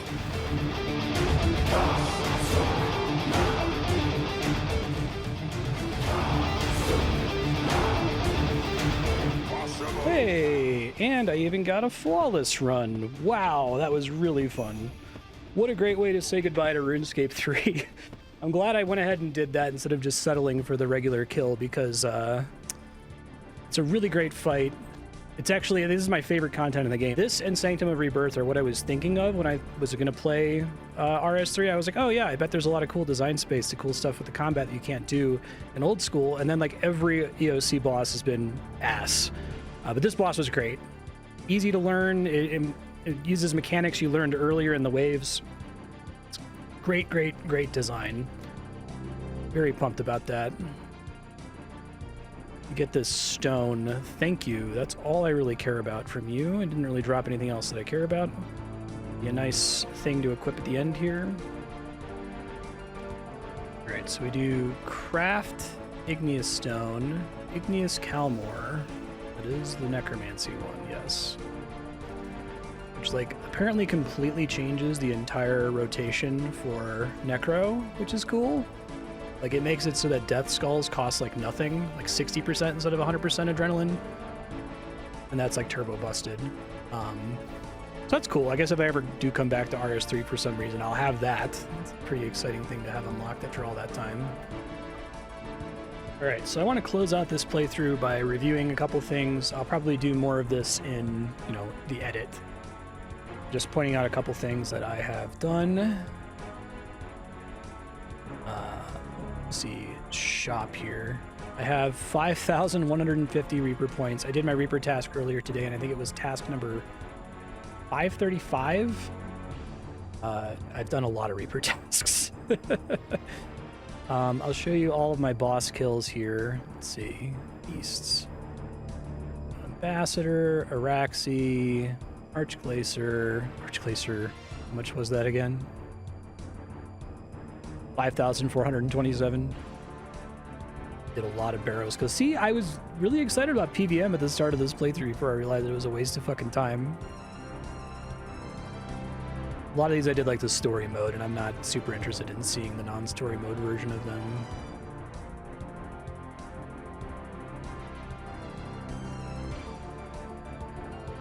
I feel like I got the idea.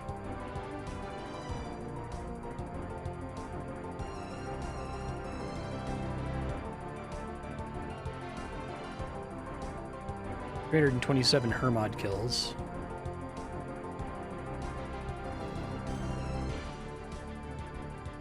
I was even killing Kree, because, like, why not? It's fun.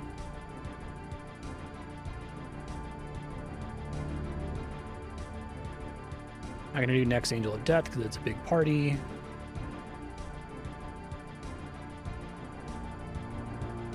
It's interesting they give you the credit for the first Raziel kill, even though it's in story mode.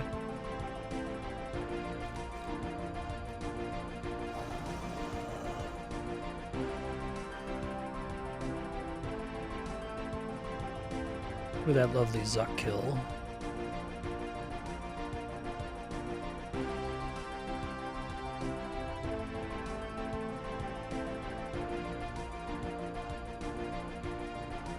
Very good. Obviously would have liked to have done more PvM, but I don't care. The game is not giving me a good reason to care. I just wanted to pop in here on the subject of boss KC. If you look on the left here, you can see all of the boss kills that I got in old school RuneScape on my main, playing for like 3,000 hours or so. If you add all of those up, it adds up to about 7,230 total boss kills. And with 41 bosses at the time, it's about 176 kills per boss on average. Let's add just the significant bosses for RS3, so any boss I killed more than like once. You can see if I add all of those up, it's almost the same total. It's actually a little bit higher, 7,791 total KC in RS3.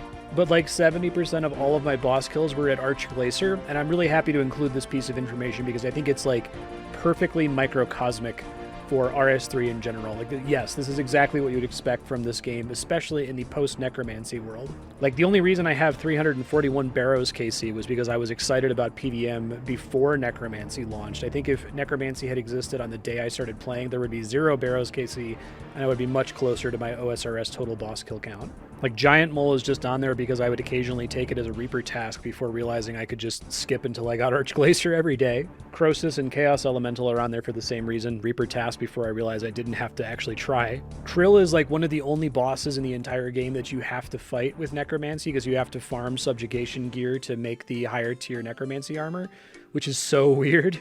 I'll talk about that in the video essay. I think what happened is they had like an iteration sickness problem where they iterated on the gear crafting system too much, and ended up creating this really weird situation where a typical Iron Man's going to have to like camp Krill for 1100 KC for like no effort. And then the Dagonoth Kings are pretty much just me sitting AFK on Dagonoth Rex to get a Dragon Hatchet. Dagonoth Kings are one of the only pieces of PvM content that have not been completely obliterated and deprecated by other editions of the game. It's still the main way to get a Dragon Hatchet, and you can't use Necromancy there. So anyway, I think this is really interesting. I felt bad about not doing as much PvM, but then I looked at my KC totals and I was like, no, I did the same amount of PvM. It was just that 69% of it was at Archglacier because Necromancy obliterated the structure of this game. You've seen my bank on screen a bunch of times. Jesus Christ, it's a nightmare. I'm already at the cap again, even after cleaning it out. So I'm just going to show you each of the tabs, just going to slow scroll through them. I might look at the wealth evaluator too. I ended up just not caring about sorting shit anymore. Like, I sorted all of my early stuff, and then I'm just like, this is all crap that I'm going to be throwing out in the future.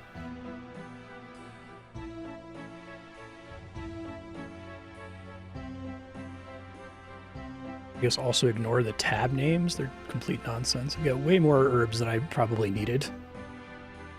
It's just dawning on me that I never have to do dailies ever again. I never have to do divine locations or any of that shit. It's like so exciting.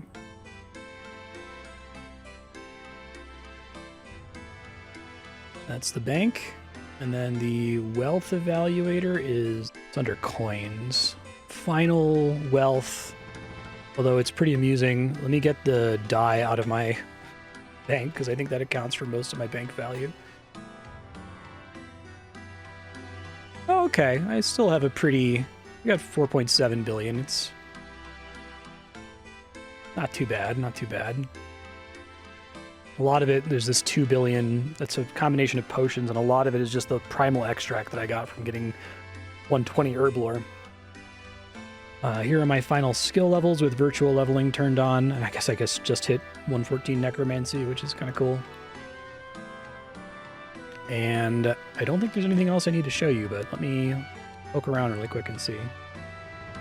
I guess I won't show you every single achievement I got. I think you can look that up. I think if you look at my account on the RuneScape 3 high scores, you can find it. I also have a Rune Pixels page. I'll put the link to that in the description, runepixels.com/player/Marstead, and that should show you a bunch of interesting stuff.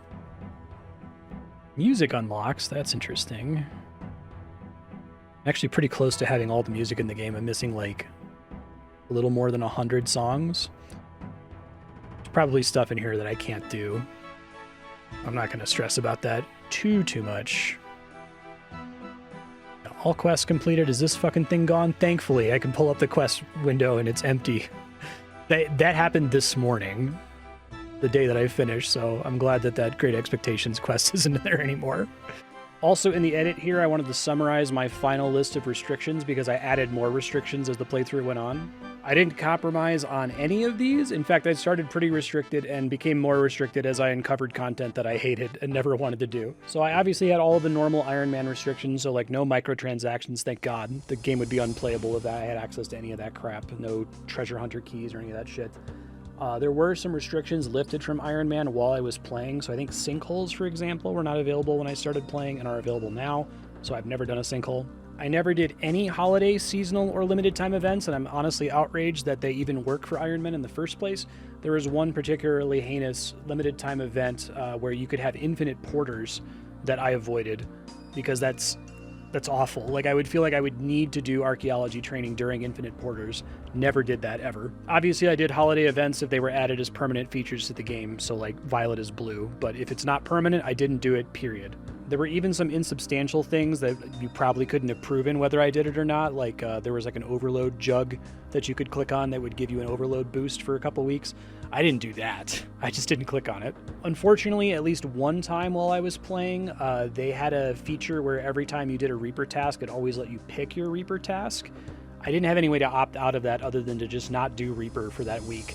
So I did do Reaper with a guaranteed Reaper choice, but I think if you see how many Reaper points I had at the end of the playthrough, that's all that would have changed is how many Reaper points I would have gotten. I always just skip every task until I get Archglacier, and that lets me do a task basically every day. I never did any daily challenges. Obviously, they would clear automatically because there's no way to opt out of the text at the bottom of the screen saying that you did it, but you have to actually go into the menu to claim your rewards, and I never claimed rewards from daily challenges. I think during the initial Twitch stream that I did, I asked about how it worked and maybe even clicked on it, but I don't think I ever redeemed anything, so 0 daily challenges on this account, which I think makes getting 120 Herblore quite a bit more impressive. No loyalty shop auras ever. Unfortunately, there's a ton of really good auras in the loyalty shop, and because the time ticks from when you first paid for a subscription, even for old school RuneScape, I would have been able to buy all of them right away. I hate basically all of the loyalty shop auras. I'm enraged that they exist. I hate that there's one that gives you infinite prayer. There's one that would have been really great for the Ambassador and for Zuk that makes you take less damage. There's a farming aura that gives you way more rewards for farming. There's a thieving aura that I believe the pickpocketing chance for several NPCs is calibrated around the assumption that you're using this aura in order to get to 100% success rate. So I couldn't get 100% success rate on pickpocketing for those NPCs. I really wish that they had added a way to earn these auras in-game, like the Vampirism aura you can earn, fortunately. That's a pretty important one that I was able to get. The Majorat aura ended up being really crucial for me to be able to beat the Ambassador because I just needed the DPS. But you have to earn that, and it's pretty difficult to earn. I never did Wilderness Flash events. Actually, I think it's because I misunderstood and I thought that they weren't available to Ironmen, but I think that I do not regret not doing them because they give completely ridiculous rewards that deprecate a ton of other content. In particular, they're the best way to get dragon eggs, I think, and I really had to work for those. I never did the Rune Goldberg machine, so I never had Viswax, which means I never had fast lodestone teleports, which lodestones were a minor blessing for me. It was a chance for me to look away from the screen. So I think I probably could have gotten away with using Viswax. I don't think it would have like ruined my experience with the game, but it was just a good daily to not have to do. I saw that it was associated with like extending auras and resetting dailies and weeklies, and I'm like, I already think there's too many dailies. I don't want to have more of that. I never bought anything from the Traveling Merchant. I felt like the Traveling Merchant undercuts way too much other content and doesn't require you to actually do anything. That means I also never got a Death Touch Dart, which I guess is helpful for a couple things. Like you can get Ambassador to half health and then Death Touch Dart him instead of actually having to kill him. I'm going to talk more about Livid Farm in a second at the end of this ramble, but I was able to get Livid Farm completed and unlock Disruption Shield by getting Livid plants from doing farming contracts, which I guess to me felt like it was a legitimate alternative farming themed way to get the reward that wasn't just, using money to cheat your way out of the minigame. I did buy Moonstones from Thalmond. I kind of misunderstood what was going on with Thalmond. I didn't realize that it's basically the same thing as the Traveling Merchant, but for Moonstones. I ended up buying 4 Moonstones from Thalmond, and if you checked my bank there a second ago, I also earned 4 Moonstones through regular play. I think you get one from a quest. I got one from doing rituals. I got one from Sanctum of Rebirth. and I forget where the fourth one came from, but it wasn't from buying from him, it was from doing something in the game. I only ever used 4 moonstones to make the moonstone jewelry, so I feel like that basically comes out in the wash. It isn't a big deal. And then last of all, I'd never paid for bank space. God, I was tempted constantly because I was always paycheck to paycheck on bank space. I never recorded myself going in and just painstakingly deleting items. It's a nightmare. Like in old school RuneScape, you can buy bank space with GP, which means that theoretically you could also buy it with cash if you wanted to buy a bond and then trade the bond for GP. But in RuneScape 3, even as an Iron Man, you have to spend real money on bank space. And because I was avoiding anything that even had a whiff of microtransactions like Premier Loyalty Auras, I decided to never do that, and it was suffering. I wish I had, but I want you to know that I did it. I never, ever, ever bought bank space. Those were my final restrictions. I think I have basically no regrets. I'm glad I had all of these. In fact, if I could teleport what I know now to my past self in May of 2023, I probably would have added even more restrictions. A couple things that I think are a little bit gross. I don't like penguins. I feel like penguins just kind of degenerate one of your skills into giant lamp rewards. So if I could turn back time, I wouldn't do penguin points. I wouldn't do the troll invasion because that's just also a giant infusion of XP to one skill. I don't mind a lot of the other weeklies and monthlies because they're specific to one kind of skill. So like the oyster is fine. The god construction statues thing is fine. I did Irby every fucking week for 2 years, so I don't want to take that one away. But RuneScape 3 is absolutely like full to bursting with shit that gives you generic lamps that you can use on any skill or any combat skill, so I probably would have tried to limit those more. I don't think it like devalues the playthrough in any way because all of those lamps ended up going on agility. A pretty substantial chunk of my XP from level 85 agility to 99 was from lamping, but also there was no agility content that I unlocked in that period that I could have done otherwise. It would have just been more laps at the Anachronia agility course, or more realistically, I probably would have just done Serenity posts and Prif for like a couple more months, and that would have gotten me there. Yeah, those are my final thoughts on restrictions. I'm very proud of this account. I'm very proud that I did all of this with these restrictions in place, and I think several of these would have, especially like seasonal events, would have made me quit the game, you guys. If I had had access to infinite porters and like felt like I needed to train archaeology during infinite porters, it would have been GG. I would have just stopped playing, so I'm really happy to have stuck to this. I'm actually realizing I have one more thing that I have to do. I ended up skipping Livid Farm.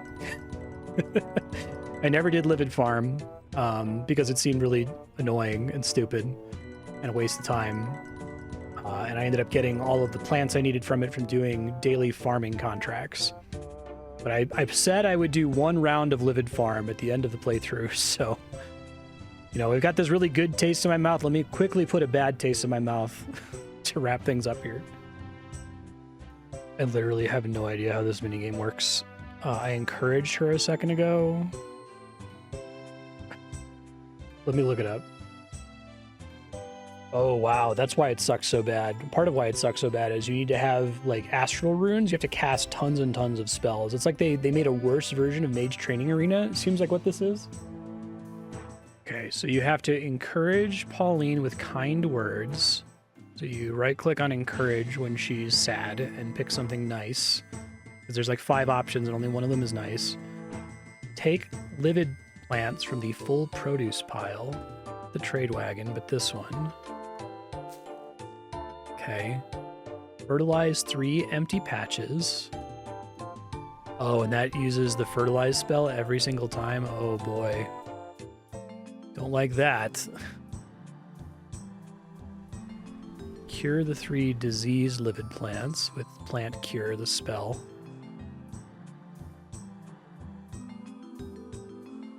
Do I not have the runes for this or something? I don't know why that's not working. Trying this again, it just restarted. So we have to encourage her, which weirdly gives you agility XP. You're doing so well. Okay. I get fertilizing. I don't know why curing is not working. Maybe I just shouldn't stress out about it. If it doesn't want to work, it doesn't want to work.